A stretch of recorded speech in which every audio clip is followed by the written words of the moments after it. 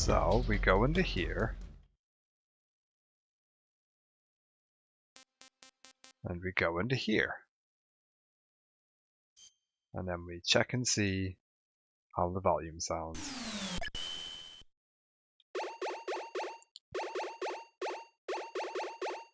I'm hoping that's like fine. If anything, I feel like it might eventually need to get moved up.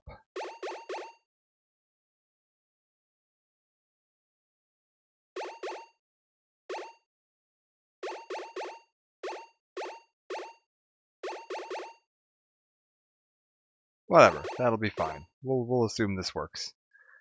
And we're gonna have to set some stuff up here because I'm streaming this to a capture card on the Xbox again. And I'd like to have some options.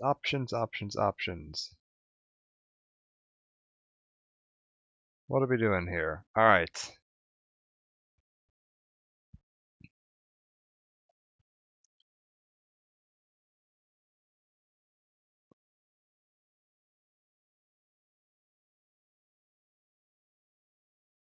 So we want to stock up a lot. That's something I gotta remember. I haven't played this game in a long time.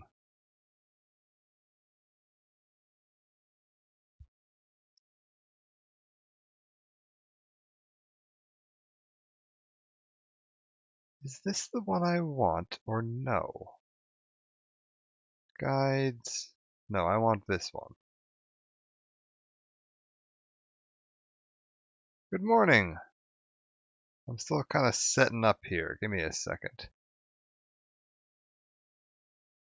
I'm not sure if this is going to be a 100% playthrough of each of these, but I want to at least take a look at both of them. Also, how does the volume sound on this? If I go into the game here, we're going to go on easy mode just because I want to see as much of it as possible, not go for the challenge.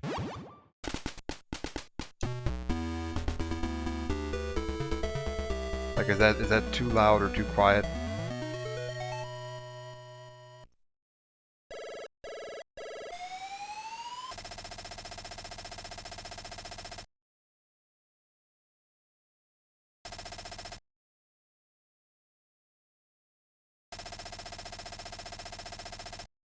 Alright, good. So I just wanted to check that. We'll do a little running around here. And how do I want to set this up so that I can actually see what I'm doing? I think what we're gonna do...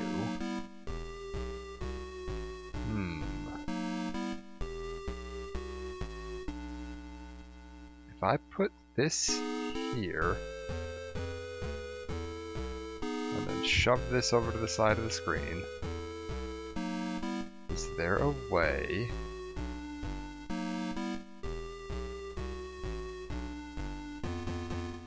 Like if I zoom in here, no, that doesn't help. Wait, I can put this here.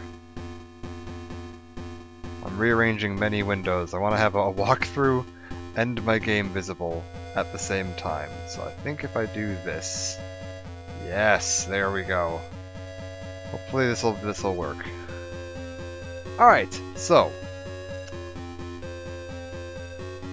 is this?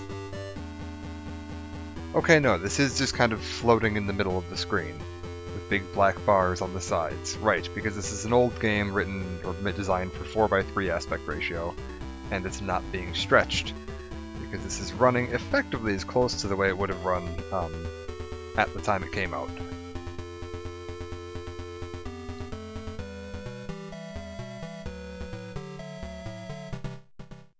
So, we're going to try this and see if we can just jump right in. We'll see how far I can get without the walkthrough, but...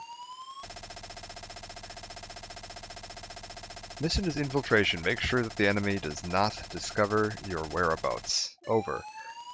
Let's actually, before we get too much farther in, I want to see if I can find some info. Metal Gear, MSX, back of box blurb. Does it tell us anything? Like, what would you have known if you were someone that was playing this game at the time?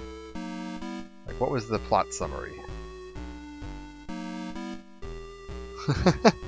Oh, they kind of do.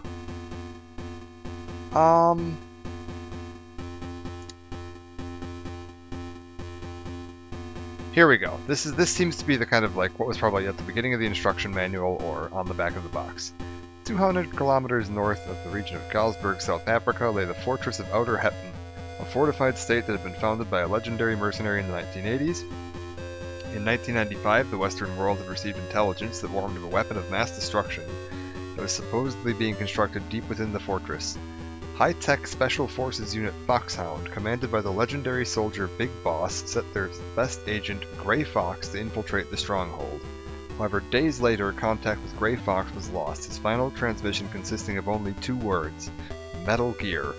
With the goal of rescuing Grey Fox and uncovering the meaning of this cryptic message, rookie operative Solid Snake is sent into Outer Heaven alone. So, we're now an undetermined amount of time in the mid-90s, after the end of Metal Gear Solid 5. And if you remember at the end of Metal Gear Solid 5, when you see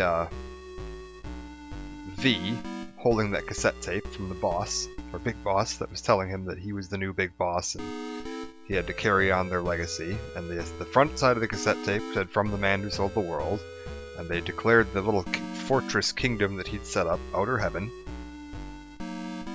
On the back side of the cassette, it said Operation Intrude 3 something, and if you noticed here when we went in, this is Operation Intrude 313.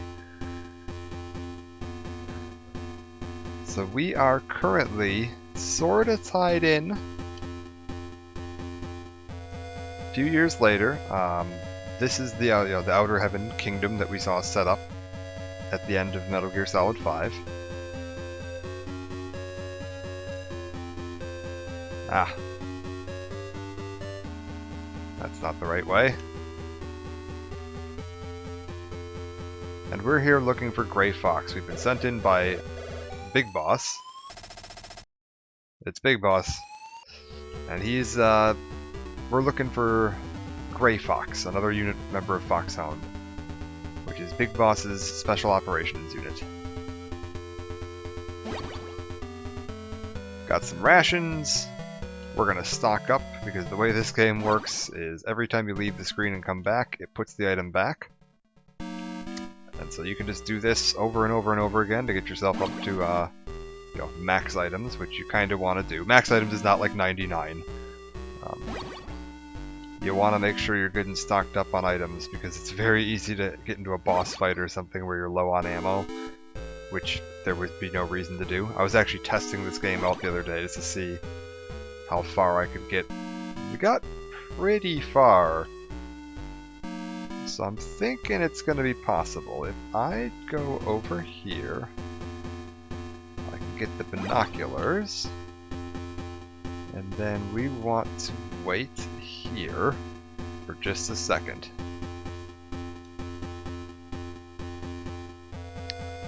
And there's going to be a guy that comes out and he walks around and we can sneak into the truck behind him.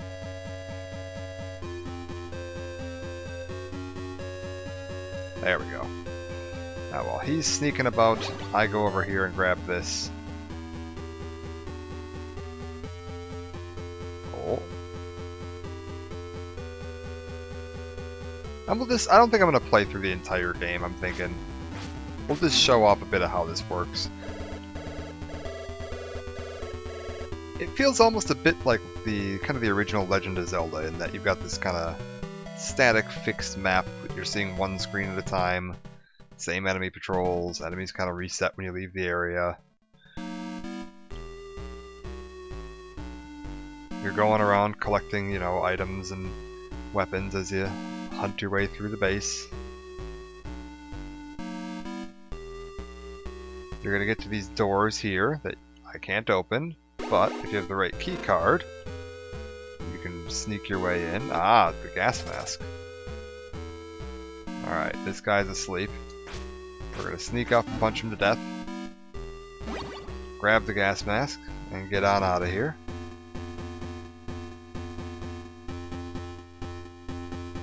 And yeah, this is pretty, you know, bare bones standard. For the time, it was impressive that they'd managed to pull something like this off. That's something this big, particularly.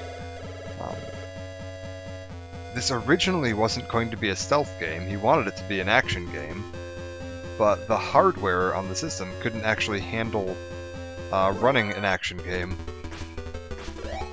As soon as too many enemies got on screen, it got like massive frame rate slowdown, and so they decided to change the gameplay into being about avoiding enemies and trying to sneak through, because that was the only way they could get the system's hardware to handle it.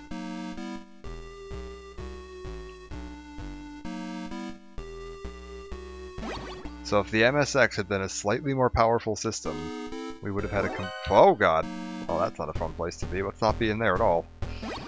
Ah, we're gonna need mines. I made the mistake of not stocking up on these the last time I played, and this bit me hard later.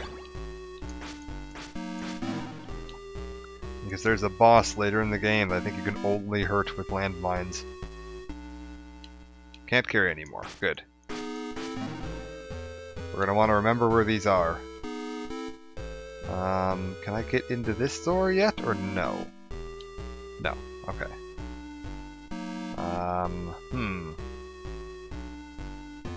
I need to go through the lower exit here to the left. I think we're gonna sneak on past here. As long as we stay on the other side of this tank line, those guys shouldn't see us.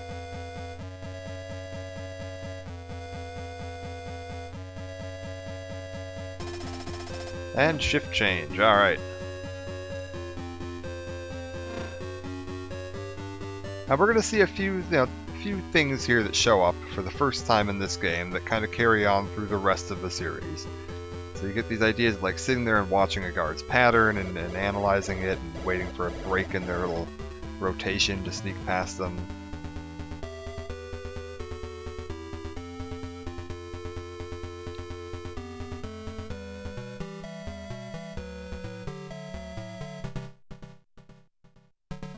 Alright, we're going to wait for the cameras to go past. And now that it's passed, I can go through this way.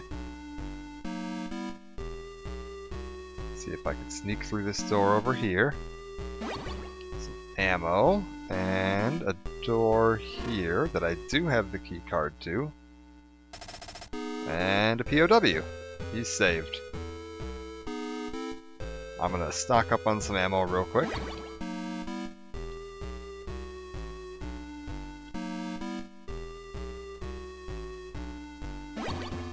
So we're currently on floor, I believe, 2 of the first building.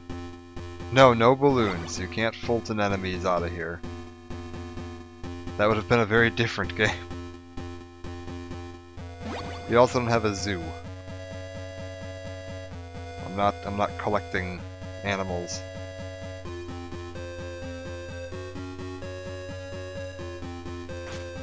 Oh man, I can't believe I made that one. Alright. Nope, can't open that door. Let's try this way. Yes, what do we have over here? A little confinement cell? Uh-oh. I don't like this. Ooh. Huh. Okay. Is it through where I got that POW rescued? Maybe that's it. I think that might be the trick here, is we gotta go through that room. Alright. We're gonna try going back over to here. Let's see if we can use this exit. I can. Oh god. But I'm dying very rapidly. Okay, that's fine. It's because we need the gas mask. So we need to open the door, switch to the gas mask, and now I'm not taking any damage.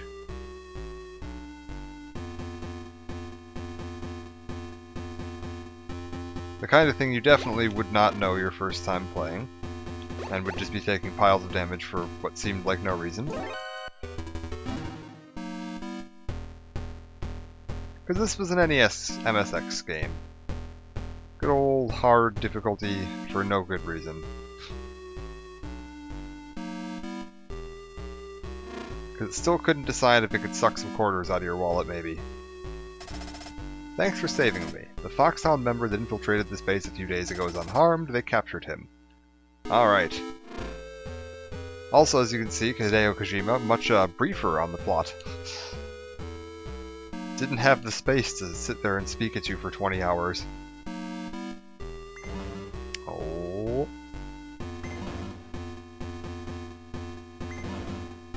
This also, for if anyone's watching that played this in the Northern American region, you might be saying, this doesn't quite look like the game I know.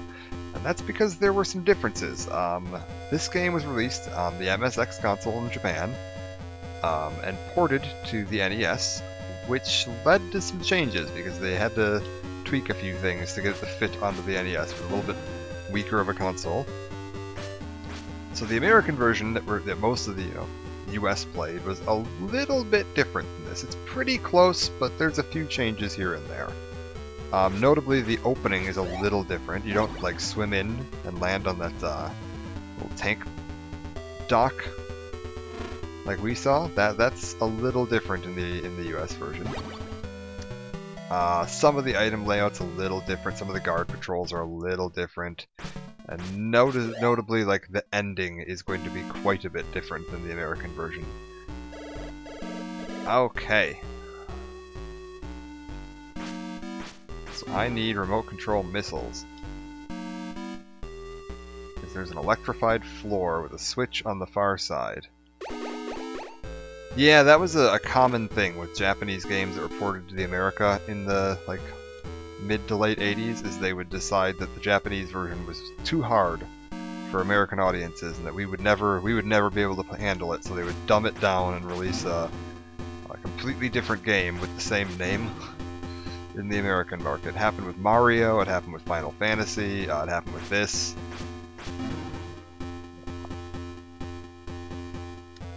It's only mildly insulting.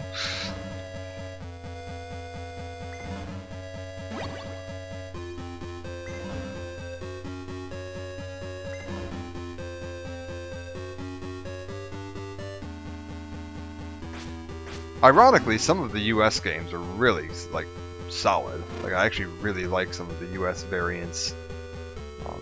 Better than their original Japanese counterparts in some cases. And, like, sometimes they just end up being, like, the most well-known version, like Mario 2. The US version of Mario 2. I think that is the version of Mario 2 that most people recognize.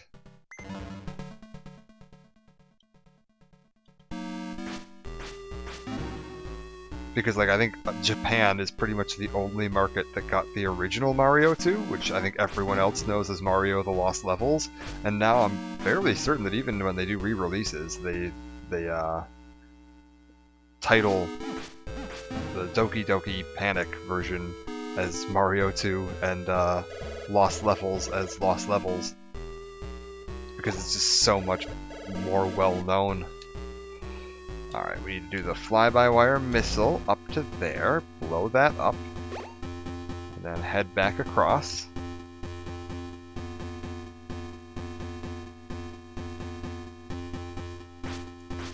And we're looking for more doors. We can now. One thing that's annoying here, you have to check. Yeah, keycard 2 didn't work on that door, but keycard 1 did. Diane from the Resistance will provide support on frequency 120.33. Okay, good to know.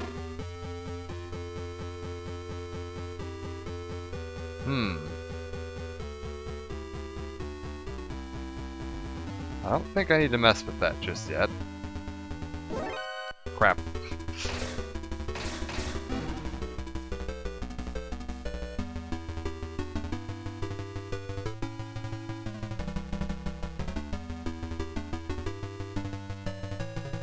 I don't think he knows where I am yet.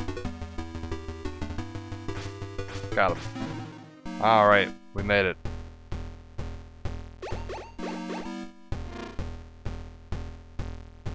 Ah, this is back to where we started, kinda. That was that little solitary confinement cell we saw right towards the beginning. Got it. And we've got the suppressor, so now my gunshots should be silent. And does this door open? It does. Aha! That's the grenade launcher. That's a good one. Let's keep our weapons stocked up.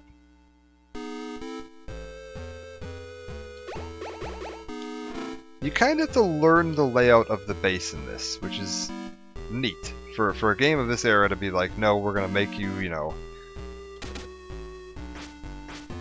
memorize the layout of this place. Like, you get to know Outer Heaven.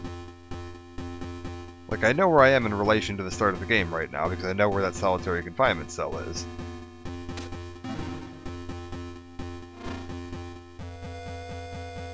Oh, picked up cardboard box.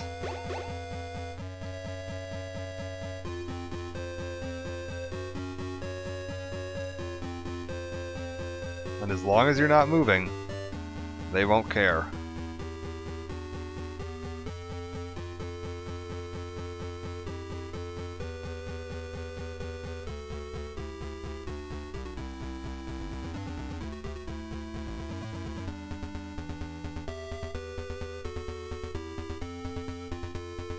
Like, I don't think if this guy turns around, I don't think he's gonna attack me. I'm not actually sure. I didn't use this last time. Nope, he is fine with that.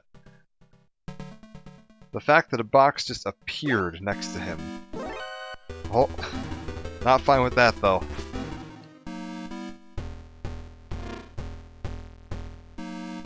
Alright, this will take us either up to the roof or down. Let's try this floor. Yes, this feels right.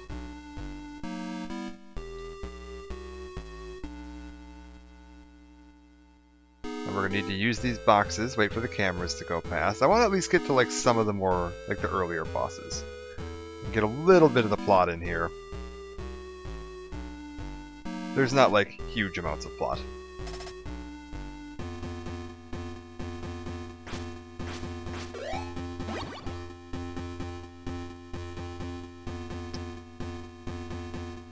Good, I don't remember how to get through this. There are invisible lasers separating this whole area. If I cross a beam, it's going to set off an alarm. I did it!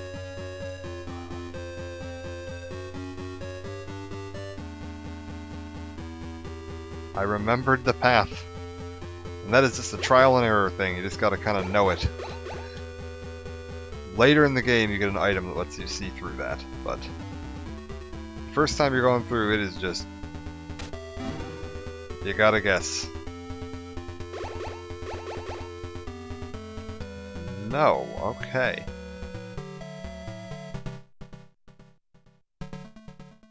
Is it this way? Nope, I tripped the tripwire.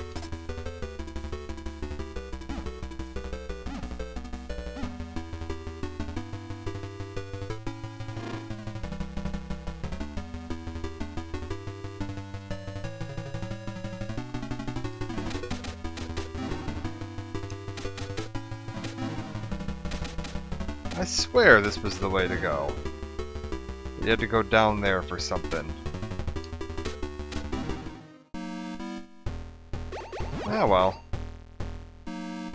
We'll just keep looking around.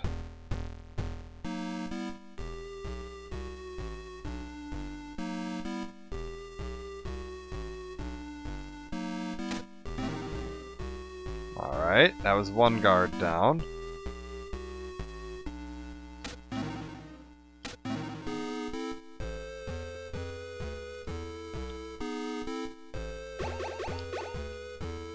Yeah, that was another thing. The dialogue for when guards fell asleep was different in the American version, and it didn't translate very well. I think it was "I feel sleepy, I feel sleepy, I feel asleep" was the lines for it. Okay, so I'm full up on everything. Huh. I need to get past this camera. Ideally without triggering an alarm. Alright, go all the way to the right, and then get back out. Alright. We've got the silencer on the gun.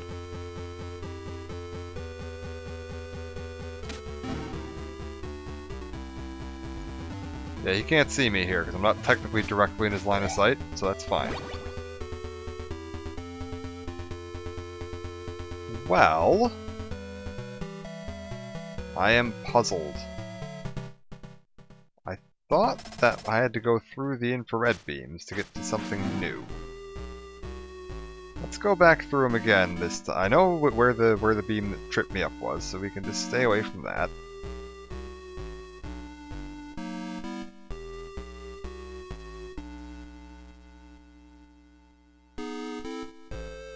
Am I missing something here? No. Okay.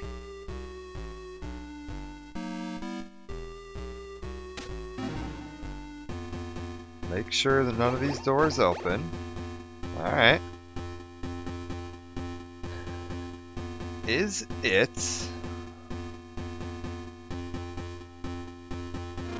There we go, you just can't have the alarm going off when you come up here. Oh no, I rescued this guy.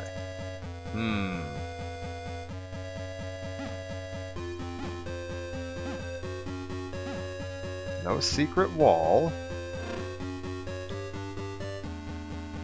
Alright. Well, we'll just go back around then. Maybe I just needed to rescue that POW. Maybe that's all it was. That's entirely possible. Because rescuing POWs is actually really important to this game. And not because we're going to recruit them into some kind of like weird cult that worships Solid Snake as their new god. Snake's not really into that. He didn't inherit that trait from Big Boss.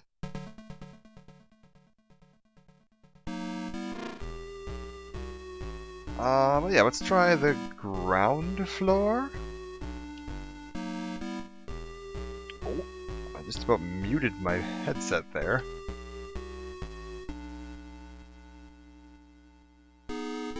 Well, where the heck am I now?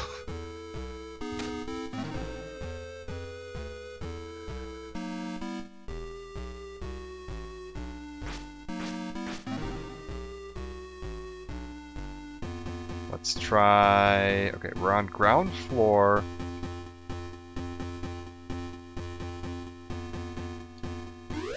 Ah.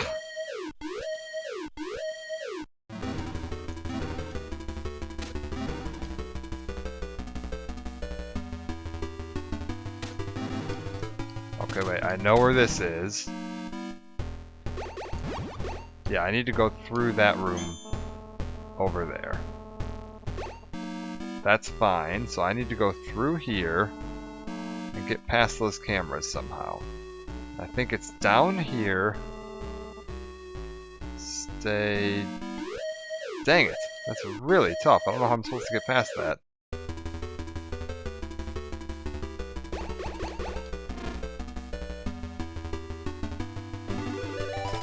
That's fine, doesn't seem that bad. He's being held in a secret cell. Okay. Some of these walls will, like, if you punch them, they'll have little, like, weird exclamation marks that pop up.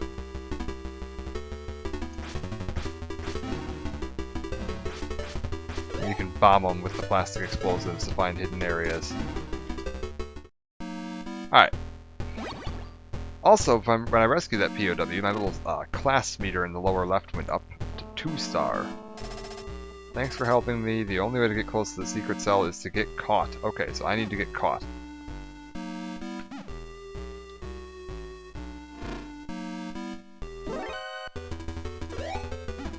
I'm gonna assume they mean something different than this. Let's keep looking. We want to get as much stuff as we can. Picked up submachine gun. I will never use that.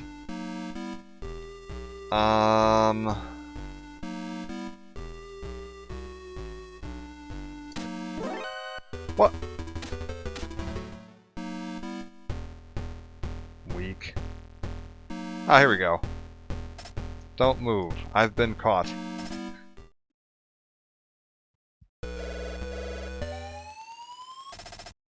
Big boss. Check the walls over. Okay, we've been infiltration successful. No, that sounds normal. That sounds normal. Where is it? There we go. You made it, rookie. I'm Gray Fox. Metal Gear is the ultimate weapon, an all-terrain nuclear-equipped walking battle tank. When it's finished, a nuclear strike can be launched from anywhere on the planet. We must do everything we can to destroy it before it's completed. There's only one way to destroy Metal Gear. And the only person that knows how to do that is Metal Gear's developer, Dr. Drago Petrovich Madnar. And he is being held prisoner somewhere inside this building. Find Dr. Madnar. Okay. So there we go. We've met Gray Fox, and we need to find the developer of Metal Gear, Dr. Madnar. We don't have any of our gear. Uh-oh. It's the shot maker. No one has ever escaped from here.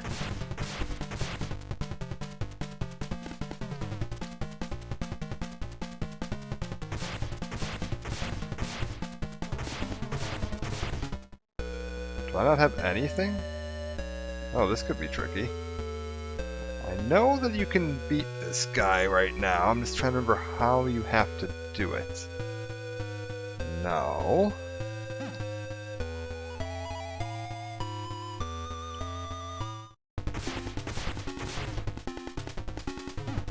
Oh, I think I know how we do this. Hold up. I need to get him over here. Then I punch the door and the door opens. And there's my stuff. We're gonna eat one of them rations, and we're gonna... Oh! What's this? A transmitter? Get rid of it. If you have that in your inventory, it alerts every enemy and every screen where you are. Ah! Wow, that's really painful. Oh. Card 3. And some ammo. Okay. Now there's a really cheesy way to beat this guy. Which is you go over and hide behind these boxes. Equip the remote-controlled missile. And go like that.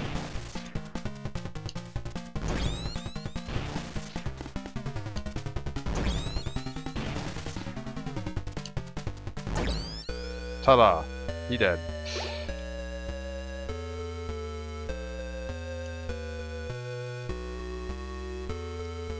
And card 3 gets me out of here. Uh-oh, puppies. Oh, puppies are real dangerous in this game.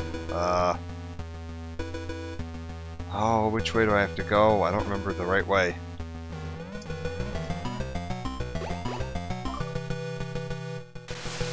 Bomb the wall. Aha! A uniform. Picked up enemy uniform. This is used on exactly one screen of the entire game. You might think like, oh, an enemy uniform, how useful that will be. Not really.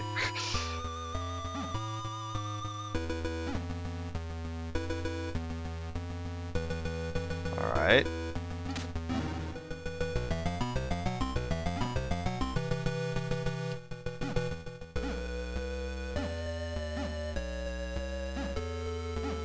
Trying to remember where all the little hidden things are.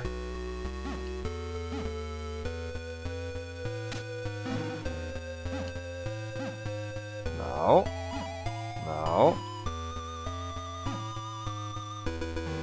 Aha, there's one.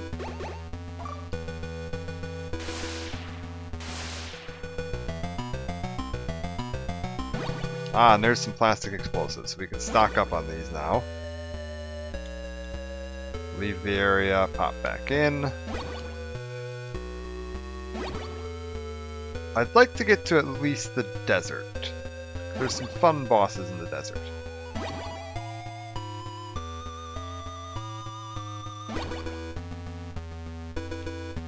Can't carry any more. Perfect. Alright. Ah! Ah!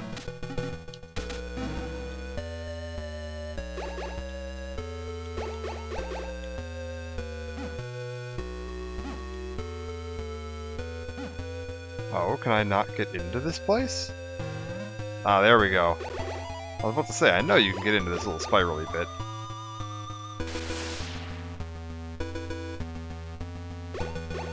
Sounds good. Thanks for joining for this bit. And let's keep on trucking.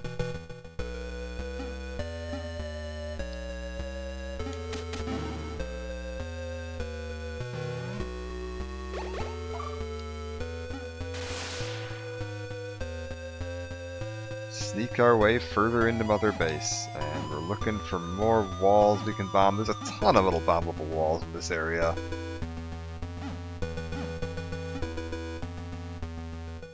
Ah!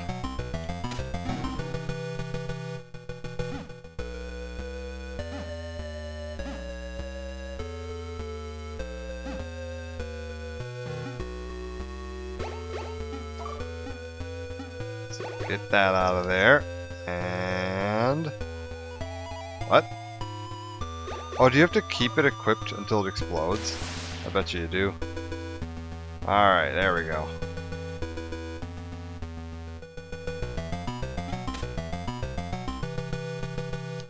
What do we need? Door 3, okay. And what is this, the bomb blast suit? Yes. Which is oddly enough not used to deflect bombs. It's used to deflect, I believe they call it wind currents. It's very strange. But that's fine. We've got what we need. Oh god. We can kind of get out of here now. We're looking for the elevator, which I know where it is.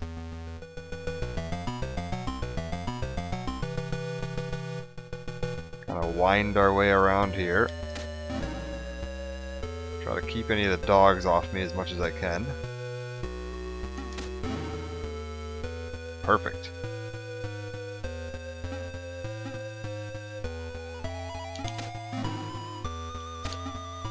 Oh. I got one dog running away. I don't know where he went to.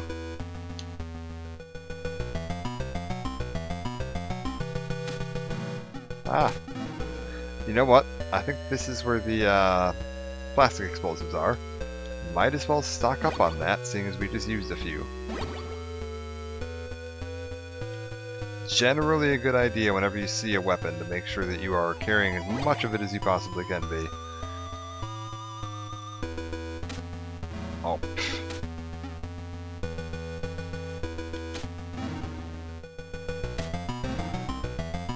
There we go. So, let's see where this takes us.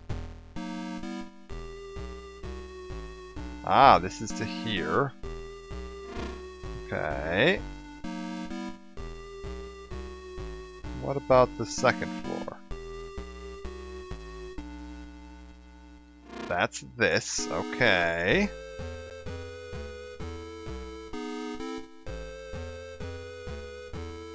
Yes, let's get to the roof then, because I know where that one is. We want to get up here. And what's he gonna say? This is Big Boss. I forgot to tell you there's a wind barrier on the roof. Look for a bomb blast suit. I've never actually seen what happens if you don't equip the bomb blast suit, or where this wind barrier supposedly is. I'm assuming you just get like blown off the roof. But yeah, I've always just equipped the bomb blast suit. So I don't know what that means. I think there's some ammo I can stock up on here. Yes, remote-controlled missiles. We want to stock up on these.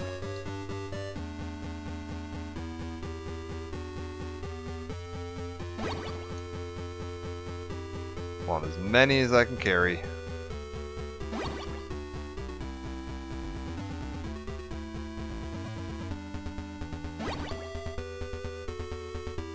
And at some point we'll want to go back and get some more landmines. Which right now I think the only place I know of is that truck right towards the beginning of the game. There might be more though. Ah. Ah. Look out, Snake.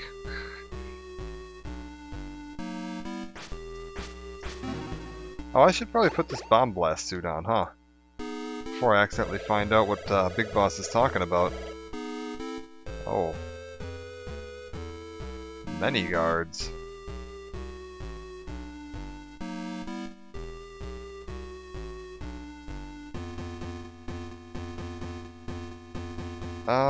We want to get... We want to go left first, I think. Yes, this is correct.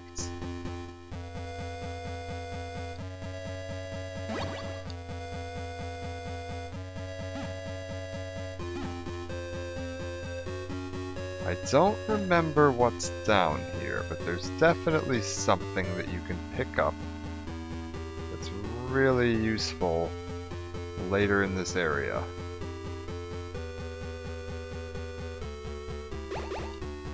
No. Oh, prisoner. If you have a parachute, you can jump off the edge of the barrier. Okay, so we need a parachute. Got it.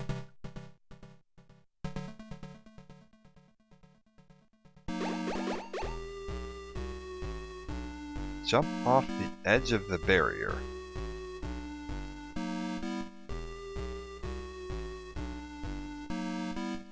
There's a wind barrier on the roof.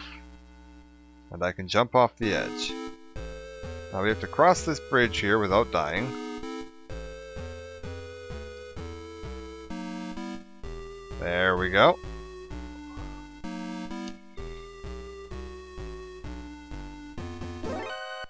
If I remember correctly, there's no way to avoid getting spotted there. You just kind of have to run. Ah, ah, ah!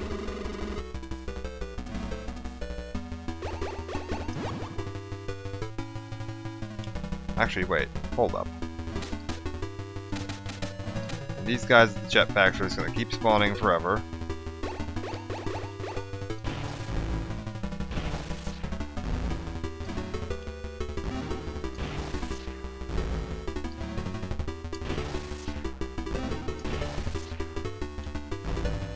There we go. Alright, let's just get over there. And try to get in this door.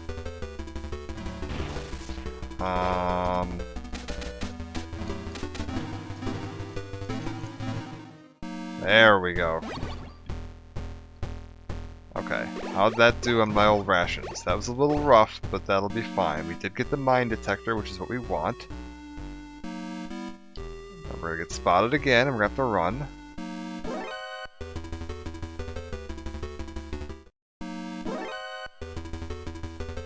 Yep, just run away. And look out, it's the helicopter. This fight is the easiest fight in the game. You just stand here and launch grenades at it. Literally cannot do a thing to you.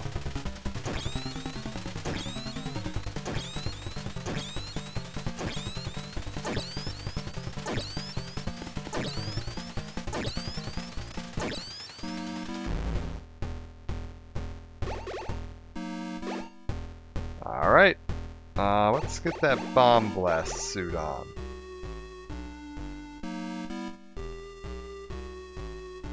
Do I have a parachute? I don't! I'm missing the parachute.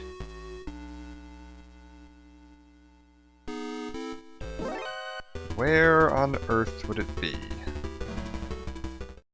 Well, let's go for a little explore.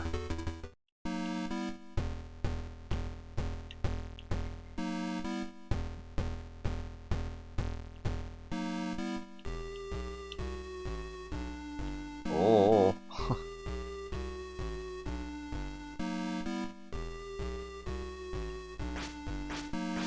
We're just gonna knock that guy out, and then I'm gonna Google where the parachute is, because I don't remember. Oh, hold up. Before you sound the alarm, you knock that off. Parachute.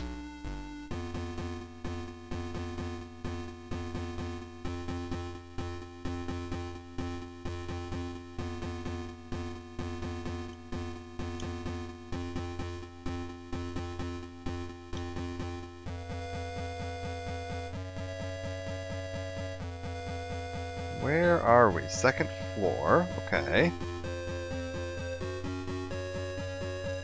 Ah, it's over there. I know where we're going. Hold up. We need to get back to the second floor. There was the room with 3 guards on the left-hand side and a locked door that I couldn't get in. And now that I have the level 3 key card, we're going to be able to get into it. I really, like, this game would be so much better if the doors were marked in some way. If they would have made that one tiny little change, that would have been like most of my criticisms with this game gone. Because unfortunately, it's a lot of just kind of trial and error and then memorizing stuff, and that's not fun.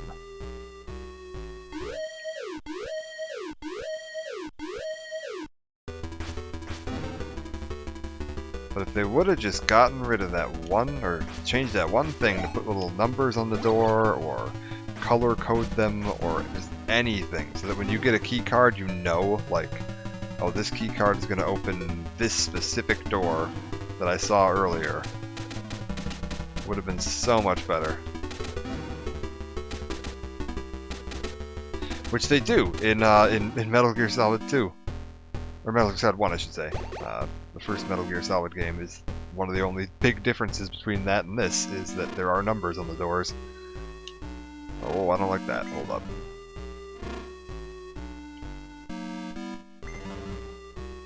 If that hits you, it's an instant kill, which is frustrating.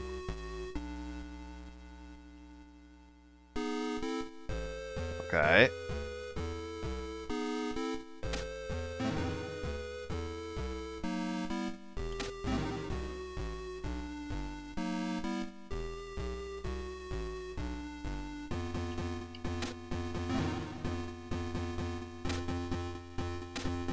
We're looking at some mines. We definitely want as many mines as we can get. So we're going to stock up here.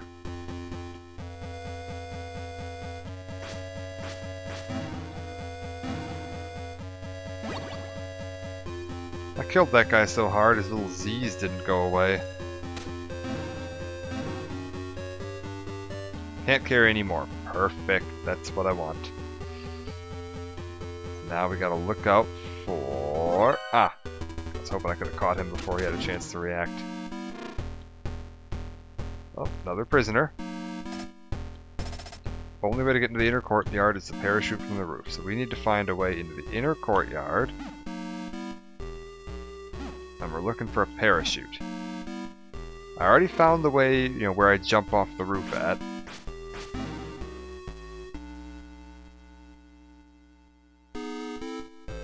Come on.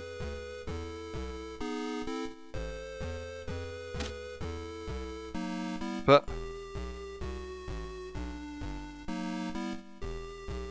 so right now this floor isn't electrified, but there's a panel over there that will electrify it. There we go.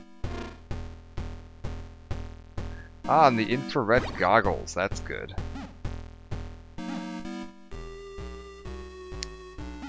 That is going to allow me to see the lasers in the laser areas. And some of the later areas, the lasers actually move, so you kind of need them. It goes from being like a convenience to like, no, you actually are where you need it. Because you can't just trial and error your way through.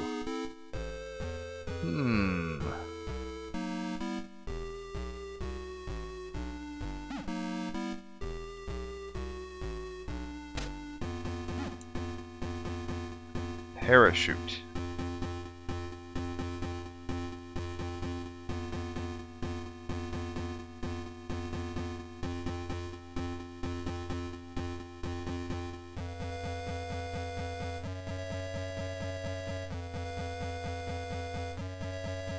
What do I want to do? Ah! We need to go back through the infrared beams. Okay.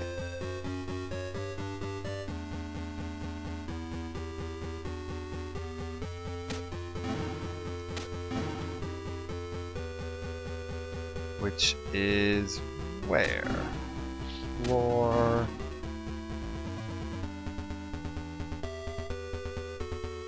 Let's head this way. that roll pass.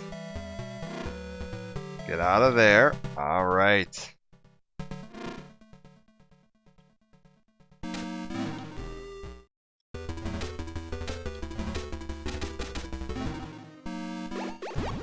Man, we are getting dangerously low on rations and health right now. There's going to be the sleeping guard, and then the infrared beams are going to be south of here. Oh, thank God, a ration. So yeah, now we can switch over to this and we can just see where the beams are. Much easier to run straight through. These ones don't move, so it's relatively straightforward. And this, we couldn't get into this earlier. But now we have the card that will let us in. Dr. Madnar is held in a cell located in the inner courtyard, which we can only get to by parachuting from the roof.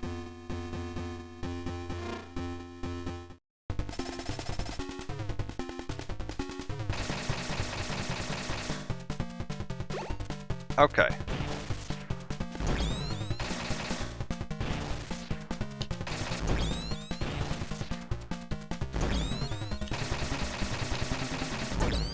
Again, pretty simple bosses in this game if you have the right weapons.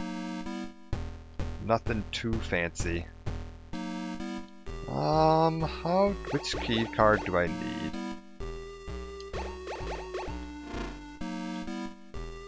Aha, the parachute.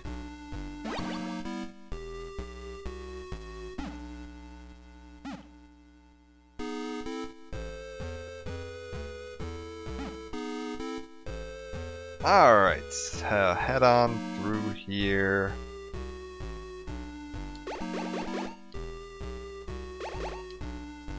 No, we can't get through that one yet. Alright, so we'll have to remember that on floor 2, there is another door that we haven't opened yet. Way, way off on the west side.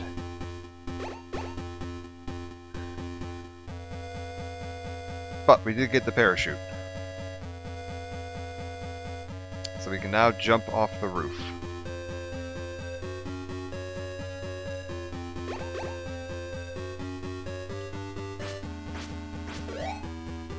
Oh, and more rations. Excellent.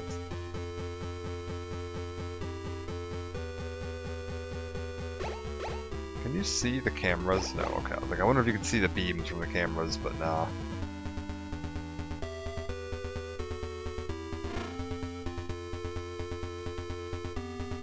That makes sense, at least. You shouldn't be able to see where a camera is looking by using infrared goggles. But this game's insane, and so you never know. Bomb blast suit. I seriously have no idea what the hell the point of that suit is.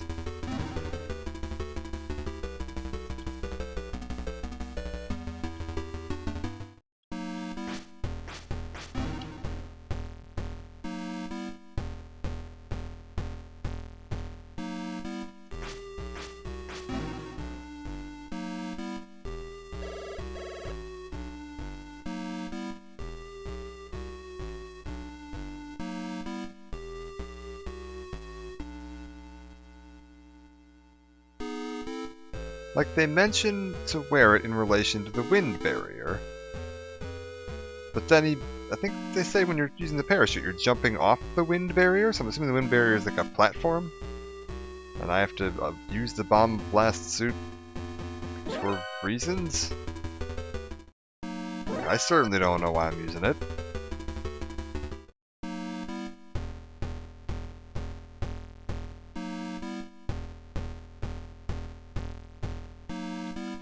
Okay, parachute. And we parachute down. And some more.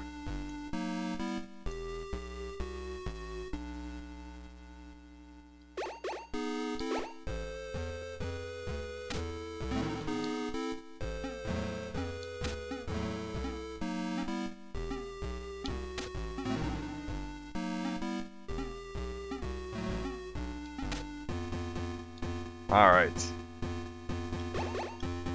No, we can't get in here yet. trucks that are probably full of enemies. Ah, keycard 4, that's good. Ah, landmines. Truck moved. Oh no! This took me all the way back here. That's a bummer. But I do have keycard 4 now, so I wonder if I can sneak my way back into wherever that is. Oh, is it just on the other side of this? I bet you it is.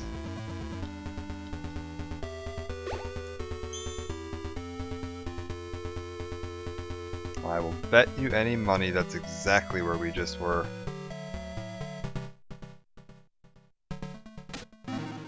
So if I go up and over, can I get through this door with keycard 4?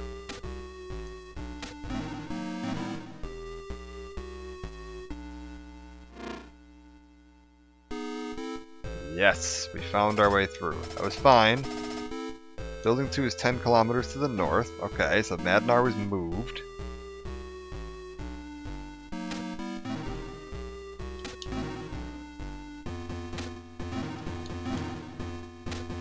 Does this let me open this door? It does.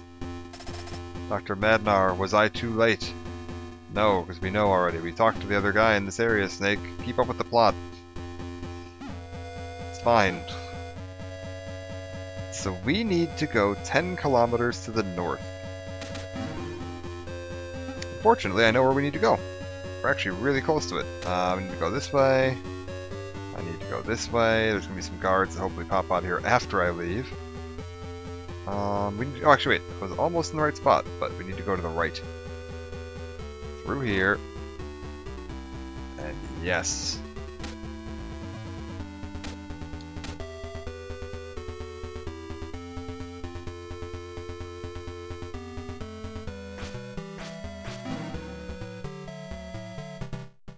And into this door. And we want to equip the mine detector for this. The truck moved. Ah, lame. Where did it move me to? We'll just go this way. That's fine. So don't go in the right-hand truck. Alright, we're learning.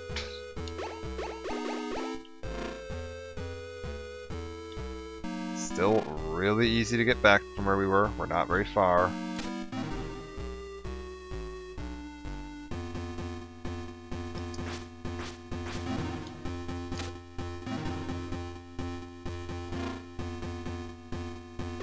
Watch out for the landmines. Don't get in the right-hand truck. Get in the left-hand truck. And aha! Plastic explosives. Very good. Stock up. Anytime you find them, just stock up. Speaking of stocking up, okay, 20 landmines. That's good. I had 5 the last time I came here, and that was not enough for the next area. We actually need some landmines coming up. You gotta watch out and don't stand still too long in this area. Because of that. We also want to stock up here on rations. Very good.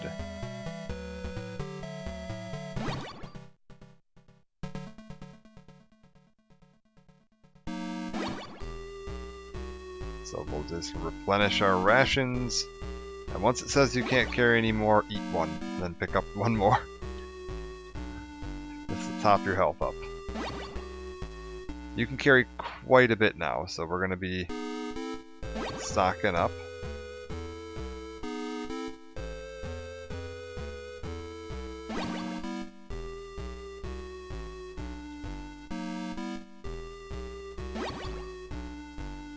Alright.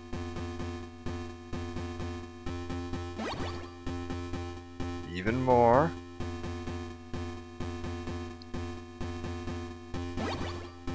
My God.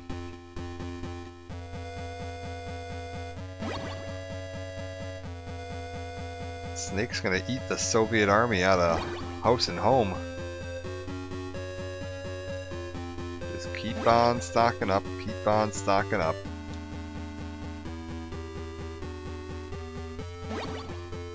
Oh my god. How many are we at? 18? Is that the max? It is. Eat one for good luck, and then pick one more up. Alright, we're out of here.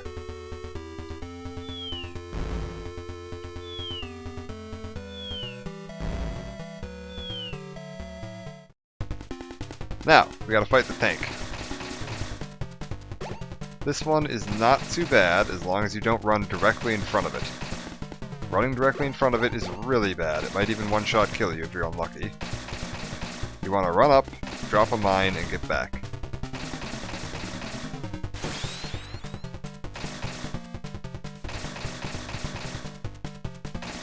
You wait for it to start rolling backwards, and you drop a mine, and drop a mine. Drop a mine. Drop a mine. Oh! I ran too far forward and got run over. Let's see where the continue is on that. Is that really far back or just a little bit back? Just a little bit back, that's fine. Sometimes this game has some pretty punishing continues, sometimes it's alright.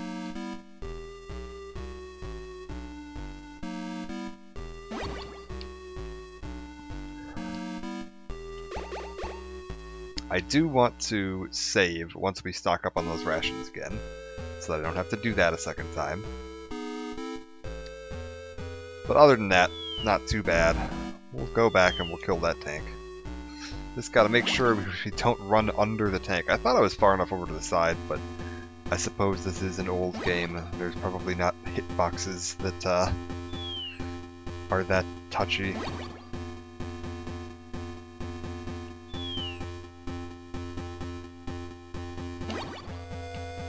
Just keep grabbing rations.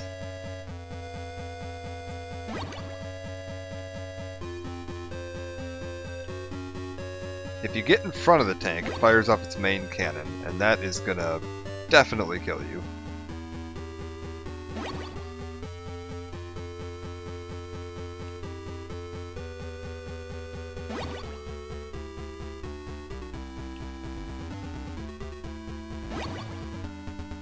So just keep stocking up.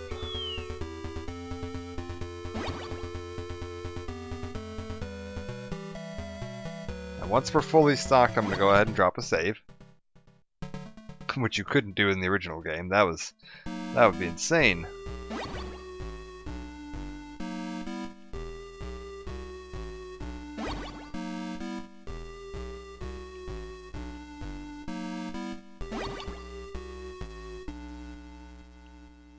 Alright.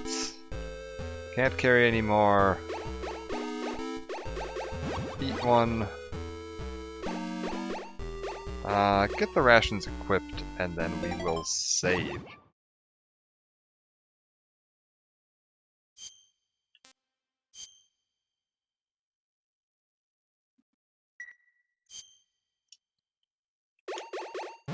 And back into the game.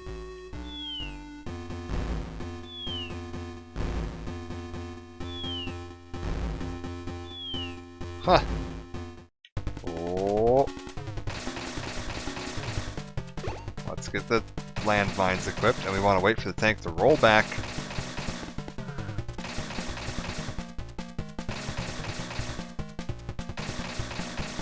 Wait for it to roll back, and we're going to run up, and bam, bam, bam, plant some landmines. Alright, you can plant 3 at a time, and now we just hide back here.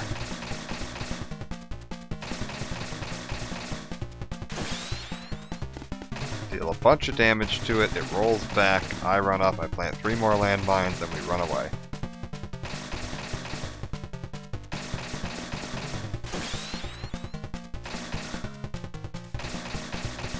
Plant 3 more, and run away.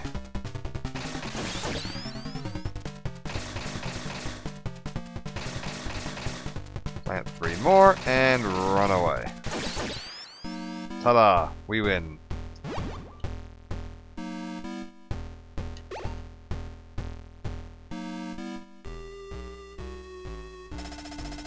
Seems that Foxhound is oh, what? This is Big Boss. Inspections. Wear the enemy uniform and infiltrate. Let's use frequency 120.13 for all communications from now on. Over. big boss is changing frequencies.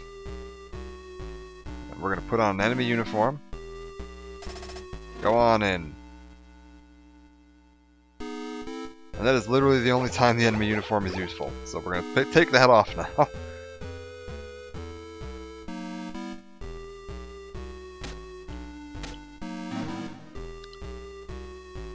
We've made it inside the second building. Some landmines. Let's go ahead and stock back up. Oh.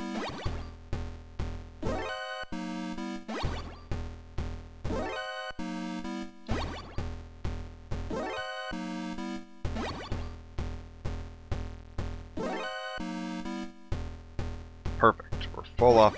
And we're going to want some ammo too, so we're going to go ahead and stock back up here. Probably could have done both of them at the same time if I was smart, but not going to lie, I didn't even notice there was ammo over there.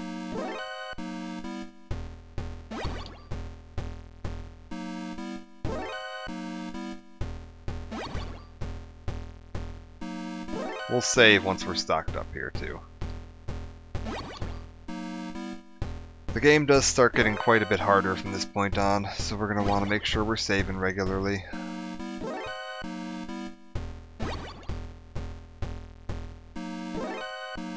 Oh my lord. Compelling gameplay from 1980, whatever the hell year this came out in.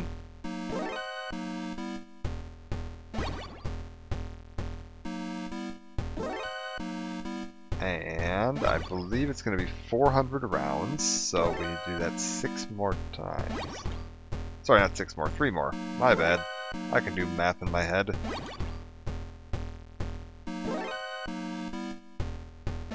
There we go. That's fine. I'm not going to worry about the last 6 bullets. Make sure there's no hidden passages, and then we go this way.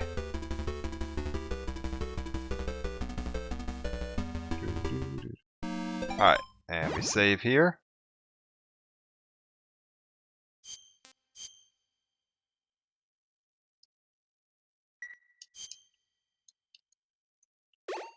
And pop in the continue. Alright. And we need to get into that door. And we want to have the rocket or grenade launcher out.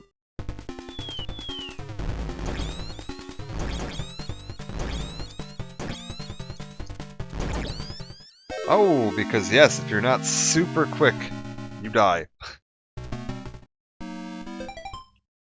And that loads you back to before I did all that stocking. So we're going to go ahead and reload to after I did all that stocking.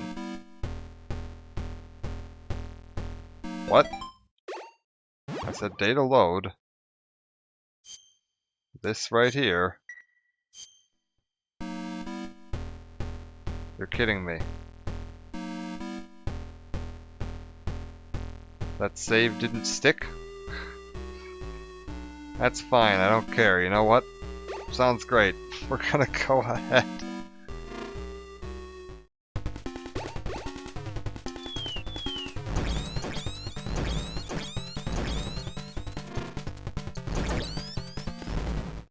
No, get out of there.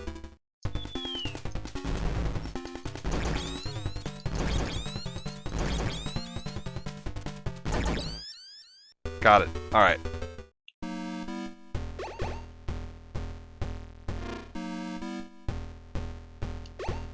Alright, so this is ground floor of the new area. But instantly into a tripwire. Perfect. I don't actually know where we're gonna go. Okay, wait. Before I go anywhere, that elevator only goes down, straight up. So we need to be real careful that we don't want to turn back around here by chance, because otherwise we're locking ourselves out of the area. So let's explore this floor before we go anywhere.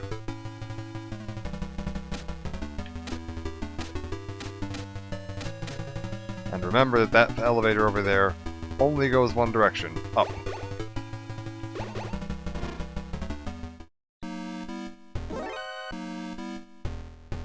And what's this? Picked up an antenna.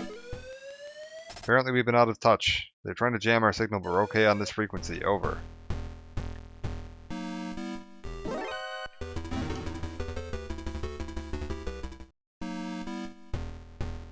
Alright, this will be back around to the other side of that bulldozer.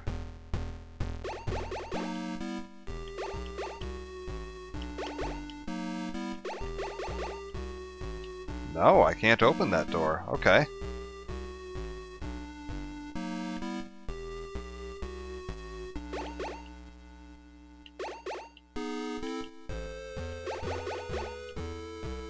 Can't open that one either. Okay, so we've got two doors that I can't open.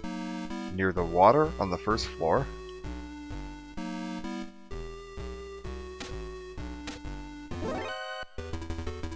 I can't believe that didn't hit. Fucking hitboxes in this game.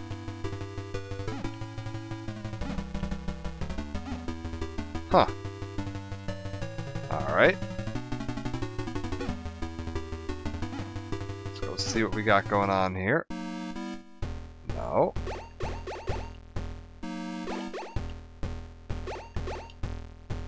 Can't get in that door. So we've got some doors down in this area that I can't quite get into yet.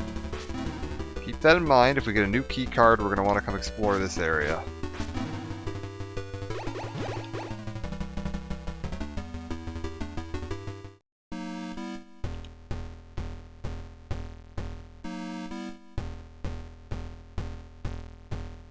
Ah!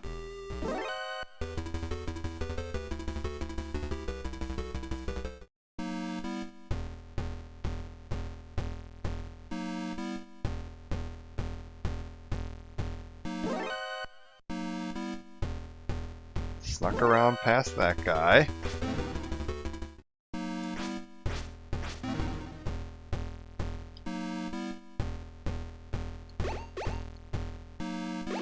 Really? Is this another door that I can't open? Alright. Very secure down here.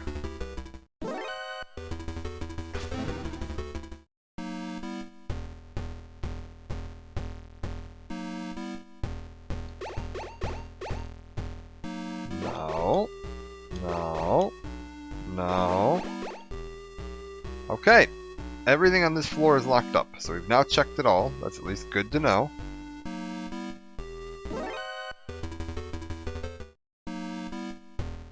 So we're going to want to take the elevator to a different floor.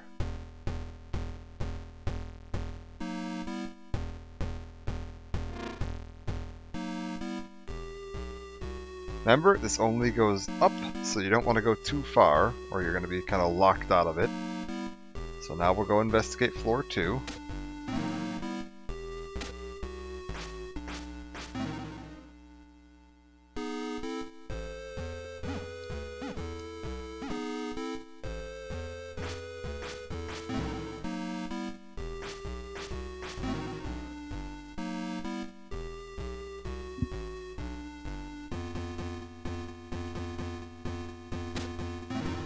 Not gonna lie, I didn't even know you could get through that area without getting spotted. I thought you always got an alert here.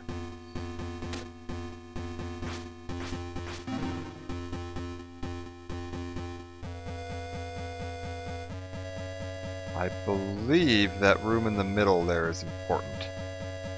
Yes.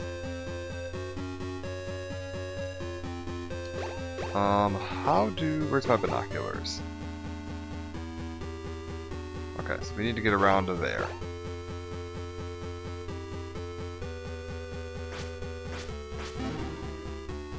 Let's head over this way.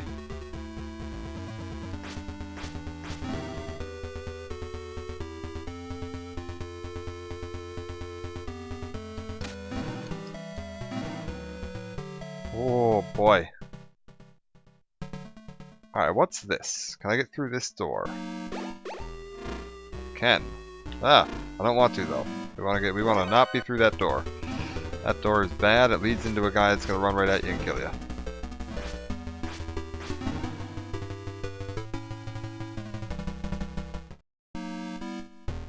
How about up here?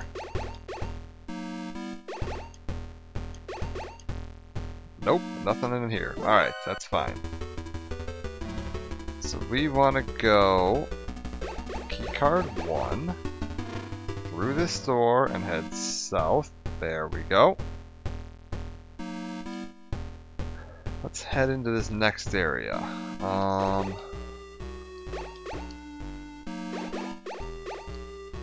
Maybe? Maybe we don't head into this next area. Ow.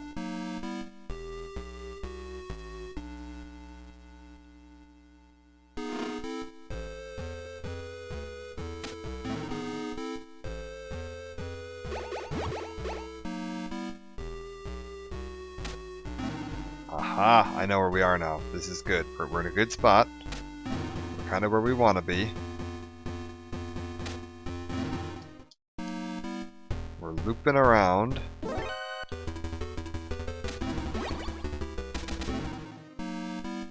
Perfect. Picked up ammo, picked up ammo. I'm going to stock up here for just a second. This is a really good room to stock up on because you get 3 boxes.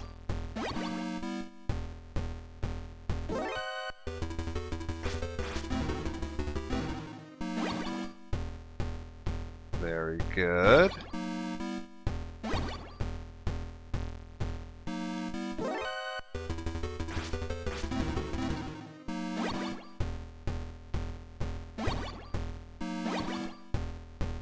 Keep on stocking up.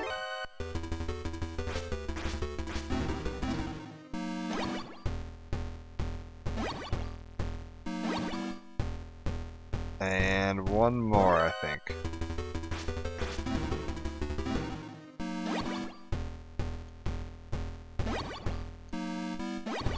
Perfect.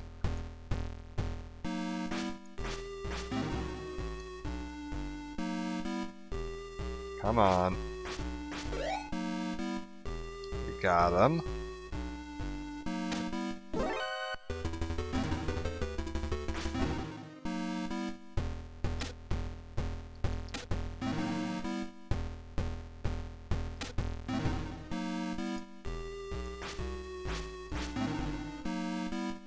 And is there a way into this room yet, or do I need a better key card?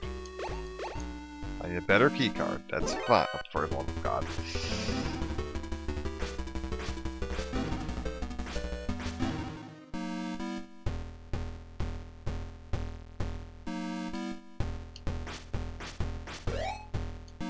Where does this take me? Nowhere useful. Alright.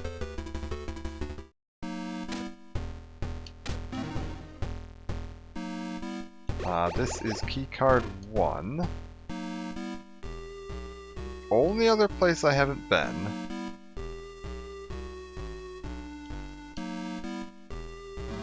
is this door here.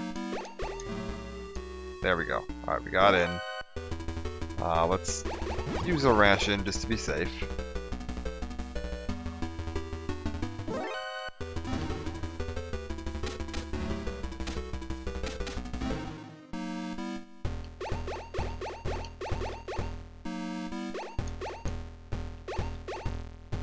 Huh, okay.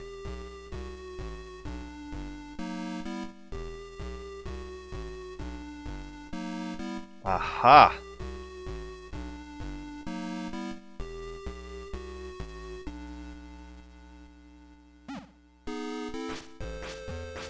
Do I need to go get a different key card and come back to this floor? That's possible.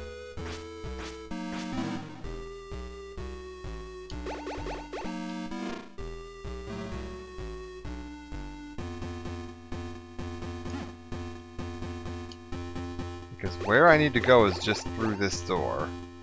I think I already tried all of my key cards and none of them were working. Yeah. Okay, so we need to go get another key card. That's fine, we'll head up to the roof.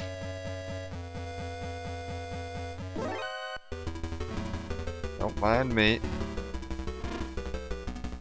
Just your friendly neighborhood snake.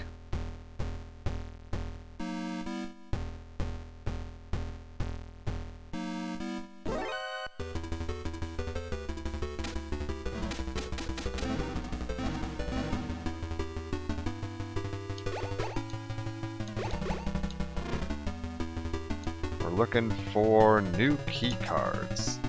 Underground dungeon.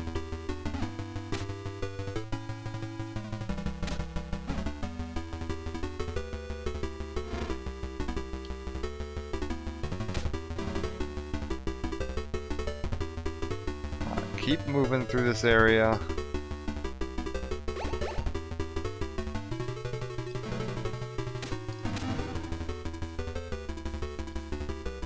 Oh, good lord.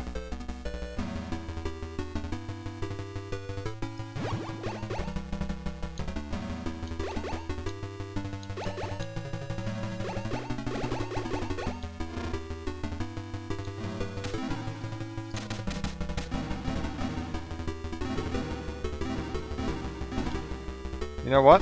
These guys seem to spawn infinitely, so we're just going to grab keycard 5. Very good. That's what we want.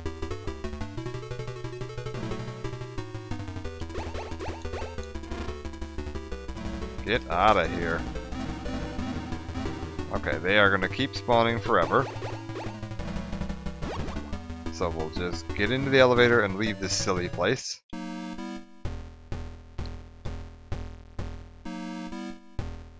Let's go investigate. Oh no!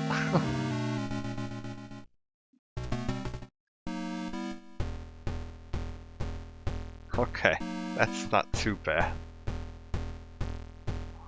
Oh. Wait, I ran too fast and ran into the rolling thing, so it killed me. Sure.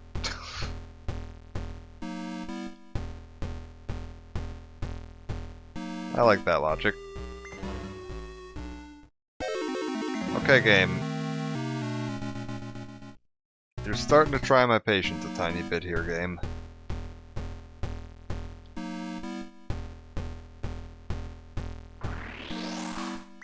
There we go.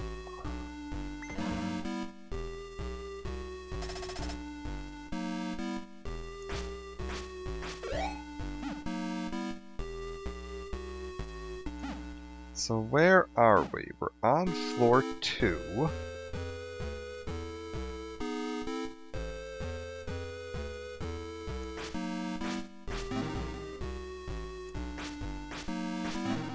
Not like... Oh, I know where this is, though. Yeah, no, I know where this is. The door... The little loop-around door was just to the left of there. Yeah, this is the room with the 2 guys in it.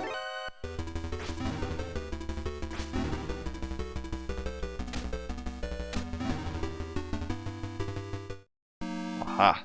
So we got another POW. You'll need a compass to cross the desert.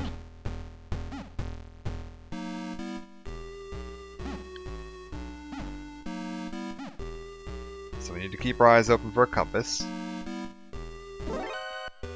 Ah, go away, all of you.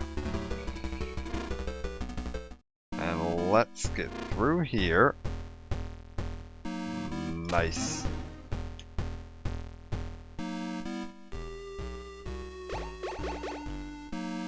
And into here. You should be able to contact Jennifer from the Resistance. We'll provide you with direct support, but she's very proud. Unless you're really high class, she won't respond. Which means your class meter down the right. Is it 4-8? Ah, so I need to go get more prisoners.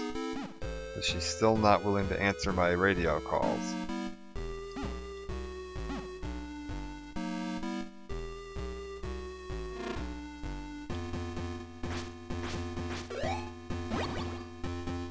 Fortunately, though, I have a feeling I know where to go do that.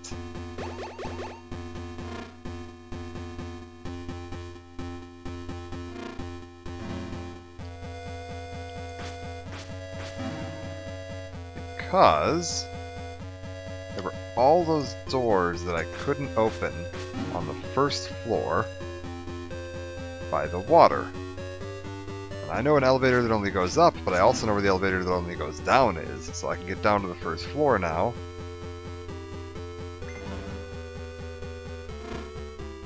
Oh, just barely. Matter of fact, we can skip all of that nonsense. There was no point in going through any of that, so we'll just go straight to the first floor this time.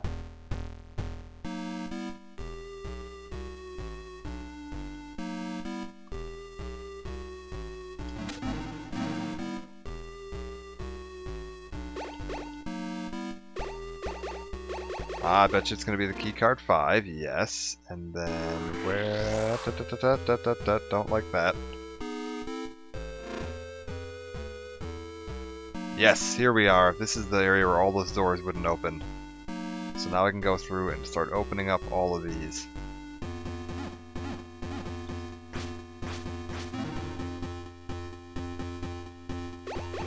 Really? Is this one still locked? Oh my god. What the hell? Jesus, mysterious super soldier who started Outer Heaven. It's almost like you believe in security measures.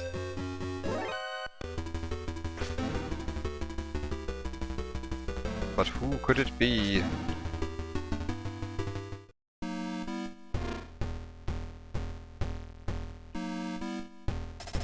Thank you for helping me. The far end of the waterworks is connected to building 3. Far end of the waterworks.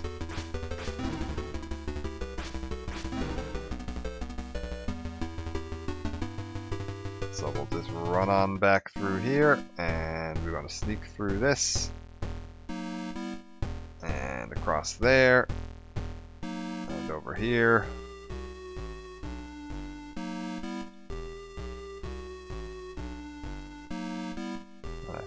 Yeah, you can just kind of stick to the side there to get past him. We'll head on up here.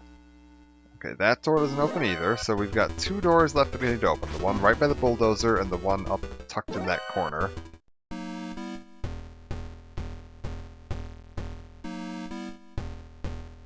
And this one. That are higher than keycard level 5. I need to find my way to the basement.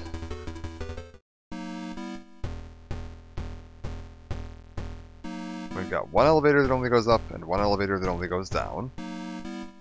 So we'll want to take the elevator that only goes down, which is back this way. Watch out for the trap in the floor.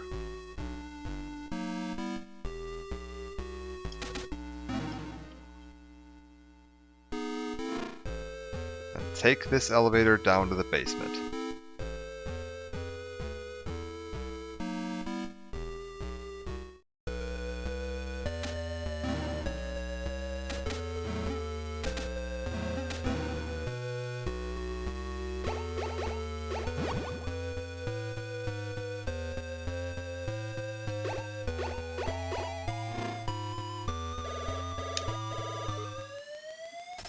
This is Resistance Leader Schneider. This is the start of the gas room. Over.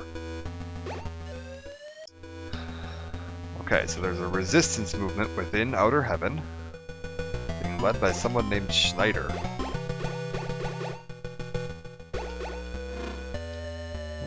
Oh god, it is the beginning of the gas room. Would you look at that?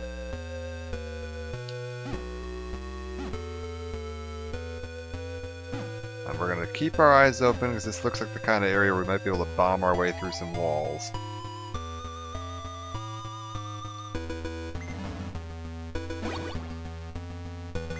Hide over here.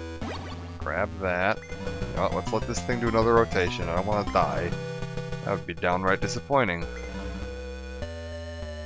The fact that they're giving me plastic explosives here does make me again think probably some bombs coming up. So we're going to get our way through this. Keep the gas mask on.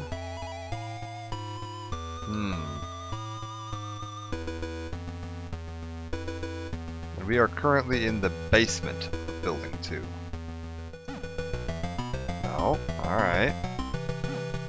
No. None of these are bombable. Interesting. Very interesting.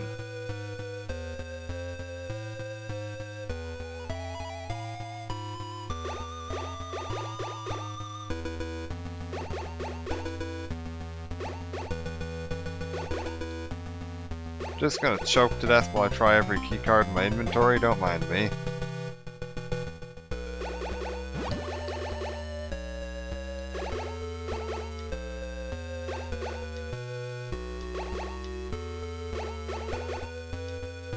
Really? Okay, well then I can't do anything here yet.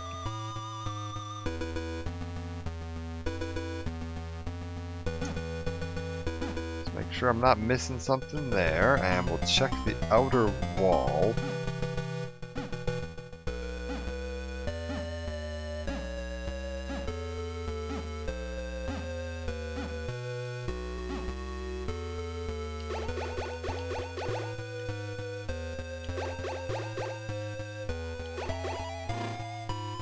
Keycard 3, okay.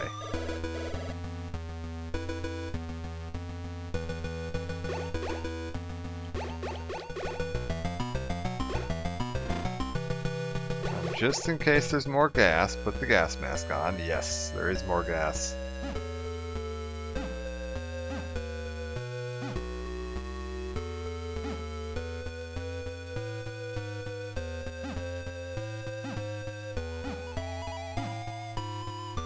Keep feeling around. We want to see if there's any walls we can blow up. Aha, like that.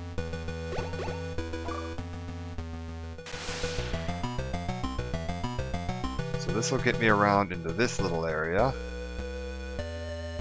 Good morning, Mr. Gunny. Or evening, depending on where you're at.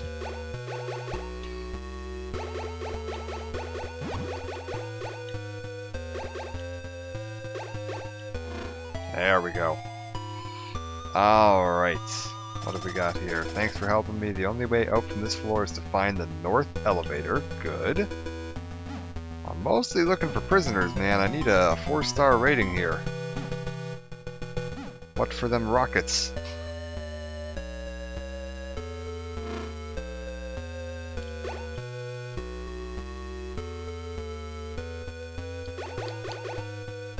Ah. Ugh. Seriously, would it have hurt to number the doors? Hello, friend. You fell into my trap. The real Dr. Madnar is on the 2nd floor. Die, foxhound. Well, somebody fell into that trap, that's certainly true. Aha. Keycard 6. Okay, that might open up some of those doors back near the waterworks, so keep that in mind. Now we get to play the fun game of try every keycard in your inventory on every door to see which one wants to open it. No, not that.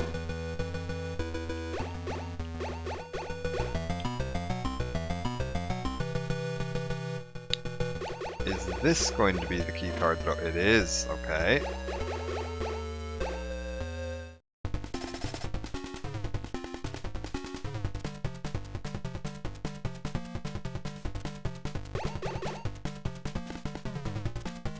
Wait, can I just use RC? I can.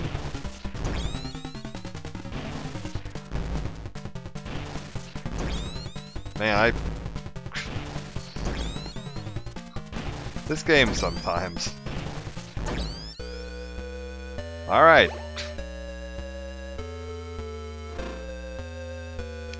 So that's the north elevator. Before we go that way, though, let's go back and investigate. I think there were a couple other doors I wasn't able to open here.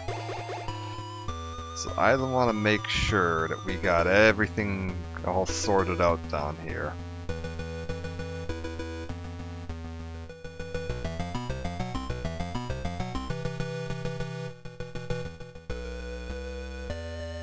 Oh, God. That's that one. Okay, what about this door up here?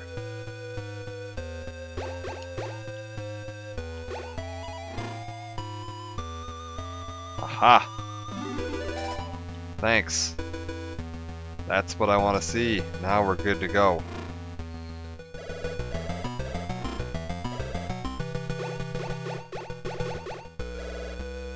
Once we get back up to floor 2, we can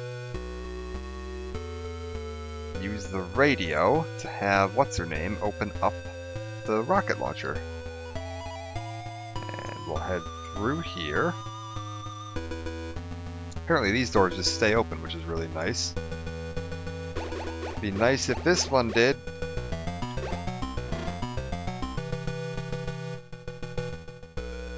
Okay, so the gas floor on the basement is the way to connect through there. Alright. So we're heading up to the second floor. Probably could have gone and investigated the waterway too, but... Yep, that's fine, guys. You go ahead and chase me. Yeah, let's go get the rocket launcher, and then we'll have, we'll kill these guys so that I can use this room a little more freely.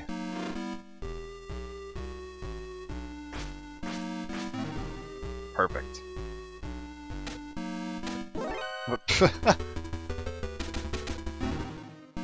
Sure. Alright, Snake, give her a call. Jennifer, I'll prepare the rocket launcher for you. Come and get it. Over.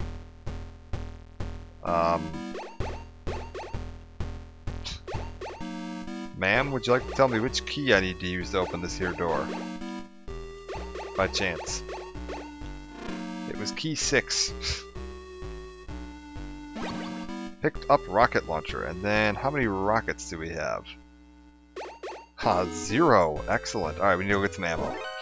Fortunately, I know a good place to do that. Oh, well. This guy's gonna drop some. Perfect.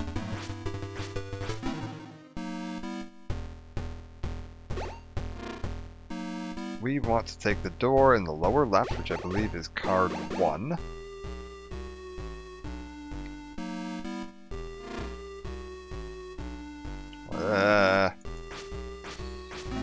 Kill that guy. Weave around here. That was a rocket launcher. Snake, what are you doing?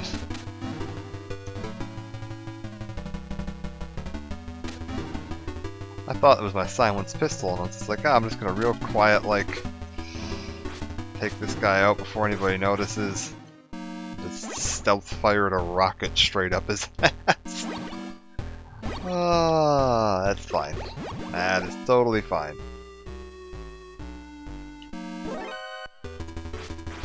Perfect. Kill this guy. Very good. Then we go over here. We're getting rockets out of this, so I just want to max out my rockets real quick. Might as well cap out the ammo. That's always a good idea.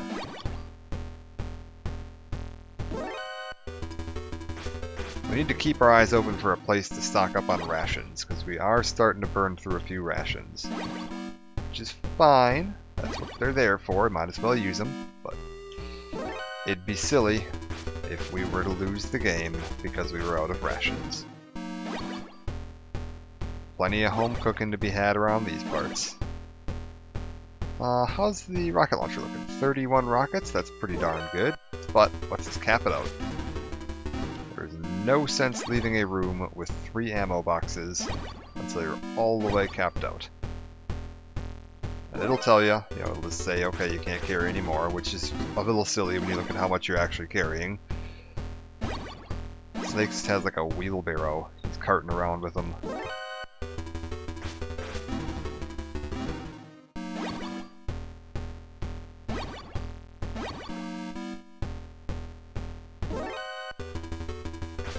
And there we go.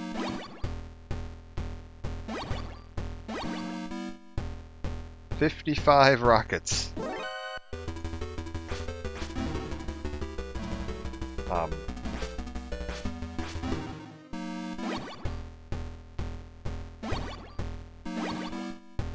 60 rockets. All right, that's it. So that's capped out. We're not picking up anything else. Yep, can't carry any more. Good to go. We'll just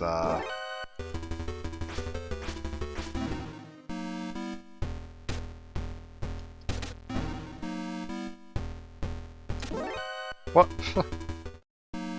I don't suppose I can get into this door with keycard 6, can I? Oh my god, you can.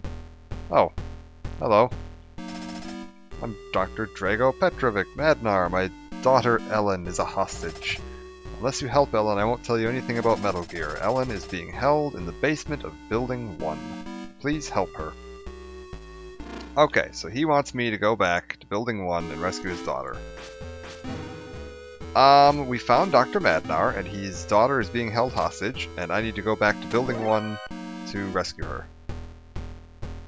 That's what you missed. Not a lot of story in this game. And we got a rocket launcher. We contacted Jennifer. We rescued some prisoners. We're honestly getting to about as far as I can remember ever having played in this game.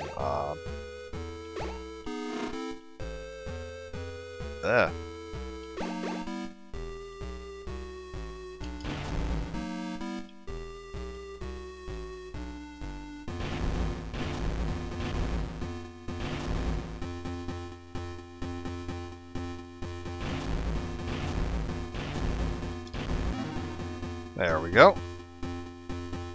They probably did take the daughter's dog hostage.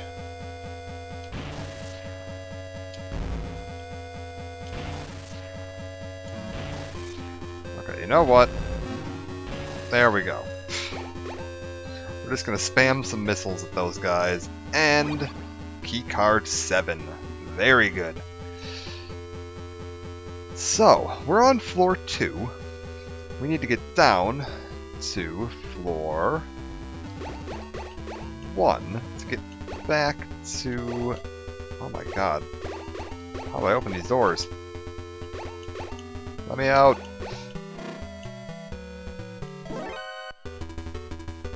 To get back to the waterway, because I want to investigate some of those doors I couldn't open in the waterway. I bet you I can open some of them now. So I just gotta find my way over to the elevators. I don't actually remember where they are. So we'll just be going around, stumbling blindly, trying every keycard on every door. Because forget labeling them. Just make you hump the wall a bit. Like this one. Apparently I don't have that keycard. That is a level 8 door. Holy crap. Remember where that is. We're gonna need that later. So we go through the room with the two dudes, we head northeast, there is a door over there that is... God himself cannot enter. Alright, good to know. Elevator. Where is the other elevator?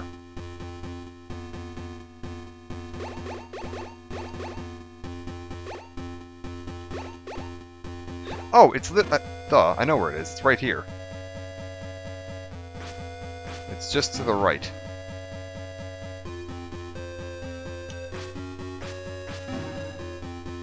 Short-term memory. Yep, yawn, he's sleepy. You got it, buddy.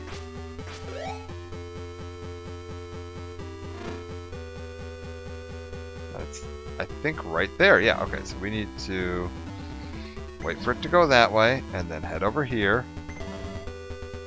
And then we want to go over there and into that. This is the elevator that only goes down. So we're going to go down to the waterworks floor.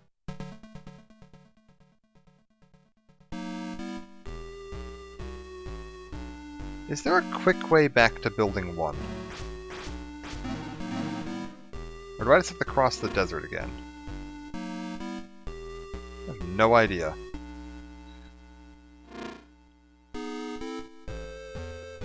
There were a couple of doors here I couldn't open before, so we're going to go see if there's anything hiding in them. I think this was one of them. Yes, a flashlight.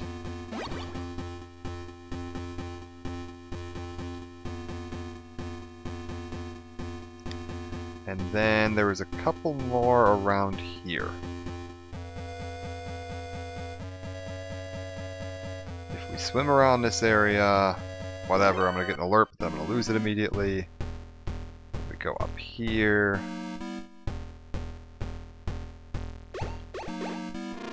Door 7. Good lord, what in the hell is that? Okay, forget that place. I don't have a compass, so we need to find a compass. Because I know they said you need a compass to cross the desert. And we need to find the doctor's daughter.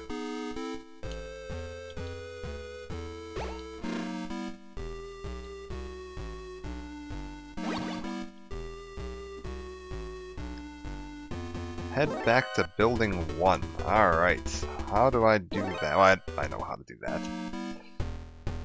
Just a bit fiddly. We're gonna go around here, and we're gonna go over here, and we're gonna go over here. Gonna punch this guy a bunch until he turns into food. Then we're gonna punch this guy a bunch until he turns into nothing. Figure out the door. Alright. Hello? Ah, okay. We're good.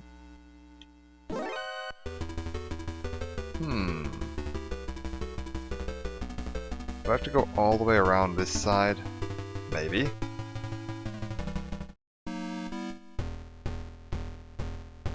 Oh god, I don't care about this room. Yep. Shut off the alarm. Sounds great. It's gonna be keycard 4 to open this. Sounds good. We swim along here. And then we go over here. Weird. What strange guards. Alright.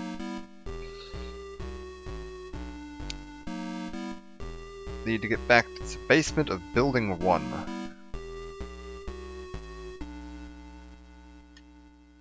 As long as we're here, let's stock up on some rations. Let me just check what time it is here too. Okay, we've done a bit of time on this one. That said, I think we're also reasonably far along in it.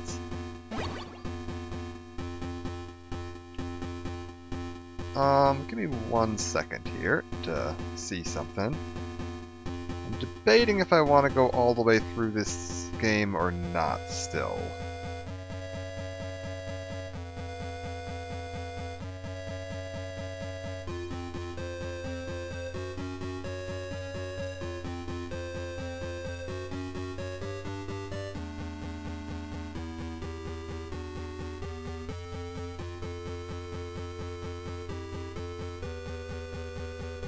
Okay, so we need to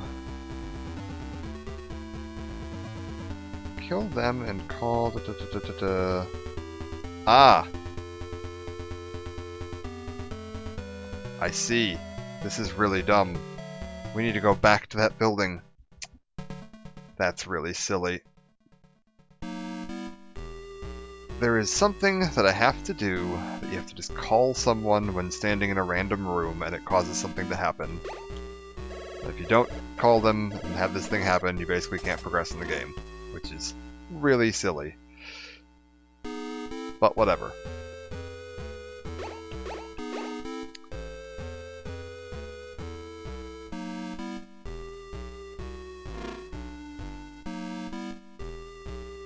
We're getting pretty darn close to the end of the game here.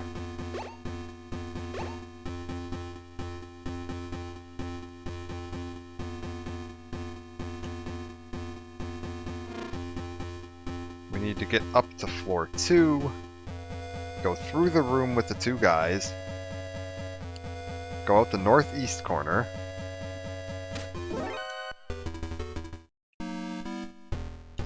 which easiest way is going to be through here, I suppose. And then we go over here, and we use this key card here. Then we go over here. There's going to be 3 guys. And we kill them, and then we go here and we call this lady because. Yep, there she is. She'll open the door. Over. Ta-da. If you don't do that, you literally can't progress in the game. Let's see here. Anything else I need to know?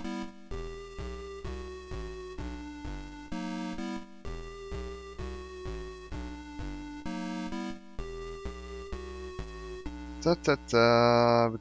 Down to the basement.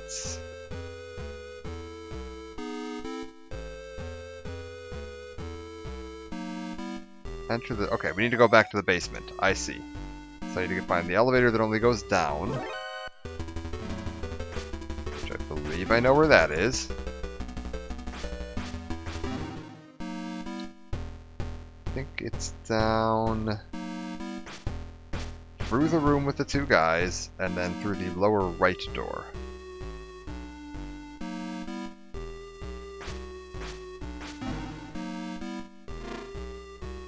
How are we doing on rations? We're doing alright. So key card 5, I believe. Yes.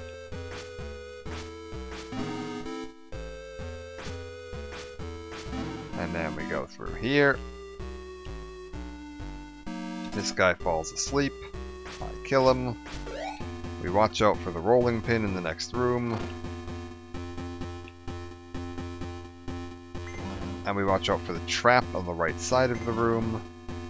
Hide in this little thing. Wait for it to roll back. Hit this. And then we head down to the basement.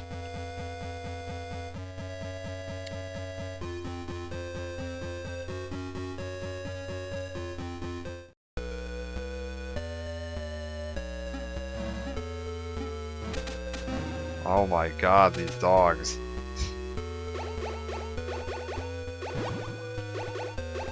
And through here?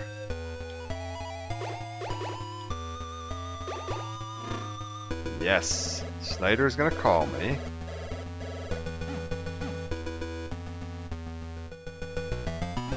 And we need to find our way through to the south.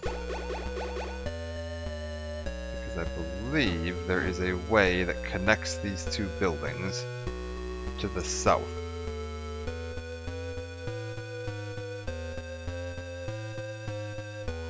I just have to find the door that leads to it. In this giant maze.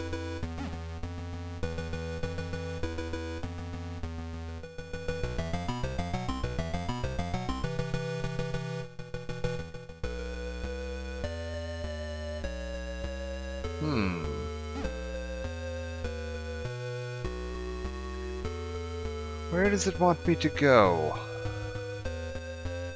To reach the room with the trap. Till I reach the room with the trap. Alright, I will follow this path until I reach the room with the trap.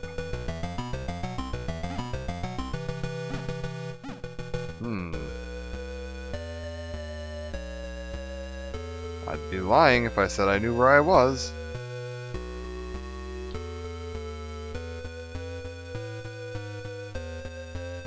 I'm looking for the room with the trap.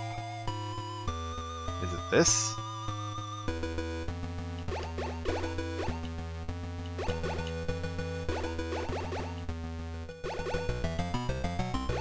I definitely have whatever keycard the store needs. No, this doesn't look right. Although, this is rations, so maybe we just stock up on some rations for a second.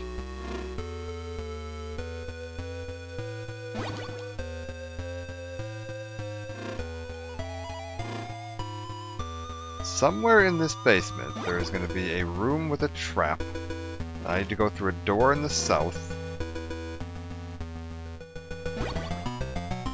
Use a flashlight and get past a bunch of traps in the floor, and it's really aggravating and awful. But that's fine.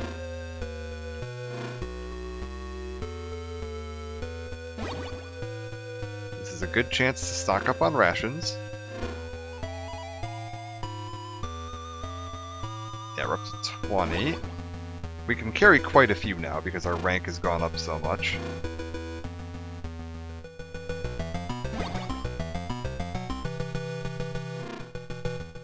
You know what? That'll be fine. We're looking for the room with the trap. This is one of those games that I feel like if I had like a map, like just a big giant map of it, it would be really helpful. Room with the trap.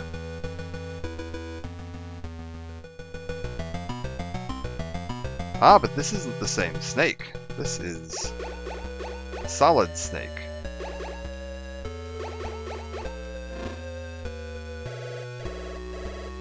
Okay, hold up. Kill the dogs in this room and exit. Sniper will contact you and warn you about the gas. Use F3 to enter the door on the left.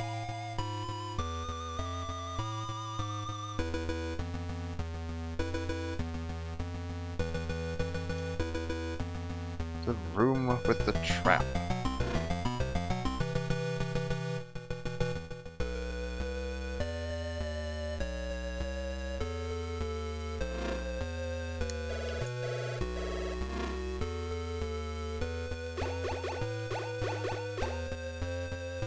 Alright.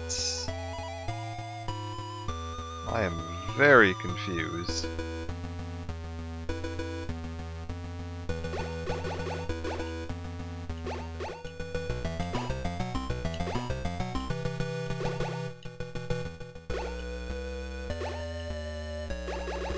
Oh my god. No, this isn't right.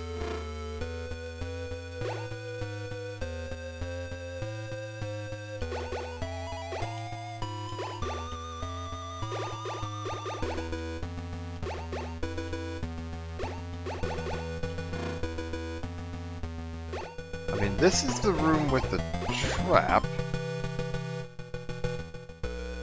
But I've already exited this room before. Yeah. I don't understand.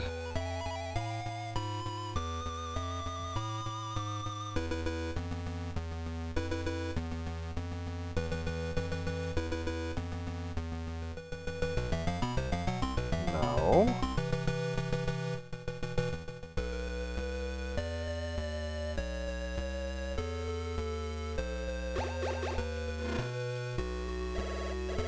Yeah, that just loops me around to there. Snyder calls me.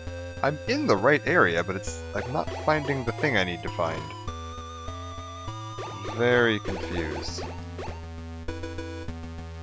I'm looking for, quote, the room with the trap, and a door to the south that requires a level 6 keycard. Now, that's a room with a trap and a door to the south that requires a level 6 keycard, but it just leads you around back to the start. So if I keep following this path, let's just see if there's any hidden walls I can blow up or anything I can get into like that.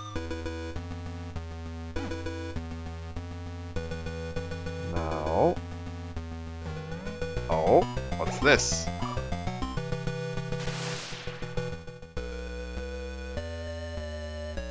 The room with the trap. We found it.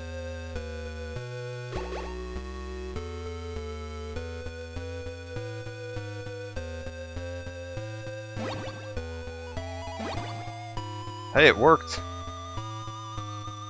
Sometimes you just gotta punch a hole in the wall. It's fine.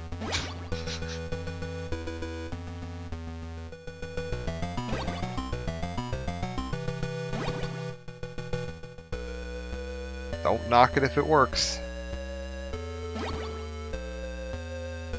Alright, can't carry anymore. We're all stocked up. This next part is awful. Absolutely awful.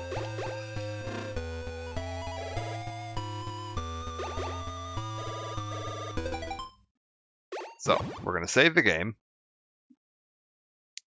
And I'm going to hope that I don't die too many times.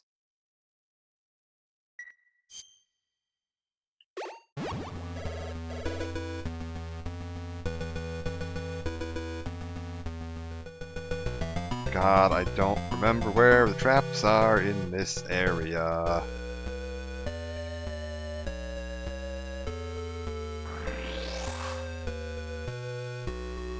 Made it past one. There we go. Made it past two.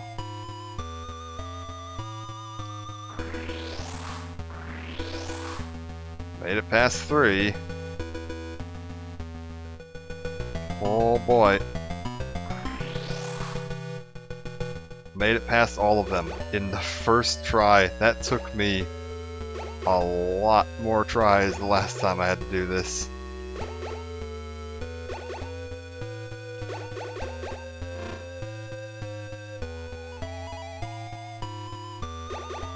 Oh boy.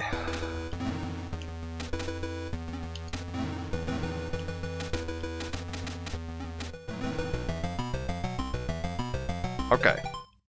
Hold up. Before we get too confident here. We're gonna save. We're back in building 1 now.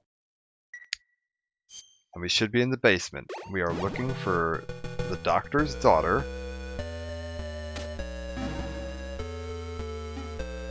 She is somewhere down here being held prisoner.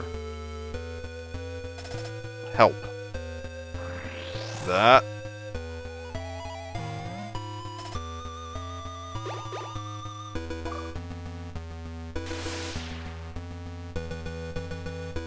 Who's this? My name is Ellen Madnar. I'm Dr. Madnar's daughter. They're forcing my father to create Metal Gear. Please hurry and help my father. Alright. Now we need to get out of here. Where are we? We're in the basement of Building 1. So I need to get back up to the first floor of Building 1. This is where we fought Shotgunner, or Shotmaker, or whatever the hell his name was. I didn't have very many key cards at that point. So I'm thinking that's not going to be, yeah, nothing too high.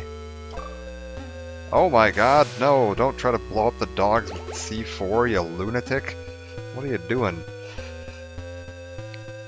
Snake, you madman. Alright, we're going to go back across the desert to get to Madnar. He's on the second floor of Building 2. I could go back to the trap room, but the fact that I made it across that once without dying is a miracle.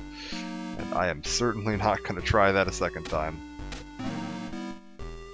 There we go. Here's the desert.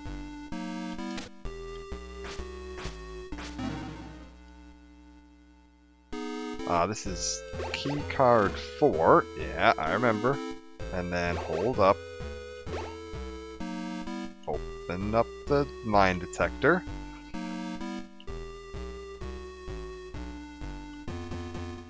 I think we can officially say I am now farther in the original Metal Gear than I have ever been.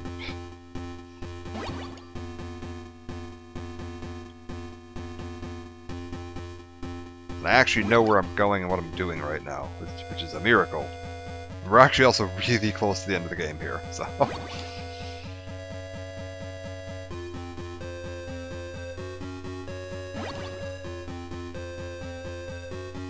I'm gonna stock up on as many rations as I can carry, which is... Okay, perfect. We're full up. Actually, wait. We're full up almost. Now we're full up. And then we're gonna go north.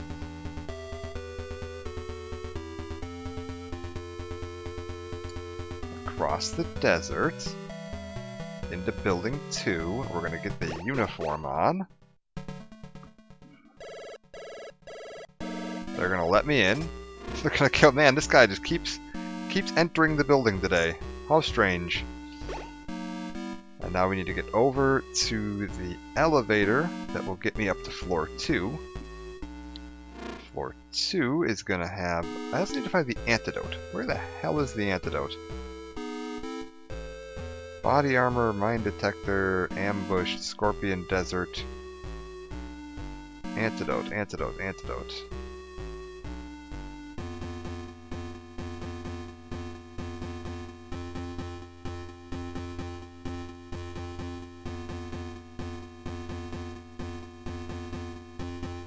One second. Arnold isn't looking to enter the door in the northwest. When you enter the door, guards a spot. You run right down the path and use Alright, it's near where we're going anyway. Good, I don't have to loop back very far. This is very... Snake, you absolute tool. That's fine.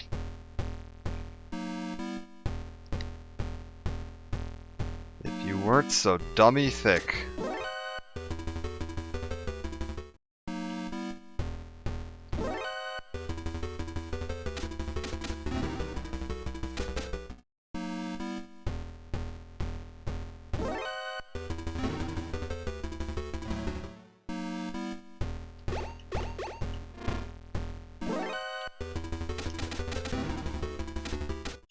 There we go. There's the antidote. I think this is pretty much everything you need to beat the game now.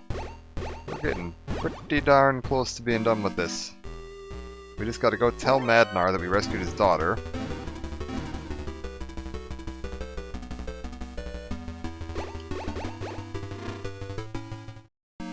And I know right where he is, so we can get right to him.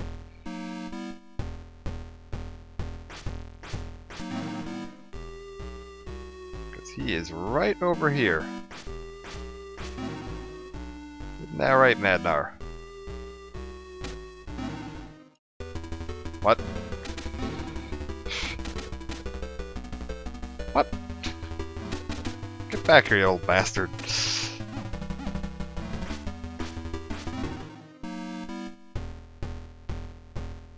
Alright. Head in here. Madnar, I've rescued your daughter. Metal Gear is 20 kilometers north of this building. It is located 100 floors under Building 3. There's only one way to destroy Metal Gear. Attach plastic explosives to the legs of the unit where the armor is thin. The sequence is... Oh, I hope somebody can remember this, because I'm not gonna. Right, right, right, left, right, left, left, right, left. Left, right, right, left, right, left, right. After that, I don't remember. You can remember it with the simple mnemonic device of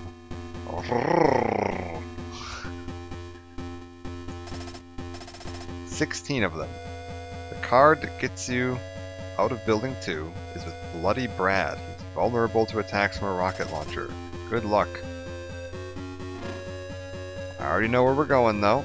We're going back down to floor 1.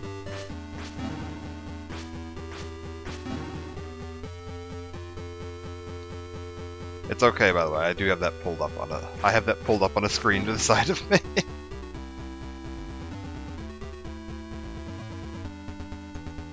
But actually having it in chat will be really nice, because then it's on an overlay on the screen that I'm playing on. So that's even better.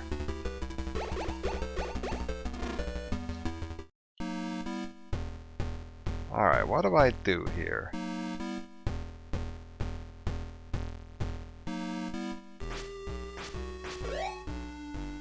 Oh wait, this way.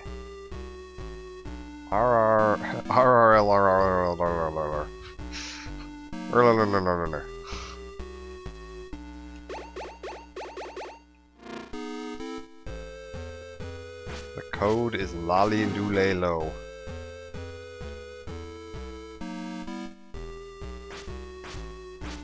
Alright, we go this way, this guy falls asleep. I try not to die to a rolling pin. Rolling pin goes that way. Then it goes that way. We go down to floor 1. Oh, whew, I was worried. I was very worried.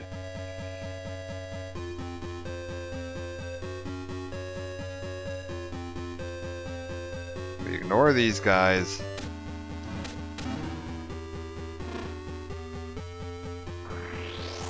Ignore that. Then we head all the way to the north.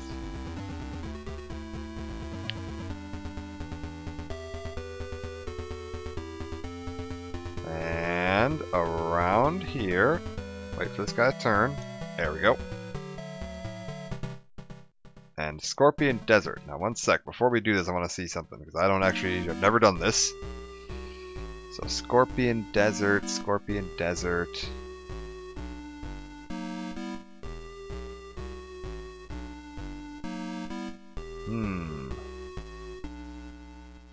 Scorpions will run towards me as the desert. They sting you, your life will gradually drop. Use the antidote to cure yourself of poison.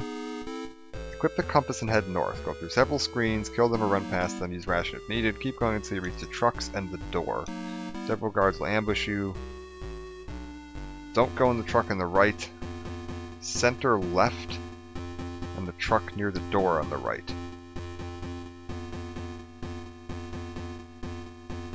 Use keycard 7 to enter building 3. Alright. I have somewhat of an idea where we're headed.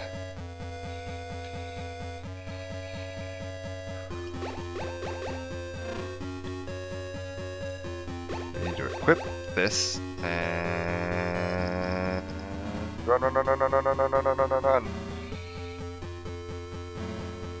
It's okay. Run through several screens of scorpions. I'll use the antidote in a minute. Okay, we're past the scorpions, so now I'm going to use the antidote.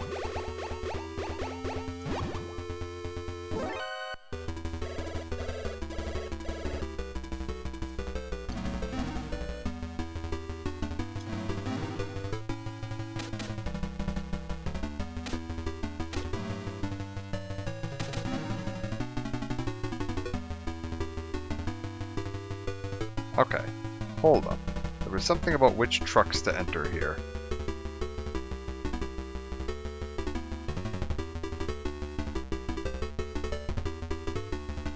Center truck on the left and the truck near the door on the right. Okay, so center truck on the left and the truck near the door on the right. These are ammo, apparently? So we can go ahead and use these to stock up. Yes, that's fine. Also, I'm permanently in alert when I'm out here, which is a little alarming.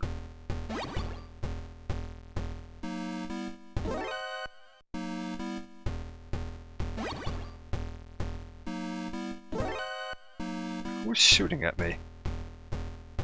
Alright, can't carry any more ammo, that's fine. Then we'll head over... What the... Oh god, they all just come back. Oh god, they all just come back. Get out of here, screw this. Man, this is awful.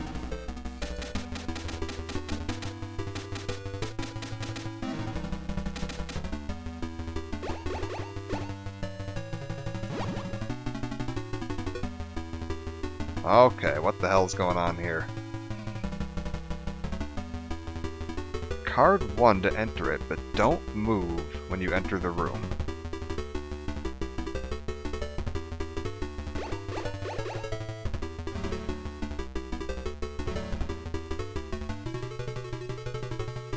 Okay, hold up. Don't move. What? Exit the room and use a plastic explosive on the right side of the north wall. Hug the right wall and head north.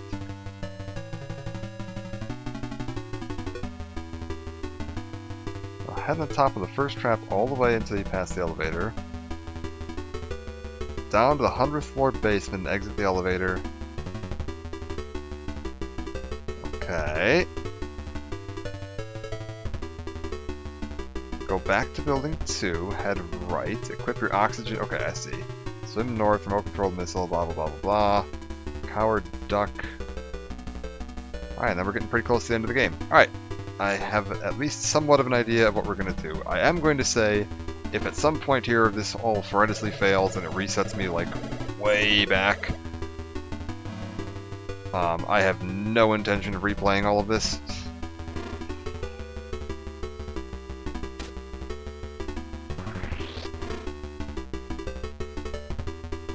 Huh.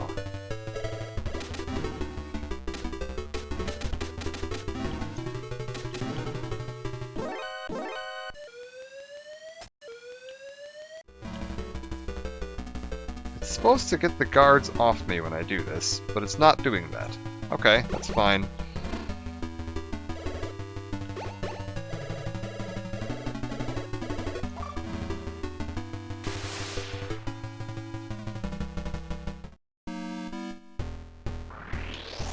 Whoa.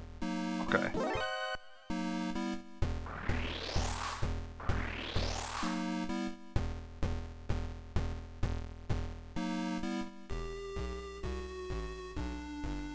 Okay.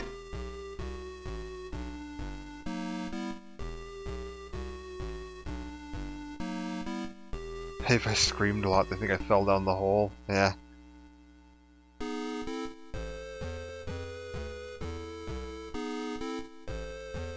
I swear to God, if it makes me do this 100 times. Is this like the original? Okay, there we go. I was like, this is like the original Metal Gear Solid 3 ladder. Just riding the elevator down forever. Who do we got? It's Jennifer. There should be an oxygen cylinder on the other side of the wall. Oxygen cylinder. Other side of the wall. We got it.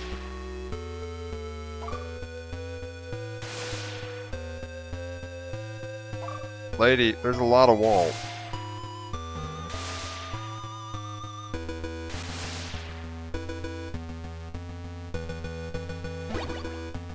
There we go.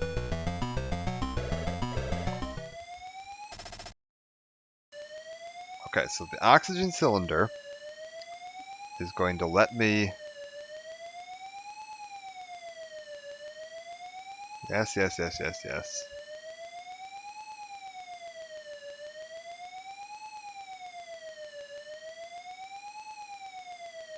Yes, oxygen tank. Head back to the first floor and back to building 2. Okay, so I use the oxygen tank to swim back over, apparently? Alright, that's fine.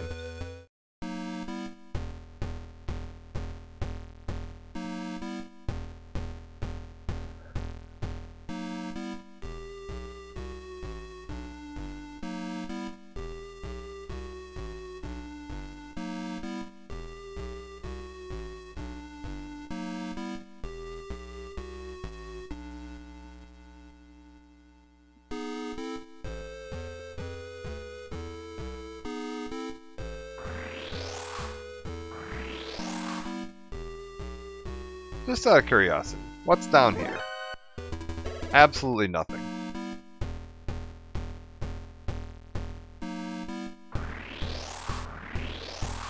No! Oh god. If that resets me to the fucking beginning of the game. Okay, no, it's not too bad. I do have the oxygen tank still too, so that's not too bad.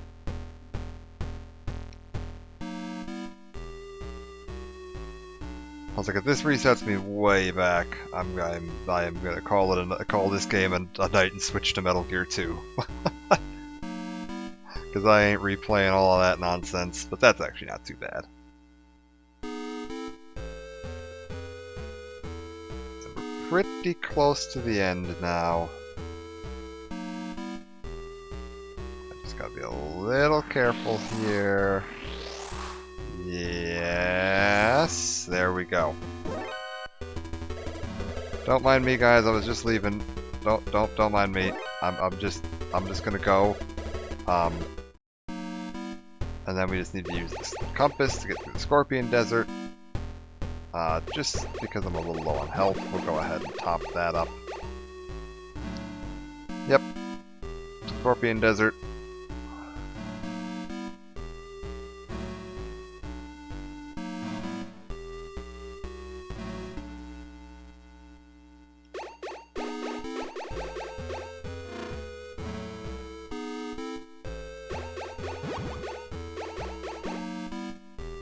Okay, now that we're back in building 2, do we just swim back? Yeah. Avoid the guards, head north. Use remote control to destroy the missiles. Find 2 boxes of ammo. Schneider will call. 8th boss of the game. Head north along the left wall. Now head up, hugging the boxes, and rescue the POWs. Use the handgun to kill Coward Duck. Rescue the POWs. Use the ladder on the left, okay.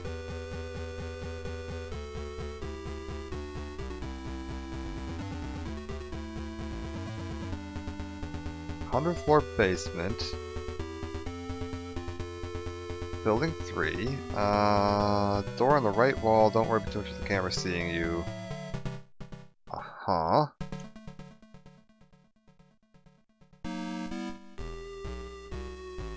Okay.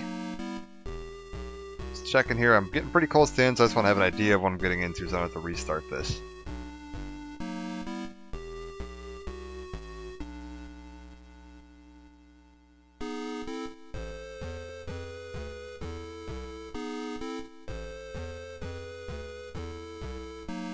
Okay.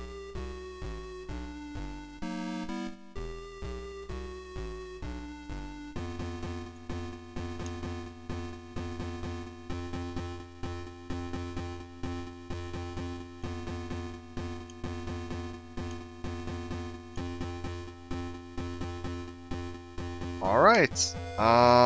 We're getting, yeah, we're close enough to the end. I think I can do this. I just want to... Alan Petrovich. I'm gonna stay on the walls while exiting the room.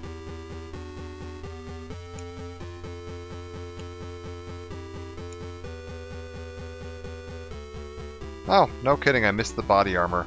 Hopefully I won't need that.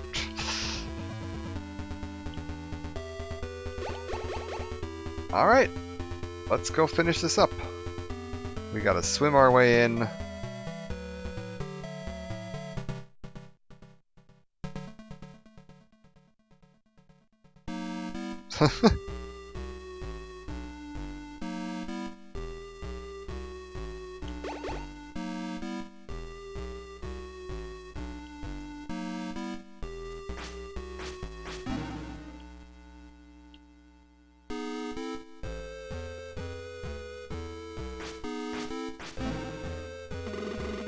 Ah! Wow. Gotta be careful where you leave this room at. Oh my lord, I only have one of these. Let's make sure we don't miss.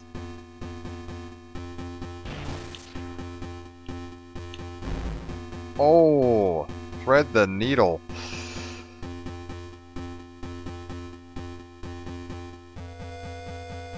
Alright. Where do we go?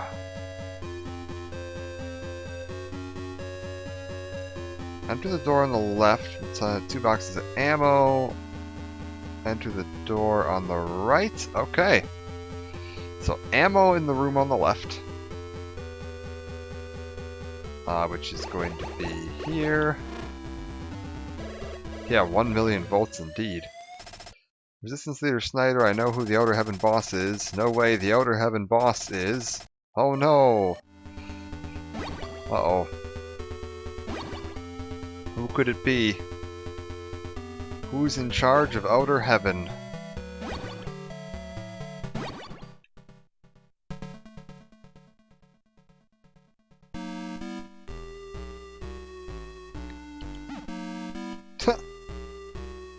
Alright. Just punch that. I just realized I don't have another missile to get me back out of here. Hope that's not a problem.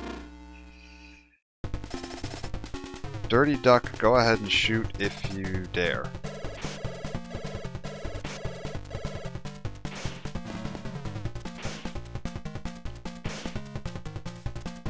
It said to rescue the POW. Oh! That's a problem.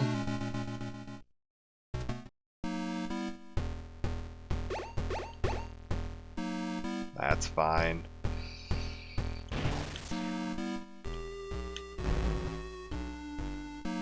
We're just gonna go in and take care of this the old-fashioned way. One thing you gotta be careful about here, and I do know this from previous reading up on this game, if you kill these hostages, you lose rating, and if your rating goes too low, you literally can't carry enough C4 to kill Metal Gear. Yeah, like how many C4s can I carry right now? Oh, we're fine. Alright. Oh. I gotta reload. Wait, I just gotta fall into the pit. That's fine. We'll just fall into the pit and redo that fight and not kill any of the hostages. Ugh.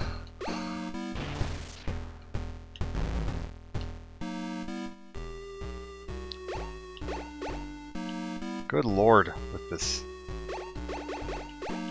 game at the end. That's fine. Dirty Duck, you got it. Let's get some rations equipped. We're gonna go right to here.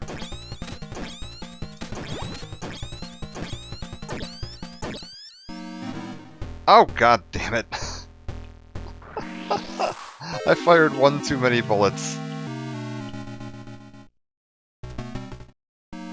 Apparently in the in whatever version this guide I'm reading was written for, his name was originally Coward Duck, which I'm assuming was the American version of this. And yeah, likely a reference to him hiding behind hostages.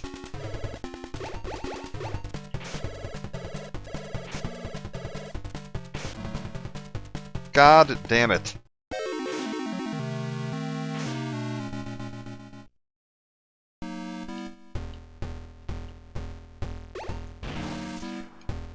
Yeah, that does sound like one of the guys from my little base back at MG5. That was, yeah. Coward duck. I wonder if I had one of those. I should go look.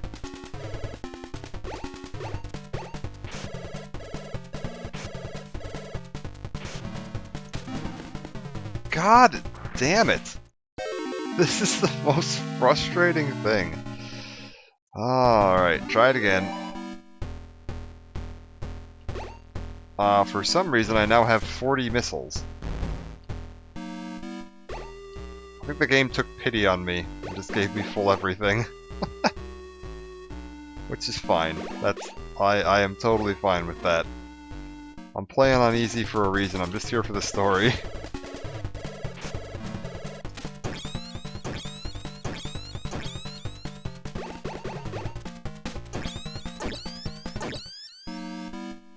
There. Get out of here, all of ya. I'm Jennifer's brother. When you make your escape, climb the ladder on the left. Thanks, man. I'm saved.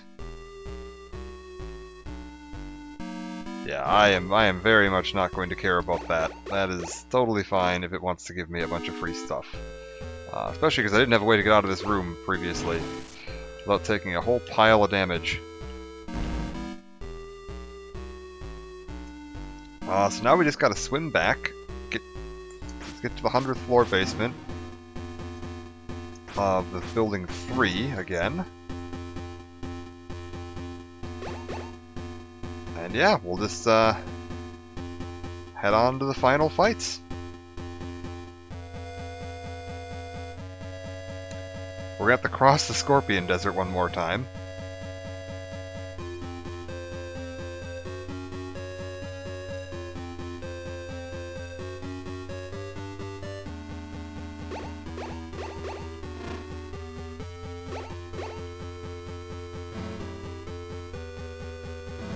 Other snake would just eat them. There wouldn't be any scorpions left in this desert.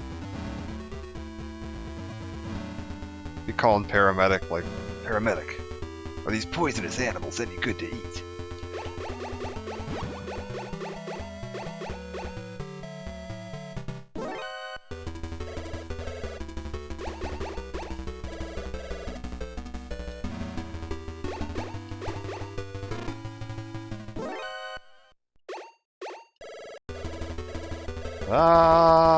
Run, snake, run! Oh. Really, snake? You fell onto safe land.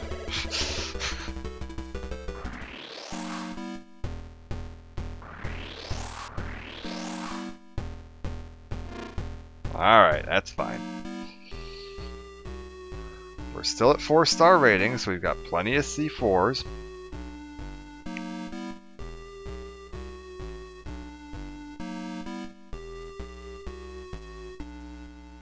If you happen to have that which order to bomb the feet thing available to post in chat again, now would be the time.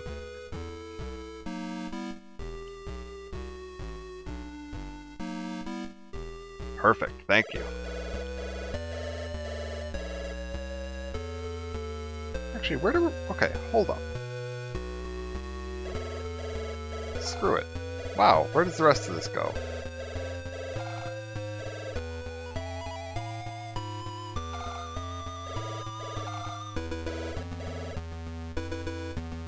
So we're gonna go and equip the plastic explosives. Oh, hello. Thank you for helping me. The Outer Heaven boss is Foxhound's commanding officer. Big Boss! He's behind all of this. Don't let him trick you. That can't be true. Big Boss? Big Boss. Oh. He must be using the bathroom.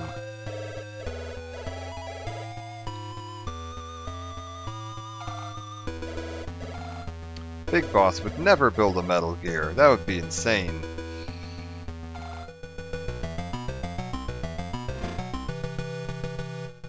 Oh god, is this gas? What is this?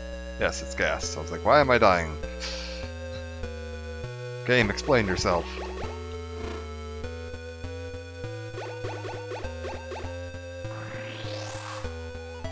Eh? Ah, I see.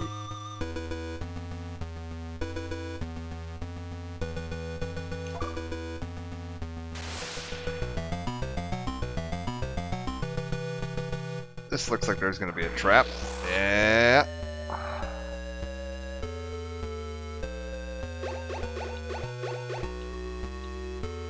What the? Oh, we're playing this game, are we? Where you just randomly decide which card key you wanted to feel like using. Let me guess, it's card key 1. Yeah. Yeah, of course it is. Where's the trap? It's landmines. The trap is landmines. Card key 1 again. Gas mask. Hello? This is Jennifer. You're just gonna have to make a run for it. As long as you have some rations left, you'll be okay. Over. Are you serious?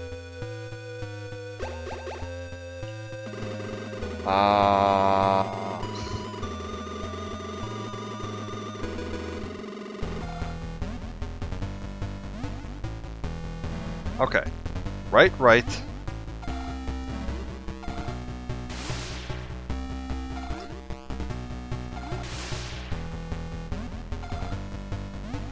Left. Oh wait, it's probably... Hold on. I just realized. I'm doing it like it's right foot. I probably don't want to do that. I probably want to do the foot on the right. Yeah. No. Let's try that again. Now that I'm not being quite as dumb. I'm gonna go right. Right. Left. Right. Left. Left. Right, left, left. Right. Oh, you're kidding me. None of those have counted previously. Right.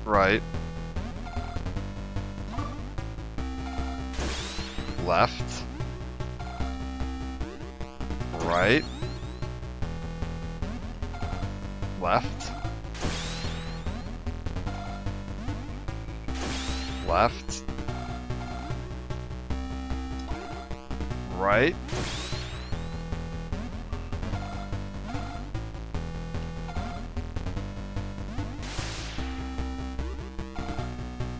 Oh my god. Left. Left. 2 rights. Right. Right. Then left.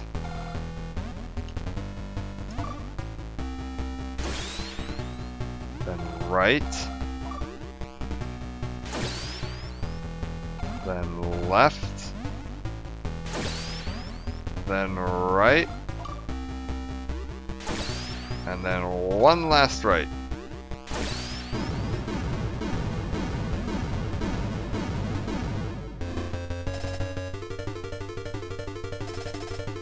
Emergency! Emergency! The self-destruct sequence for Outer Heaven has been initialized. All personnel are ordered to evacuate immediately.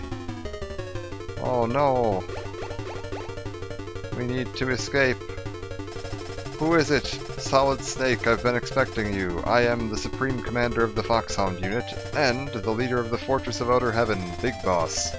I gave this mission to you, a rookie, thinking I could use you to fool the rest of the world. But you were too good. You went too far. Solid Snake, I'm not going down alone. I'm taking you with me.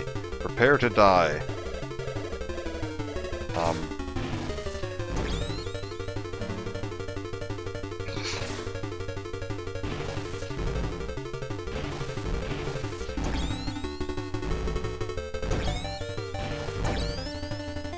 Alright, he dead. We want the ladder on the left, I think. Not screwing us up right now. I think we want the ladder on the left. After the fight, smoke some cigarettes to give yourself more time to escape. Smoke some cigarettes to give yourself more time to escape, it says. Enter the door, there'll be ladders, climb the one on the left. Smoke some cigarettes. Oh, it actually does give you more time to escape. I don't know.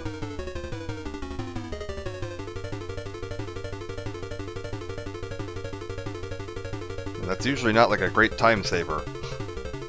I think I'm gonna assume Hideo Kojima is a smoker. And there we go.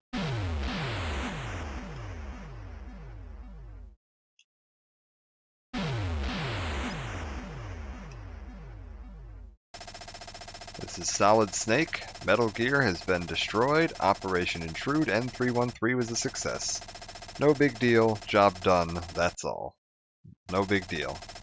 I'm coming back now. Over. This is Radio KNK. We have a special news flash. Today before sunrise, a large earthquake was recorded in the vicinity of Galsburg, South Africa. Presenting the staff of Metal Gear. Oh, is this the credits? Oh, that's cute.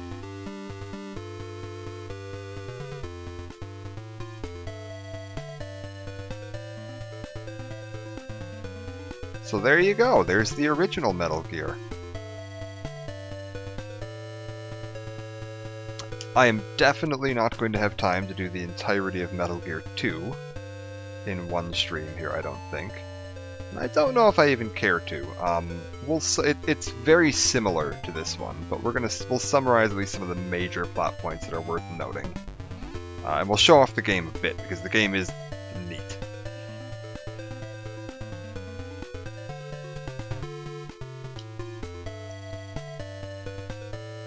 I do know that it is a bit longer than the original, so I definitely am not going to have time to be doing the entire game. Yeah, dear God. I'm just looking at the walkthrough right now and like, oh dear Lord, it's so much longer.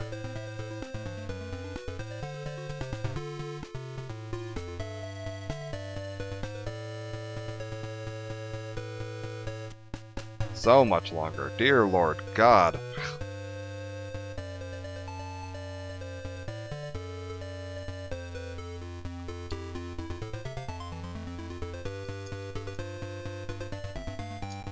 And I can't actually escape this right now. I'm kind of stuck watching. Producer Hideo Kojima. Presented by Konami. There we go. Can you hear me? Solid Snake. I'm not dead. Someday I'll get even with you. Someday we will meet again. And there you go. Codename Deer. That's fine.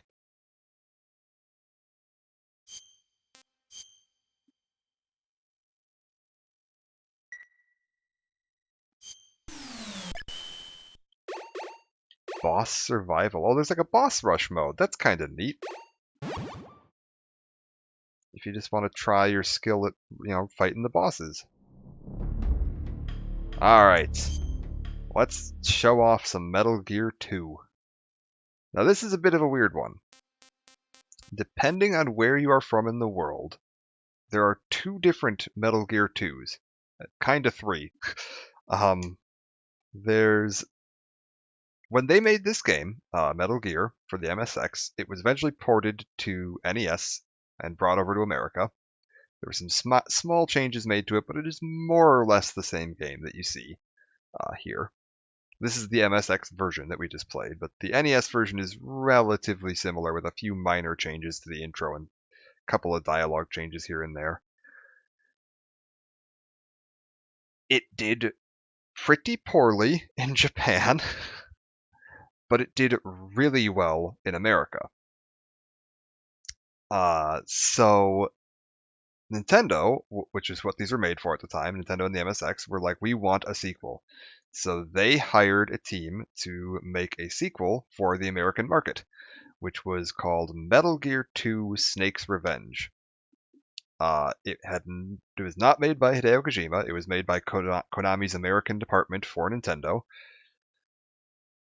and has basically nothing to do with anything else in the franchise. It has nothing to do with the original game, because sequels were kind of different back then. You didn't really do direct story sequels like you do nowadays. You just kind of made another game that was similar. And Hideo Kojima didn't even know they were making it until he was on a train heading to work one day, and someone asked him, like, oh, did you hear about the sequel to Metal Gear that's coming out? And he was like, no, I didn't write a sequel to Metal Gear. And they showed him like a magazine, a gaming magazine that had a advertisement for Metal Gear 2 Snake's Revenge, and he hated everything about it. He thought that everything about it was terrible, and he, on that train ride, wrote the rough draft script for his sequel, Metal Gear 2 Solid Snake,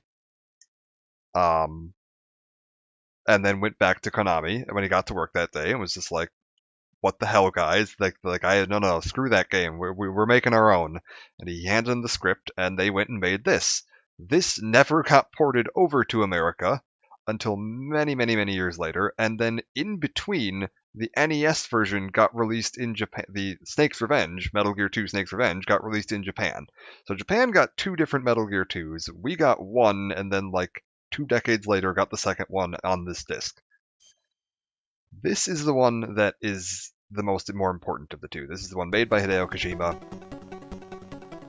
and that actually ties into the rest of the franchise. And it has an amazing opening. This is some great quality stuff right here.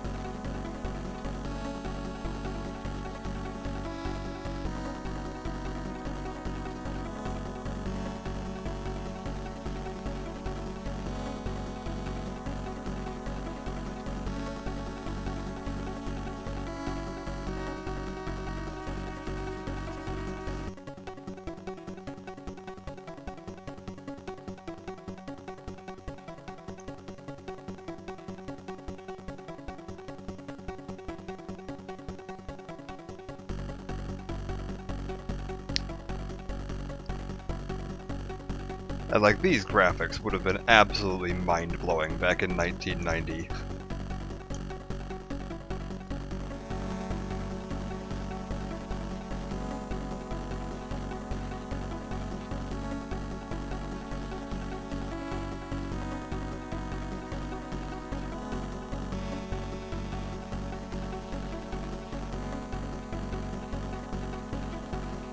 We get our first, really quality look at Solid Snake, and he looks pretty much identical to how he's going to look for a long time.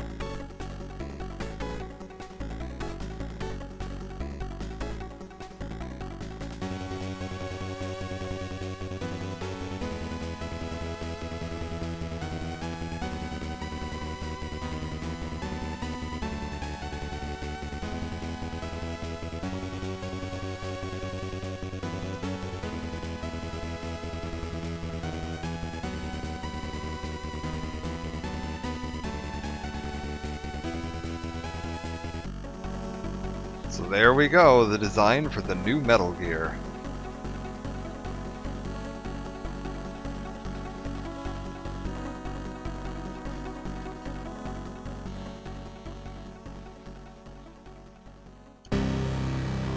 It does, it has a Gatling penis.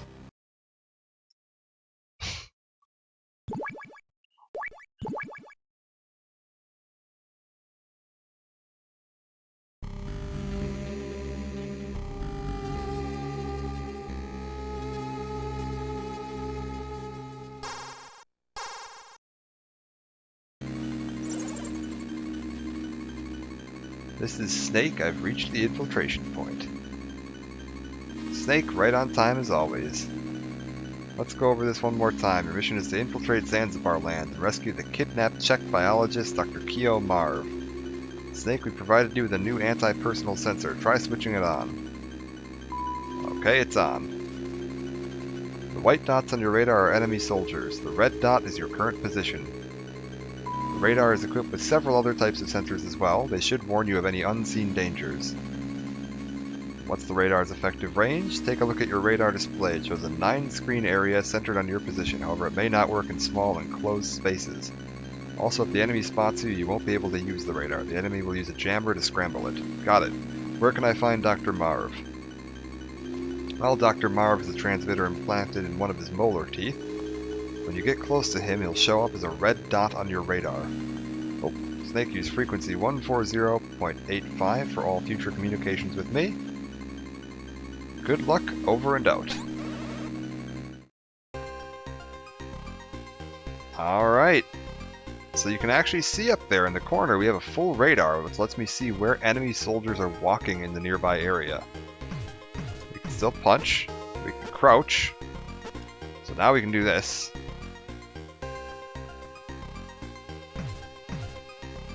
We've still got weapons and equipment. We're going to want to watch out for those enemies, though.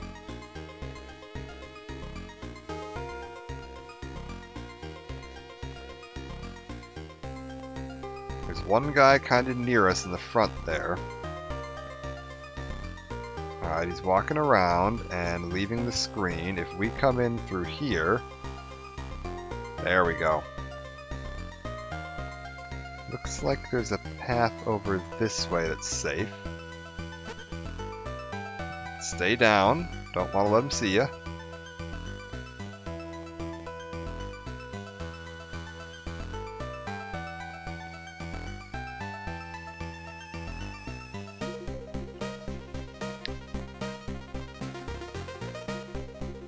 So you can already see how much this resembles the more modern games. Like, just as soon as they added the crawl and the radar and things like that, this is already starting to look quite a bit... quite a bit more like the Metal Gear games that a lot of people are going to be more used to playing. Like, this is amazing. Oh god. And the enemies are a little more alert this time. We've got the little detection meter up there in the corner. Oh god.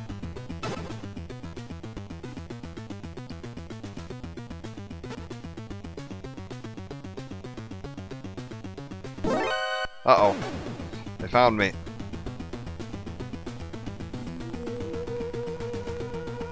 Snake, get up.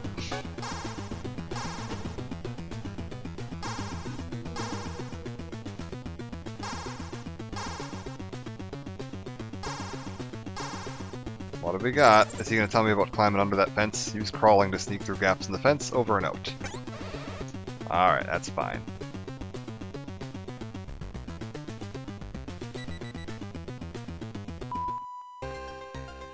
And our radar wipes back onto screen.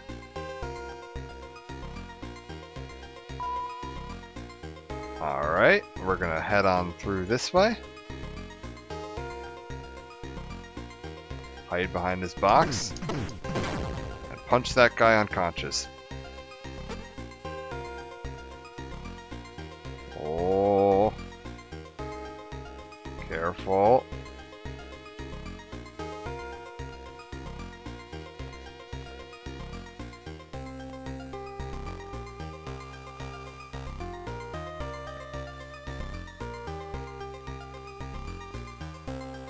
Alright, sneak back in.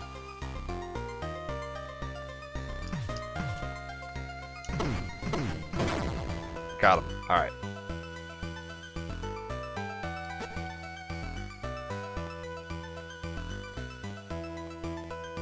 We want to sneak all the way up into the main building, so let's head forward this way.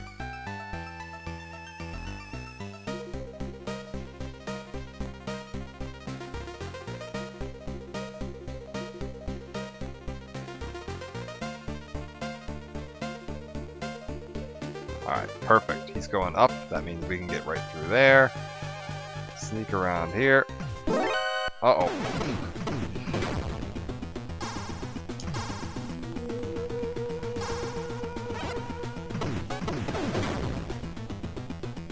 Head this way. Crawl under the truck.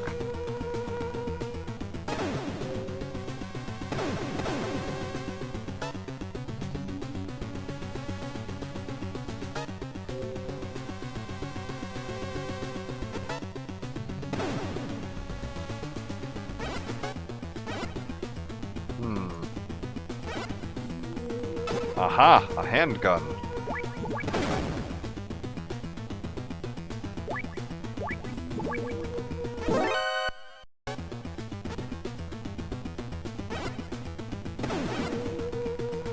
Snake, do you want to maybe get out of the truck? No, you don't? Okay, that's fine.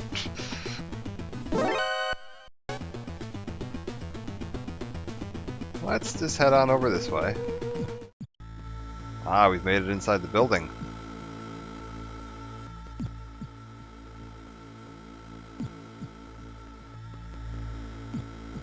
Crawl through some vents.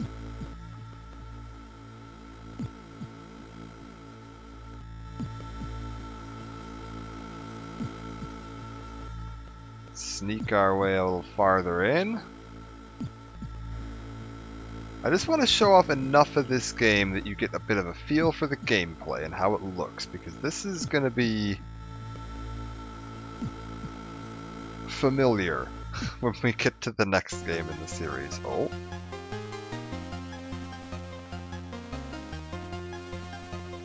So we're in the tank hangar. We crawled through a vent from an outside landing after swimming into the base and ended up in a tank hangar.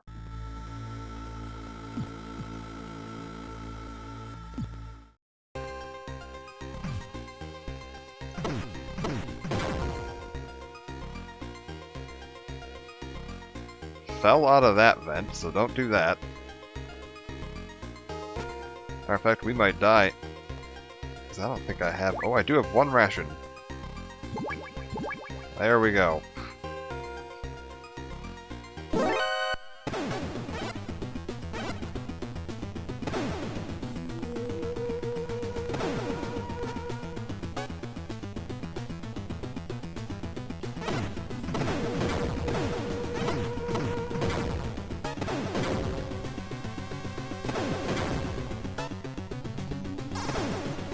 Alright, so we gotta crawl back into that vent, I think.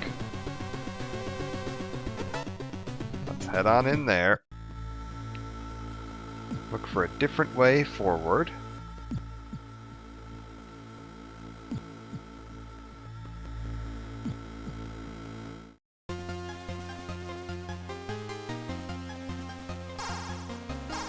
And we'll sneak around the outside here. Who's calling? 140.15. I'm Holly White. I'm from Zanzibar land, so I know pretty much how things work around here. I'll help you any way I can. The frequency is 140.15. Call me later. We've got a blonde girl with her hair tied back with a bandana.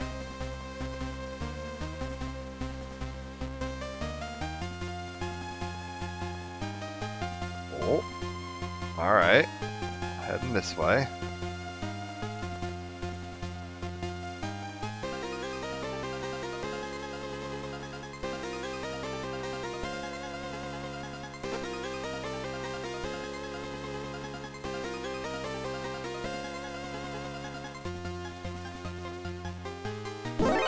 Can I get in this store? No.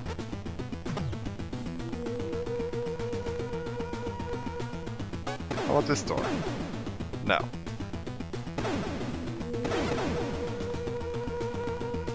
Alright, just keep running around looking for doors that I can get into. Gotta be able to get in somewhere.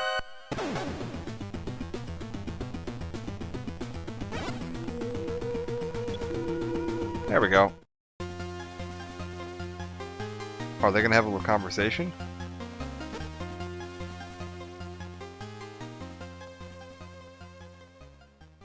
Oh.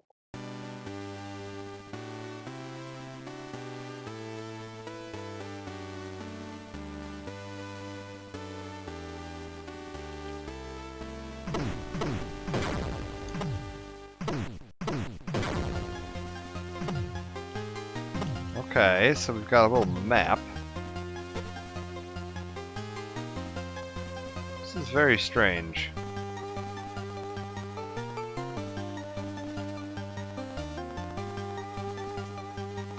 Well, where do you want me to go here, game? What's the point of this room?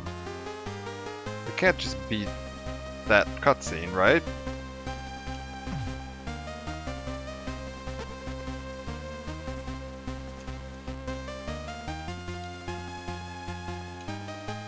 Do I have to, like, come back here later? What if I just punch all these buttons? Probably launching nukes.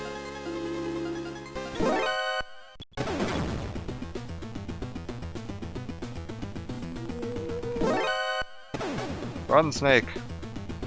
Get out of there!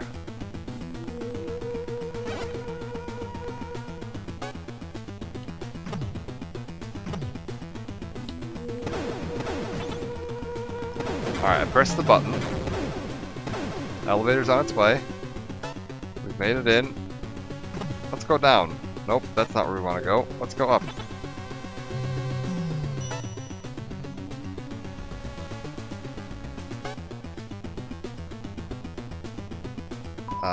We've made it to the second floor. Oh, there's a guy right there.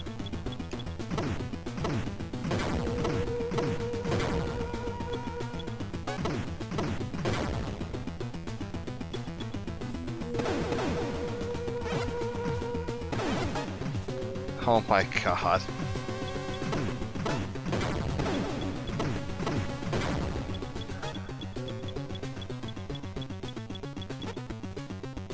Okay. I'm in evasion. They don't know where I am. I snuck into this thing before they saw me. I don't think I'm going to play this whole game, because this game is much, much longer than Metal Gear 1. This would probably take me a full stream to do, and I don't really feel like playing another MSX NES era Metal Gear for that long, this close after playing the previous one. Retro gaming isn't really my thing, but there is some important plot stuff to discuss here, so I'm going to discuss that right now. And that is, we are going to infiltrate Zanzibar land, which is this small country in Africa that's been set up as a mercenary haven. Several years after the events of Metal Gear 1. I believe this is supposed to be 1999 in the timeline, if I'm not mistaken. Metal Gear 1 doesn't get a time, like a specific date. It's 1990X. I believe this one is 1999. There's reports that they kidnapped a man named Dr. Kyo Marv, who is a biologist doing research because there's an oil crisis that's threatening to destroy the world's economy, and he's developed a bacteria that can dissolve plastic into usable oil, or refine plastic into usable oil. So he's going to solve the world's oil crisis, but he's been kidnapped by Zanzibar land. So we've been sent in by Foxhound. We still work for Foxhound, a big boss, no longer the commanding officer. It's now Colonel Campbell, to rescue Kyo Marv. While here, we discover that Gray Fox is here, the Foxhound operative we rescued in the last game, and he is working alongside the commander of Zanzibar land, which is Big Boss, and they've captured Dr. Madnar again, and he's building another Metal Gear. And we end up having to fight our way through all of the Zanzibar land and free a bunch of POWs and child soldiers and fight our way through to confront Big Boss and about what's he doing and what's he trying to do, and he's holding the world hostage with nukes again.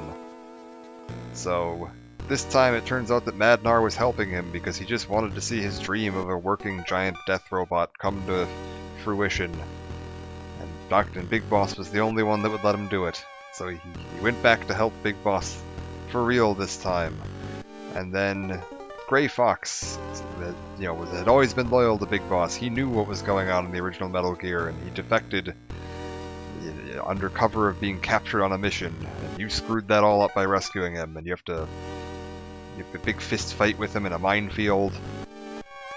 And you defeat him, and then you blow up this place and defeat Metal Gear, and Big Boss dies a second time. But, having played Metal Gear Solid 5 now, we actually get a bit more of an idea of what actually happened there. And that is, the Big Boss we killed, in quotes, in the last game, in Metal Gear 1, is the character we were playing as in Metal Gear Solid 5. Vic Boss. Because Big Boss had run off to start Zanzibar Land in secret, and had Vic Boss setting up Outer Heaven. And the real Big Boss is the one who was commanding Foxhound back in America, while V was in Outer Heaven, impersonating Big Boss, and that's who we defeat at the end of Metal Gear 1. It blows his, Big Boss's cover, but he knew that. He was planning on that. This was all part of his plan to extract himself out of America and set up a world economy. There was going to be two strongholds, Zanzibar Land and Outer Heaven, that he was going to use to try to overthrow Cypher. And we somewhat screwed up the plans, and in this one we defeat the actual Big Boss in Zanzibar Land.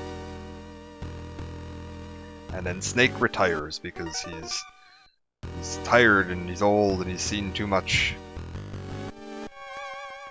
And that's where we're left off at the end of this game. It's not a huge plot, not a super crazy plot, but at least worth knowing about because this isn't the last time we see some of those characters. And particularly how Metal Gear Solid 5 ties into this, because up until Metal Gear Solid 5 came out, the explanation had literally just been that Big Boss somehow survived that exploding base and came back a second time. And then Metal Gear Solid 5 came out, and you get a bit of a oh, there were two people going by the identity of Big Boss at this time. And this was all part of the real Big Boss's plan. So, a bit interesting seeing how that all fits together. Seeing as there's a little bit of time left, I think I have time to show off one more thing. Because I've decided that what I'm going to do for playing Metal Gear Solid 1, which is the next game in the series, is we're going to do Twin Snakes. We're going to play the GameCube remake, which I own on disc 2 separate times because I thought I lost it and then I bought it again. I have a Wii that I can play it on. Unfortunately, I don't think I can actually stream from the Wii, so I might have to do an emulated GameCube version, but we'll take a look at that. If my Wii has an HDMI port, I can just stream from the Wii, and we'll do that. If it doesn't have an HDMI port, I will just play it on an emulator, and it'll be fine. I've tested that it works just fine, so if I need to do that way, that's the plan. But, since we're going to do Twin Snakes as the main playthrough of Metal Gear Solid 1, let's show off the original version of Metal Gear Solid 1, the PlayStation 1 version, because they ported that to PC, and it is available on GOG for like $5. So you can pick up Metal Gear Solid 1 really cheap and play it. Speaking of other Metal Gear Solid games, in a shocking twist of events, Metal Gear Solid 5 is on like a dirt cheap sale on Steam right now. If you were looking at Metal Gear Solid 5 and like, man, that looks like something I would like to own sometime just to mess around with and play through and tie some balloons to some soldiers. I think the entire game is like $5 right now. Let me just take a look. Because I already owned it, but it was like flagged on my front page. Like the day after I finished playing the game. Let's see here. Metal Gear... Yeah, Metal Gear Solid 5 Phantom Pain is $4.99. And Metal Gear Solid 5, the Definitive Edition, which includes all of the DLC, including all of the online stuff, and Ground Zeroes, is $7.49. That's US dollars, but yeah, if you're someone that's been watching the streams, whether you've been lurking or actively participating, and you're watching the VOD or whatever it is you're doing, if you're like, man, I enjoyed that and I wouldn't mind picking it up. It looks like it's on sale for another day and a half. But yeah, a little short time sale. You can pick it up for $5 or $7, $5, $7, whatever, for the US currency version of it. Get the whole thing. Try it out yourself. Play some of the online. Do some FOB. It's a blast. And it'll run on just about anything, just for reference here. This game's actually quite old.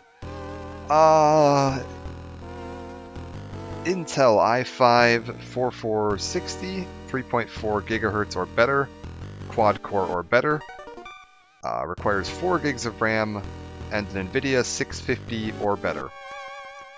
So, just about any computer you can find these days is going to be able to run that game, no problem.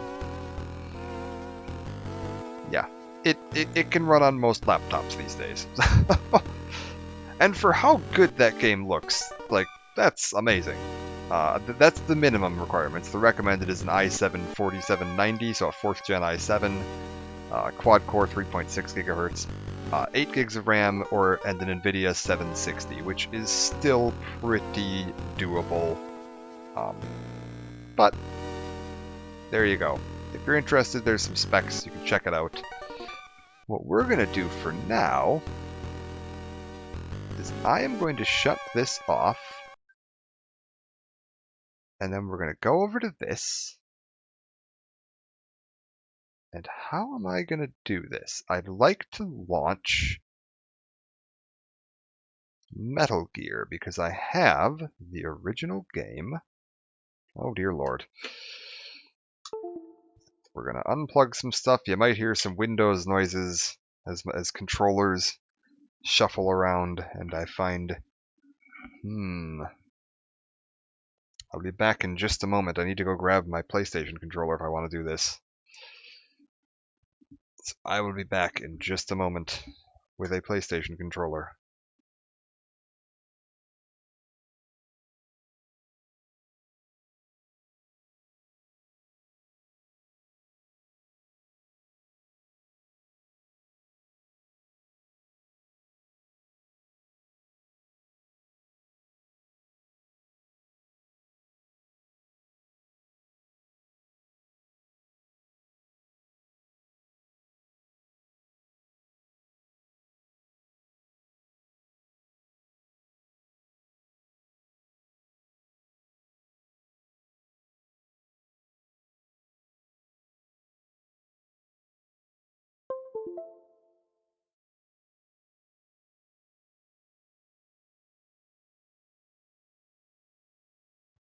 Okay, we're back with a PlayStation controller plugged in. And we're going to see somewhere around here. Oh my god. I apparently have the PC version of the original Metal Gear on here. What the hell is this?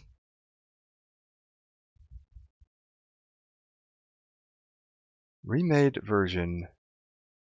Ah, this is okay. This is the remade version of what I just played. It's just as a standalone game on PC. I didn't know that was a thing. Do I own Metal Gear 2? I don't. Fascinating. I wonder, can I own Metal Gear 2? Whatever, we'll look into that some other time. Forget about that. Metal Gear Solid. Let's play that, and then I just need to get my stream here to hopefully pick it up. I go into here.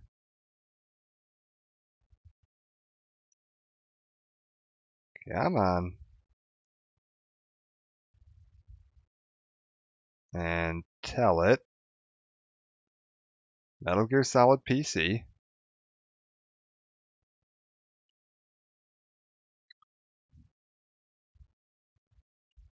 Did it not like me alt-tabbing out? Is that the problem?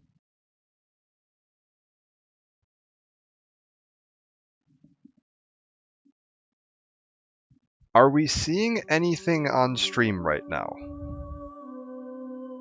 Like some very pixelated words, potentially.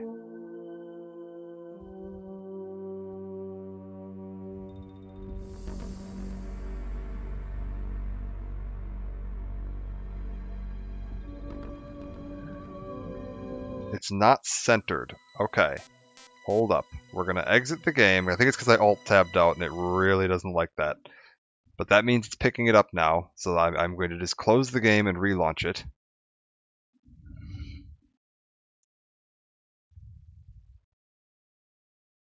And then hopefully... How's it looking?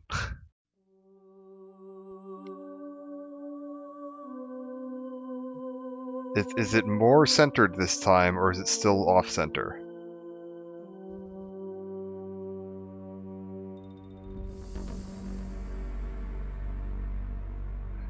Is it off-center, like slightly up? Like slightly too high? Because if it's off-center, like slightly too high, that's what I'm seeing. If it's off-center, like left and right, that's not what I'm seeing. The nuclear weapons disposal facility on Shadow Moses Island in Alaska's Fox Archipelago was attacked and captured by next-generation special forces, being led by members of Foxhound. They're demanding that the government turn over the remains of Big Boss, and they say that if their demands are not met within 24 hours, they'll launch a nuclear weapon. You'll have two mission objectives. First, you're to rescue DARPA Chief Donald Anderson and the president of the other thing I could try is whatever just happened there, it just kicked me back to my OBS. Oh, I see what it's doing. Yes, it's off-center in both ways. I'm really glad it kicked me back to OBS. For whatever reason, it's not capturing this the way I would like to. So let's try that. Both are big high-tech Special Forces Unit Foxhound. Your former unit. Did that fix it? One that I was a commander of. So they're still around. There are 6 members of Foxhound involved in this terrorist activity. Psycho Mattis, with his powerful psychic abilities. No, is it on the screen at all, or is it just Decoy Octopus, Master of Disguise, Vulcan Raven. Like where are we at the moment? And Revolver Ocelot, specialist in interrogation and a formidable gunfighter. Okay, that's fine. I have another possibility here. If I just pull this over and go like that. In charge of. How about now? What, I'm on the main menu right now. Is the main menu filling the screen vertically and then centered? Or close to filling the screen vertically?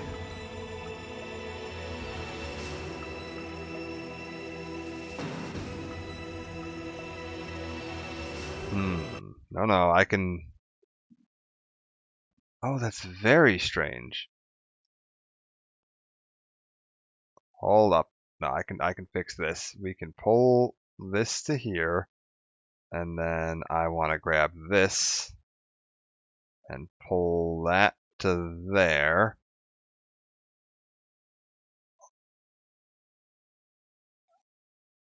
And then it might be, oh Lord, this is very awkward.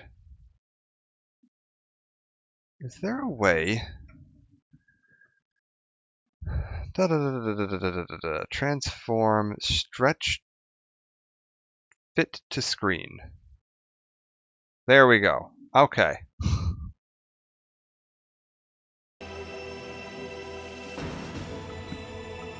So now I'm hoping that it is centered and more or less filling the screen. And maybe the tiniest bit blurry. Yep. Visual and sound options. Advanced. Yeah, there we go. There's the issue. This game's video options. 1280 by 960 resolution. Quality. Quality video options. Granted, if I wanted to be really true to how this originally looked, we'd be going down to 640 by 480, because that's what this originally was displayed in, but that's fine.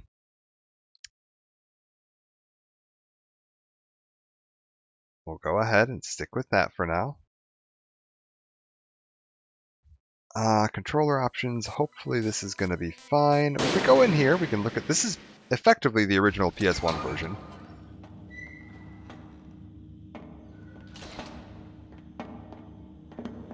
It's been a long time, Snake. I should have known you were behind this, Colonel. That's no way to greet an old war buddy, Snake. What do you want from me? I just invited you here so we could have a talk. Invited? That's what you call sending armed soldiers after me? Sorry if they were a little rough with you. But we've got a serious situation here. Only you can get us out of it. I'm retired from Foxhound. You're not my commander anymore, and I don't have to take orders from you or anyone else. You will take these orders. I know it. Excuse me. Who's this? Dr. Naomi Hunter. She's chief of Foxhound's medical staff, and an expert in gene therapy. Are you military? No, civilian. I've been sent here from ATGC. Pleasure to meet you, Snake. Don't worry, this injection won't hurt a bit. What's the shot for? What's wrong? You don't like shots? Snake, listen up. It all went down 5 hours ago. Heavily armed soldiers occupied Shadow Moses Island, a remote island off the coast of Alaska. What soldiers? Next Generation Special Forces, led by members of Unit Foxhound. They've presented Washington with a single demand, and they say that if it isn't met, they'll launch a nuclear weapon. A nuclear weapon? I'm afraid so. You see, the island is the site of a secret nuclear weapons disposal facility. Foxhound hijacking a nuclear weapon? Now you understand how serious the situation is. You'll have 2 mission objectives. First, you're to rescue the DARPA chief, Donald Anderson, and the president of Armstech, Kenneth Baker. They're both being held as hostages. Those are some heavy-duty hostages. Secondly, you're to investigate whether or not the terrorists have the ability to launch a nuclear strike, and stop them if they do. Any questions, Snake? Questions? I haven't even said whether I'd accept this mission. Well, you can make up your mind after you hear more about the situation. Alright. So, you can now go in, watch a series of these videos, talking about all the different background info on this. Oh. Colonel, I don't work for the government anymore. Let me go back to Twin Lakes. Why, Snake? Is your life in Alaska all that great? There's a dog sled race this week. Next Saturday, I have to be in Anchorage. The Iditarod? The longest sled race in the world? When did you become a dog musher? Right now, my 50 Huskies are my only family. I've got to take care of them. Don't worry about your dogs. What do you mean? Naked Snake I'm videos. sorry, Snake, but this vessel is headed for the Bering Sea. There's no room for debate. I told you, even if I do owe you, I don't owe anything to this army or this country. You will accept this assignment. Why should I be stupid enough to do that? I'm no patriot. Snake, there's enough dirt in your file from your days as an agent to keep you in the stockade until you're a very old man. Oh, I see. Blackmail. No, Snake. I prefer to look at it as helping you come to a decision more easily. But anyway, I know you better than that. You take this assignment even without the threat. Why do you say that? You're a natural-born soldier.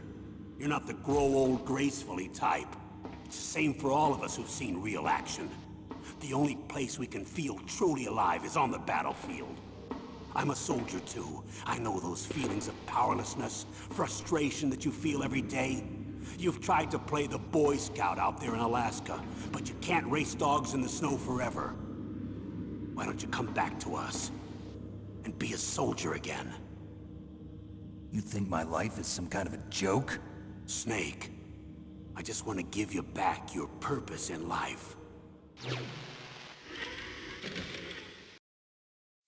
Alright, if we go into some other stuff here, we have a little extra thing. Previous operations, we get a little summary of our operation in Metal Gear 1, 1995. They do give it a year in this. Deep in South Africa, 200 kilometers north of Garsberg, Outer Heaven, Armed Fortress Nation. You can kind of see the whole summary here. Everything we just did in Metal Gear 1. 13 pages of it. And then we can look down here at Metal Gear 2. Got 19 pages of that. Sounds fine. We'll close on out of there. I'm getting some weird... I want to see something here. If I switch the render over to software... I'm getting some weird screen tearing, but I'm hoping that's not going to be a problem once I'm in the game. Alright, let's go ahead and show off just a little bit of this game, and then we will wrap it up for today. Go ahead, play it on normal.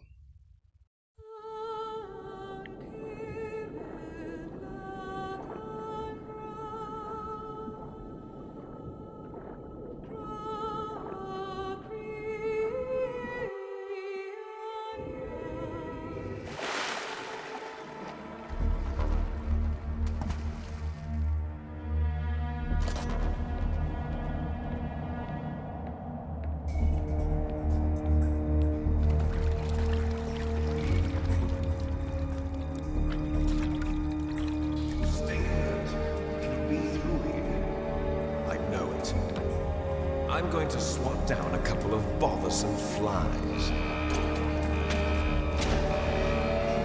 And that right there is an old friend of ours.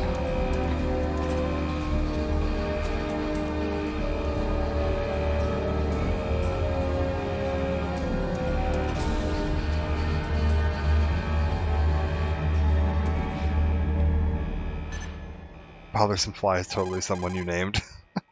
Nice. This is Snake. Colonel, can you hear me? Loud and clear. What's the situation, Snake? Looks like the elevator in the back is the only way up. Just as I expected. You'll have to take the elevator to the surface, but make sure nobody sees you. If you need to, contact me by codec. The frequency is 140.85. When you want to use the codec, push the select button. When we need to contact you, the codec will beep. When you hear that noise, press the select button. The codec's receiver directly stimulates the small bones of your ear. No one but you will be able to hear it. Got it. Okay, I'm ready to go. Alright, I gotta figure out the controls real quick to see if this actually, works the way it's supposed to. Yeah, that's what I want. That's what I want. That does what I want. And that's first person mode. Okay, good. This controls just like it did in the PS1.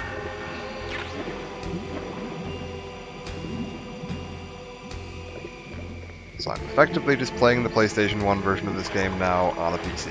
That's perfect.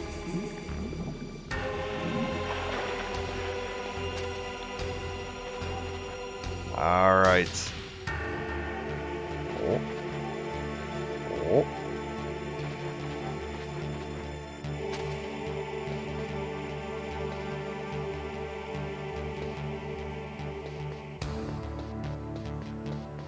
Let's get over here, grab that. Oh, somebody's coming this way.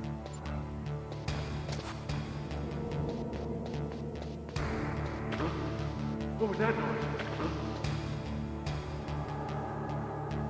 Uh-oh, I'm leaving footprints.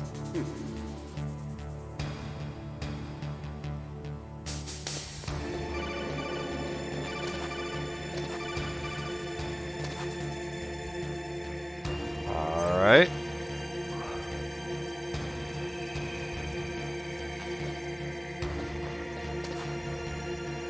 Stay here. Don't want to go too far. Oh.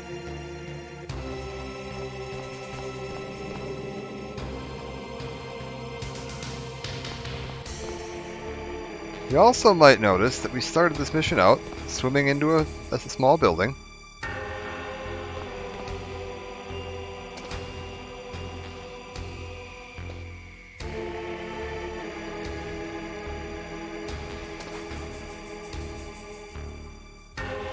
Come on. There we go. There's my elevator. We're just waiting for our buddy to come back down.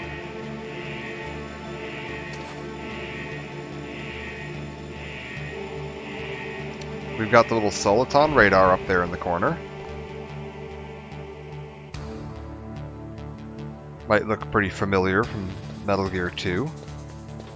And away we go.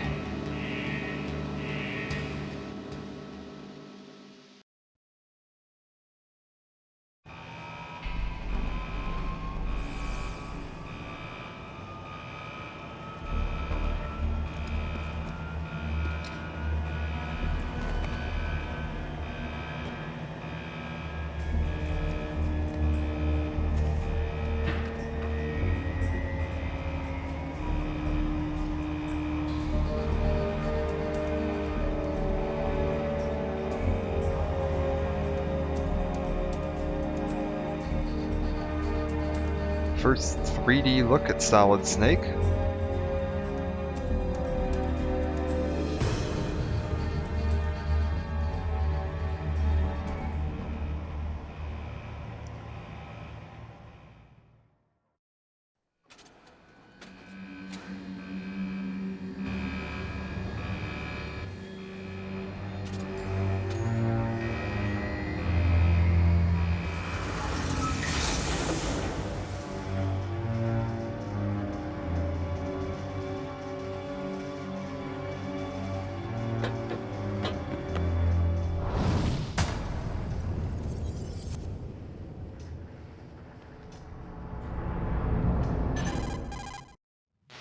It's Snake.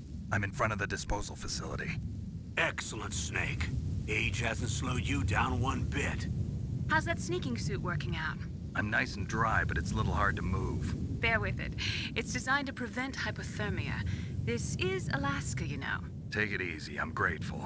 If it weren't for your suit and your shot, I would have turned into a popsicle out there. An anti-freezing peptide, Snake. All of the genome soldiers in this exercise are using it. I see. I'm relieved to hear that. Already tested, huh? By the way, how's the diversionary operation going? 2 F-16s just took off from Galena and are headed your way. The terrorist radar should have already picked them up. Oh. Behind D. Colonel, what's a Russian gunship doing here? I have no idea, but it looks like our little diversion got their attention. Now's your best chance to slip in unnoticed.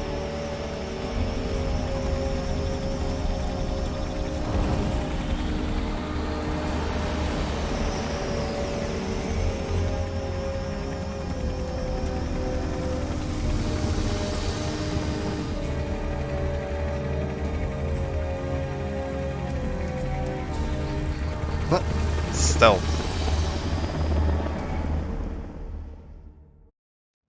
There are only 18 hours left until their deadline.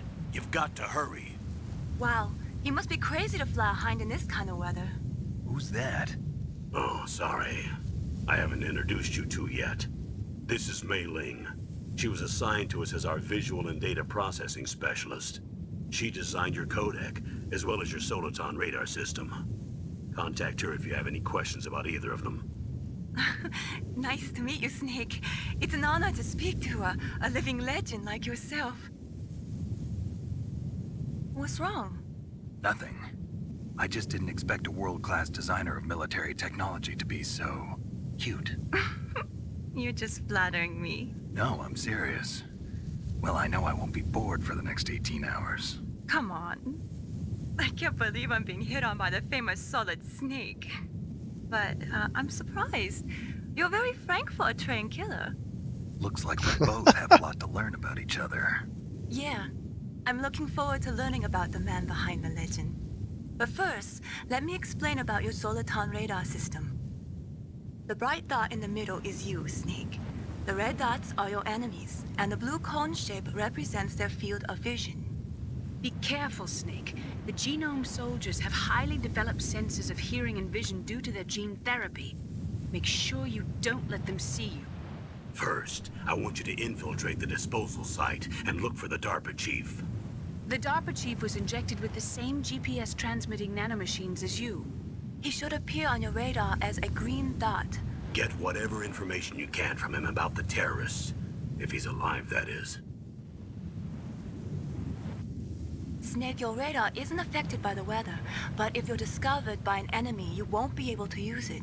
Yes, it gets jammed easily, I'm afraid. Yes, it's all made from currently existing technology. You won't be able to use it in an area with strong harmonic resonance, so be careful. We'll be monitoring your movements by radar, so contact us by codec anytime you want. Got it. I'll call if I'm feeling lonely. Seriously, Snake, we're here to back you up, so call if you need some information or advice. I'm also in charge of your mission data. Contact me if you want me to record your current status. My frequency is 140.96. It's a dedicated frequency for saving data. Don't forget it. Remember, except for your binoculars, you're naked. You need to arm yourself with whatever weapons you can find. I remember. First I'm strip searched by Dr. Naomi here, and then all my weapons are taken away. Imagine yourself put in that position. Well, if you make it back in one piece, maybe I'll let you do a strip search on me. I'll hold you to that, Doctor. By the way, sorry to disappoint you, but I did manage to smuggle out my smokes. How did you do that? In my stomach. Thanks to the shot you gave me that suppressed my stomach acids. Cigarettes? How are those going to help you? You never know.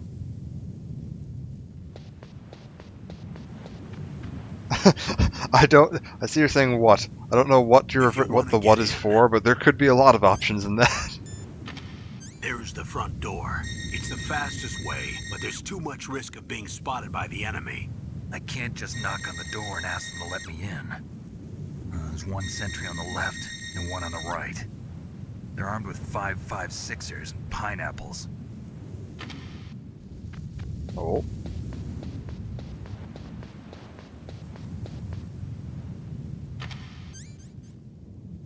What about the air duct near the door?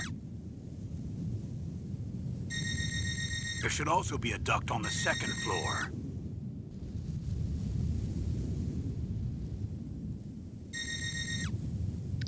I If can't you're see it from here. a Smash Brothers player, you might recognize this entrance. This is one of the I'll let levels you for decide Smash the best Brothers, I COA. think, I'm Brawl counting on and you, Up. Snake. They added this when they added Solid Snake as a Smash Brawl player. It is this little walkway right here and the area in front of the door, kind of between these two watchtowers.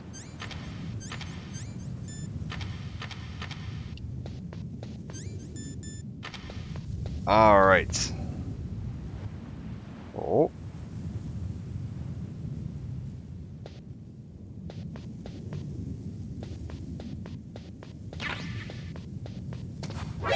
Uh-oh.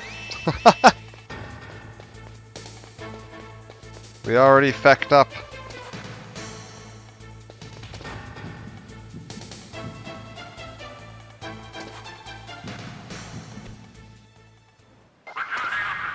Ah, perfect. Alright, that was easy.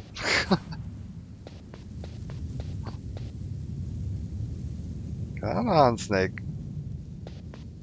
Let's get over here. A surveillance camera? Yes, Snake. They're fairly common in the world.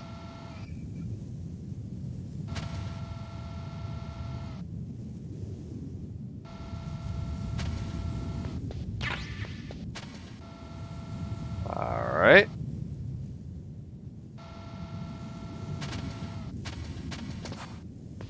So now, again, just to point some similarities here out, we've swum in, we've entered into an outdoor area with a bunch of fences and some guards patrolling. Unfortunately, because of that alert, I woke up that guard. He's normally asleep. That's actually going to make this a little bit trickier, but not too bad. Also, man, check out those highly enhanced sense of sight and hearing, eh? Yeah, they are just crack. Oh. Oh.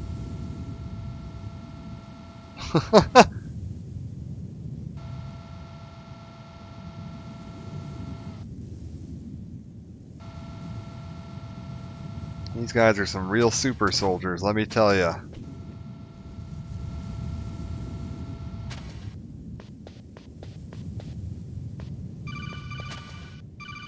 Alright, we've made it into the building. Crawl through the vent.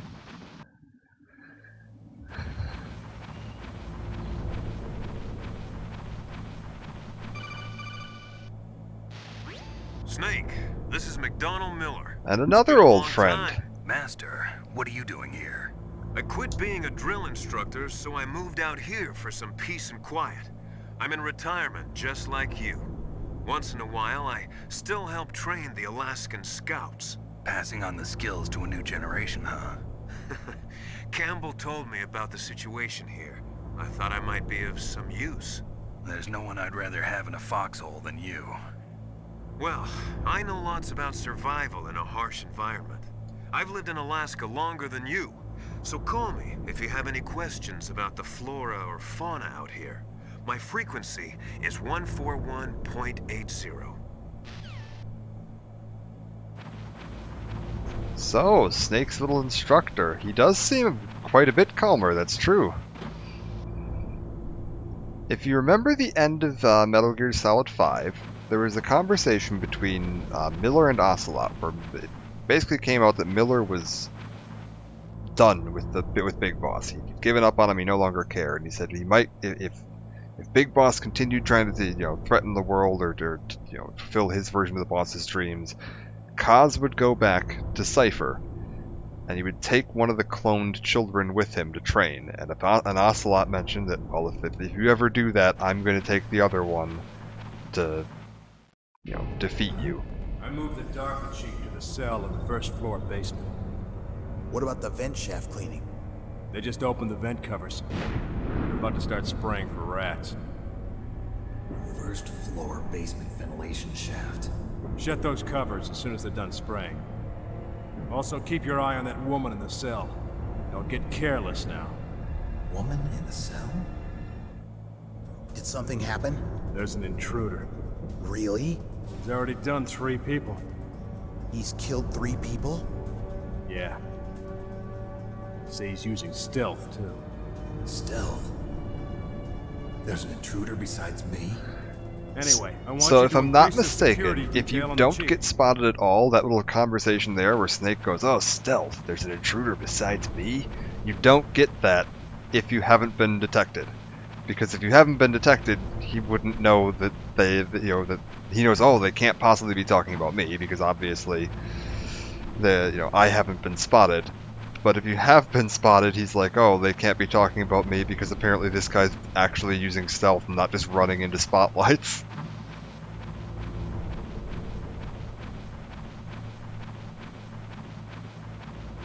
Alright, and we'll head on over. One sec, I want to get this ration. Calm down. Oh, I'm full up. Neat.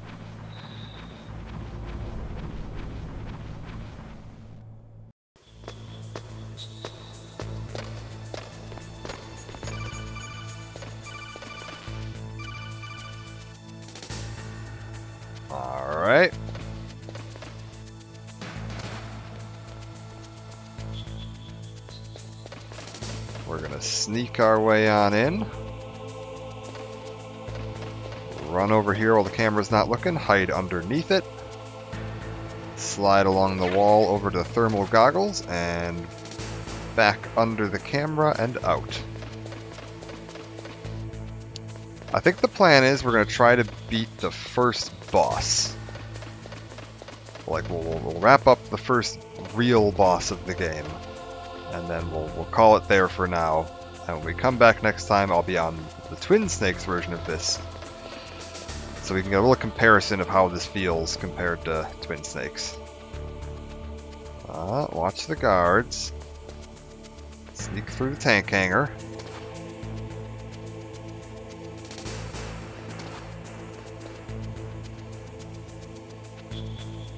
Because they recycled quite a bit of the ideas from Metal Gear Solid, or Metal Gear 2, into this. The layout and the design of this is extremely similar to Metal Gear 2.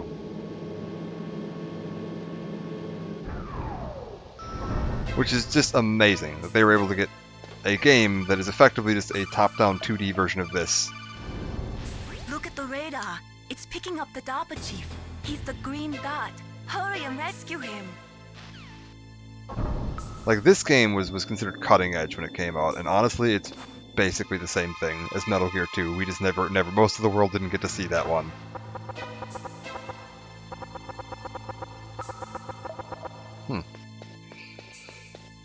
Alright, we'll sneak on in here.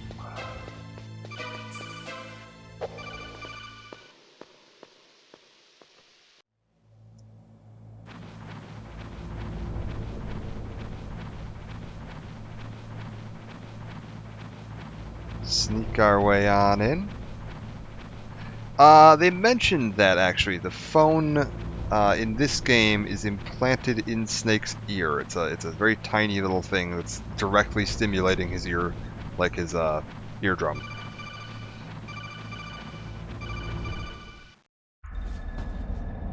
So no one else can hear that except him.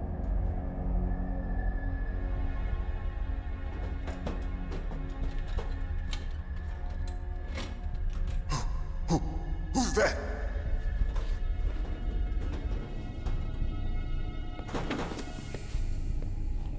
I'm here to save you. You're the DARPA chief, Donald Anderson, right? We're going to skip some of this for now, because we're not doing all the story right now. So we're just going to go ahead and cut ahead a little bit.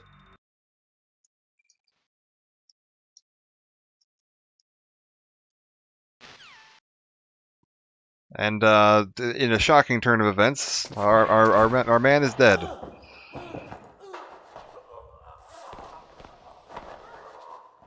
It sounds like something exciting is happening out in the hallway.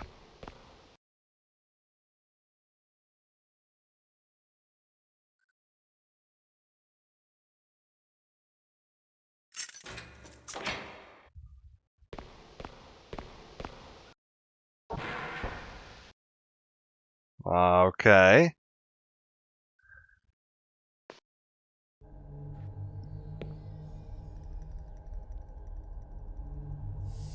Don't move.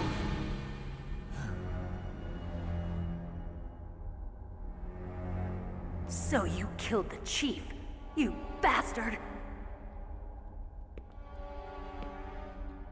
Liquid? No, you're not. Don't move!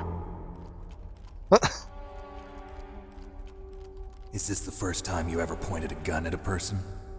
Your hands are shaking. Can you shoot me, rookie? Careful, I'm no rookie. Liar. That nervous glance, that scared look in your eyes. They're rookie's eyes if I ever saw them. You've never shot a person, am I right? You talk too much. You haven't even taken the safety off, rookie. I told you I'm no rookie! You're not one of them, are you? Open that door. You've got a card, don't you? Why? So we can get the hell out of here. Looks like we'll be a little delayed. What are you doing? Don't think. Shoot!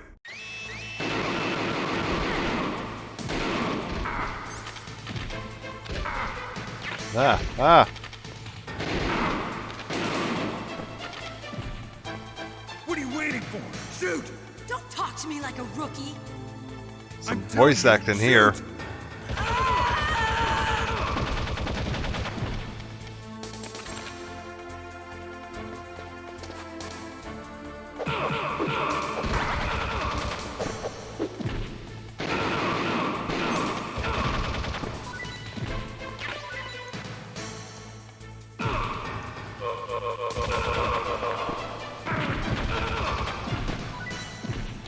Come on.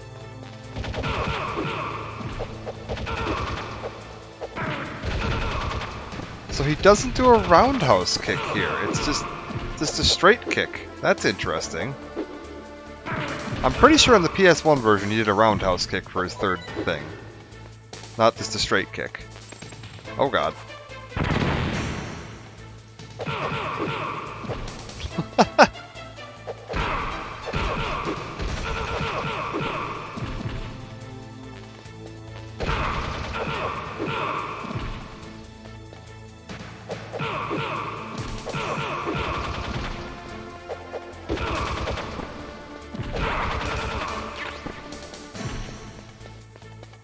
My new friend's doing alright. Then she's definitely not a rookie. Thanks for the help. Wait! Look at them polygons. You fool! You've killed him! I'm sorry, sir. His mental shielding was very strong. I could not dive into his mind. And another old friend. We'll never get that detonation code. Boss, I have a good idea.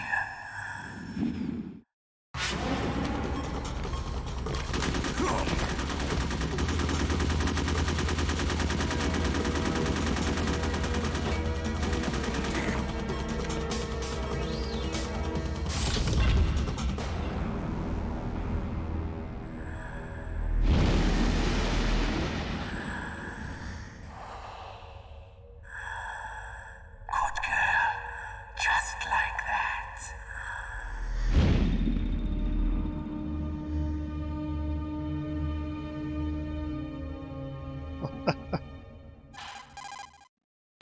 Naomi, I just had some kind of Yes. hallucination. Is it from the nanomachines? No, Snake. The nanomachines are functioning It's properly. Eli and So our what was friend it? Psycho It must have been Mantis. psychometric interference coming from Psycho Mantis, Foxhound Psychic. Think of it as a mental feed.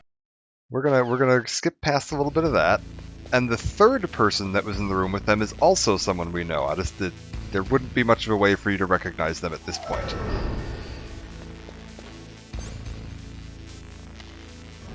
But yes, that was the gas mask kid from Metal Gear Solid 5, and the blonde guy in the robe is Eli. Or trench coat. It's not really a robe.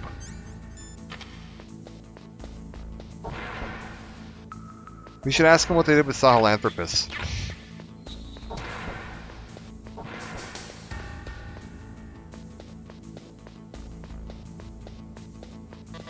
So I've got some C4. I want to see something, because in the Twin Snakes version, there are some secret rooms you can get into. I didn't know these were here. The entire time I played Metal Gear Solid 1 on the PS1, I don't think I ever knew about these rooms.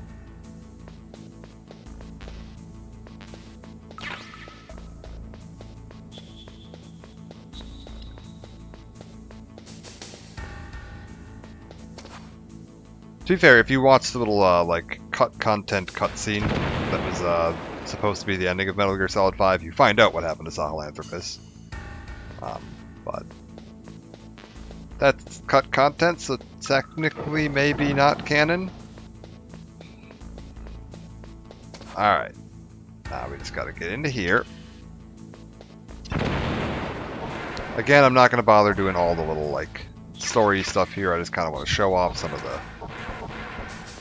gameplay so you can get a comparison of how the cutscenes in the gameplay look between this and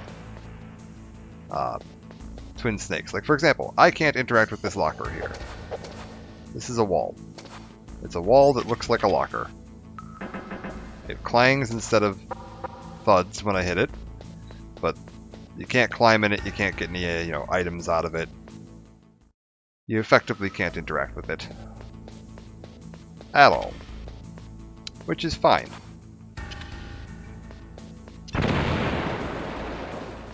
Okay.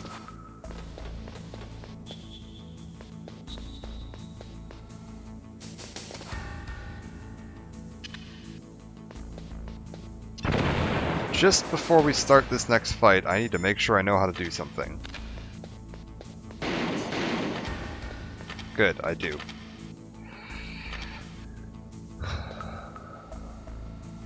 If you know how to run and shoot at the same time, this fight is hilariously easy. If you don't know how to do that, this fight is ridiculously hard. And the game doesn't tell you how to do that. That's something you have to figure out by messing around with the controls. I'm gonna let this cutscene play because I want to compare this one to the Twin Snakes version when we see it. Am I too late?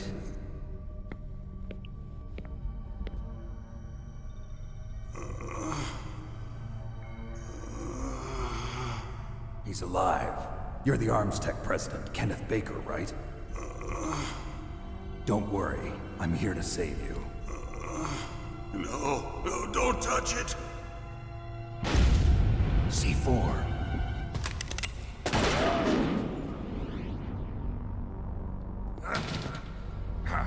Right.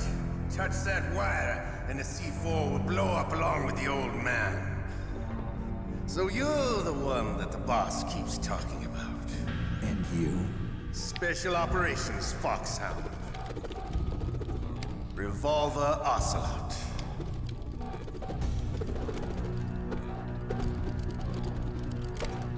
I've been waiting for you, Solid Snake. Now we'll see if the man can live up to the legend. This is the greatest handgun ever made.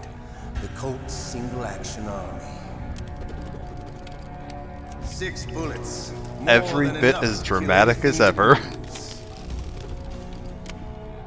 Now I'll show you why they call me Revolver. Also, same motion capture guy in this as it was in 3. Draw! Okay. Draw! Come on.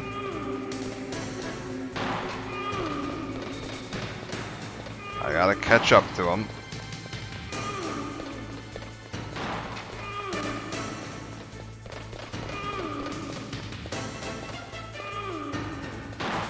Hiding won't help you. I understand the glitches. I make them go where I want.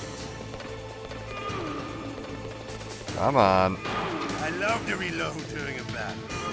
There's nothing like the feeling of standing along the side of a bullet into a well-reached tree. All right, alive again. Let's go.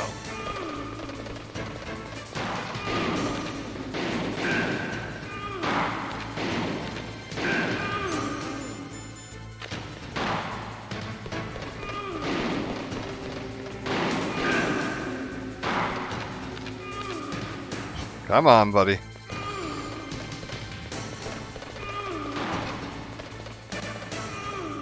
The first time I played this, Hurry up. The old man's not gonna last too long. Don't you want to settle this?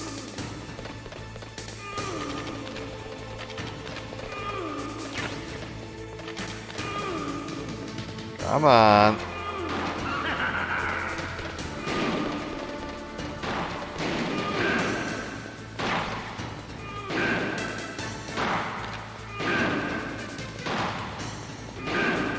I love the smell of corda.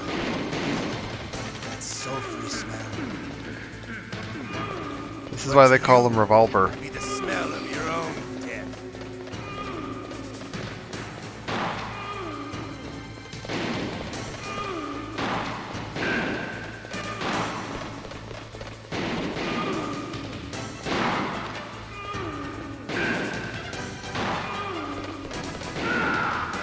Got him. All right. You're pretty good.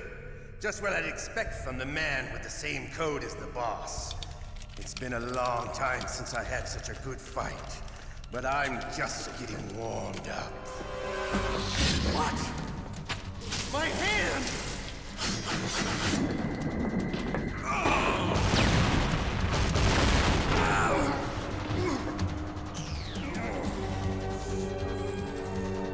Stealth camouflage.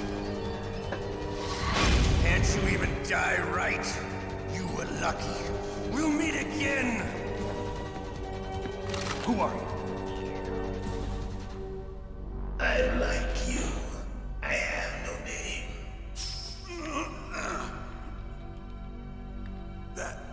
That exoskeleton.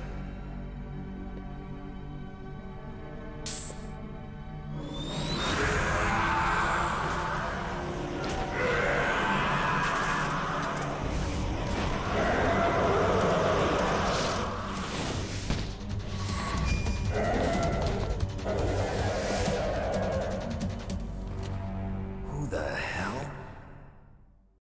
Can you talk? The amount of Alright, we're gonna skip through some of this here. Colonel!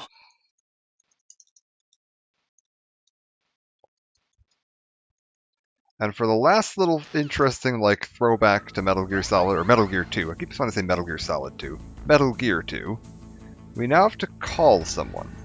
And this is a bit of a, anti-piracy measure. Because in the original, what they tell you is you have to look for their number on the back of the CD case. And in the original game on the PlayStation 1, you would flip your actual physical crystal case over, and on the screenshots on the back of the case, there was a screenshot of the radio transmission that you needed to call dialed in, and that was how they prevented you from pirating the game. Because if you didn't have the physical packaging material, you didn't know the number to call, and there are 200 options, so you'd have to scroll through one at a time to find it. I've just had to like memorize it. Oh, is it not? Oh, did I get it wrong? That'd be funny. Is it 141.15? Or do I have to leave this room? Maybe I have to leave this room. Yeah. Everybody quiet.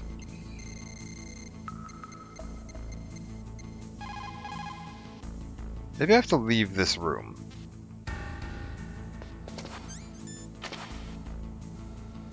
Wait a minute. Oh, they have to go all the way around. Good lord. That's clunky. Oh, because I'm being jammed down here, that's right. And you can't do local communication when you're jammed. Alright, hold up. We'll go back up.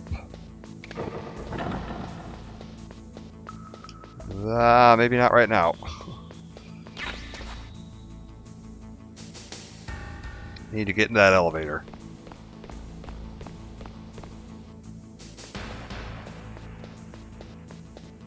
So we'll just sneak around, press the button twice because for whatever reason that summons the elevator faster, and head up to basement 1.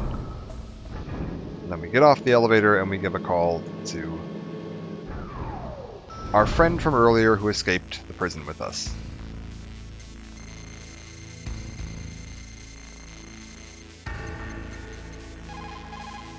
Who are you? I was really impressed with the way you busted yourself out of there. The one from the prison? You're the Colonel's niece, Meryl, right? No, it's not him. Just exactly who are you? I'm the fool that your uncle sent all alone into the middle of this whole mess. You came by yourself? You think you're some kind of one-man army? I don't need lectures. You're just like your uncle, you know? How do you know my uncle? We go way back. What's your name? My name's not important. Aha. Could you be Snake? Are you Solid Snake? That's what some people call me. The legendary Solid Snake? You?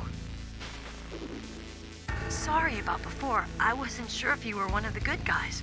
But I knew you were. How? It's your eyes. My eyes? They're not soldiers' eyes. And they're rookies' eyes, right? No, they're beautiful, compassionate eyes. How All right. would I do? But before we finish with Snake flirting with everything that moves, I think that's about as far as we're going to go in this version, the sort of original version of the game. Technically, this isn't the original version. This is Metal Gear Integral, which is the enhanced version that was released only in Japan and then later ported to PC and had an extremely limited international release. Oh my lord, they just never stop talking. This is the start of Kojima, you know, letting his mouth run a little bit. And also, you know, this is running at a higher resolution than it would have been originally running at, and a variety of other fun things. Yes.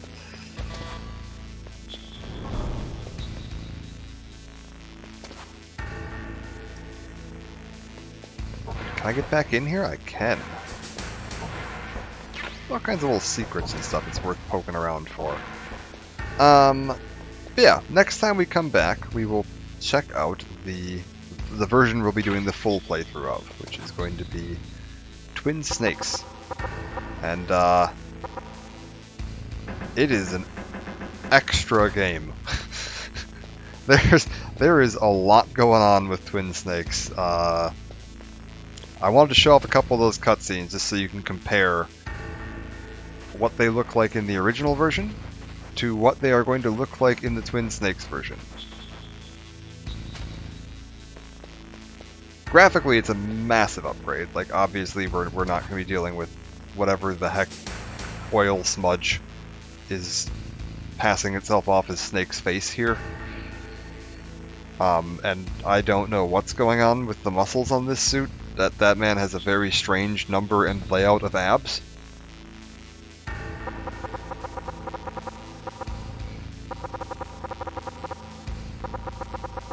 But we'll be back next time, continuing the Metal Gear series with the remake of the game that got most people into the franchise. I would say Metal Gear Solid 1, like this, is the game that got the most people interested in the franchise of any game in the series. The PlayStation 1 version of this was absolutely landmark. So yeah, cut it off here for now.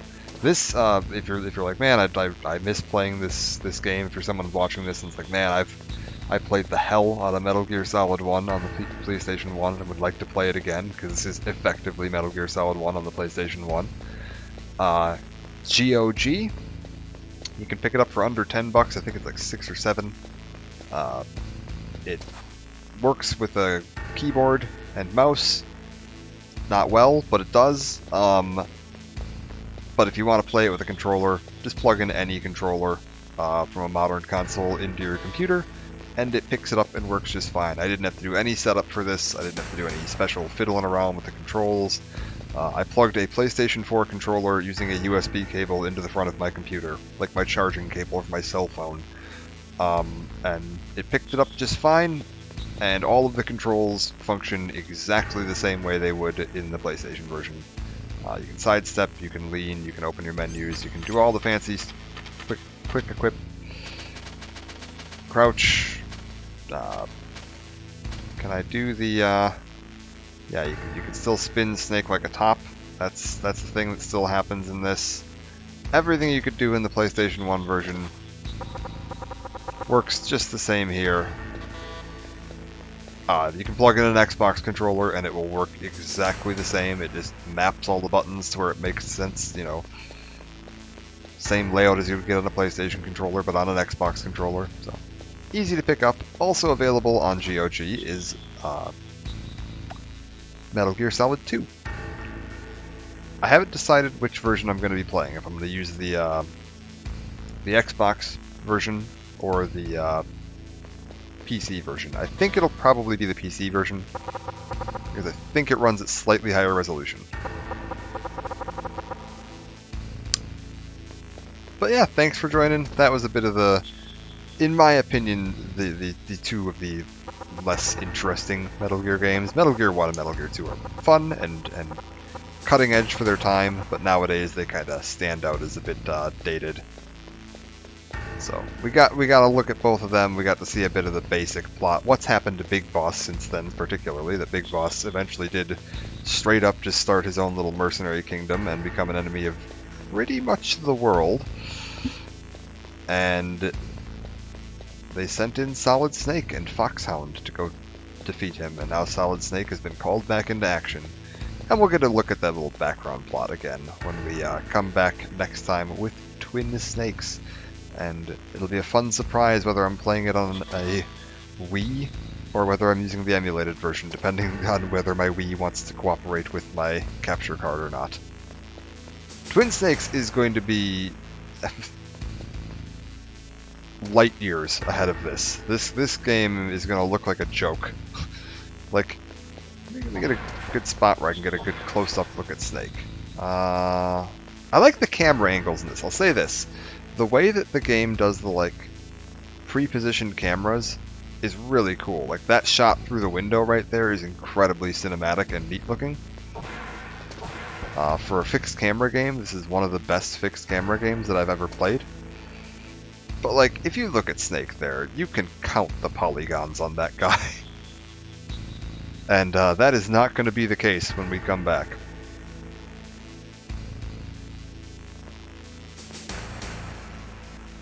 So yep, thank you for joining, and I will see you next time.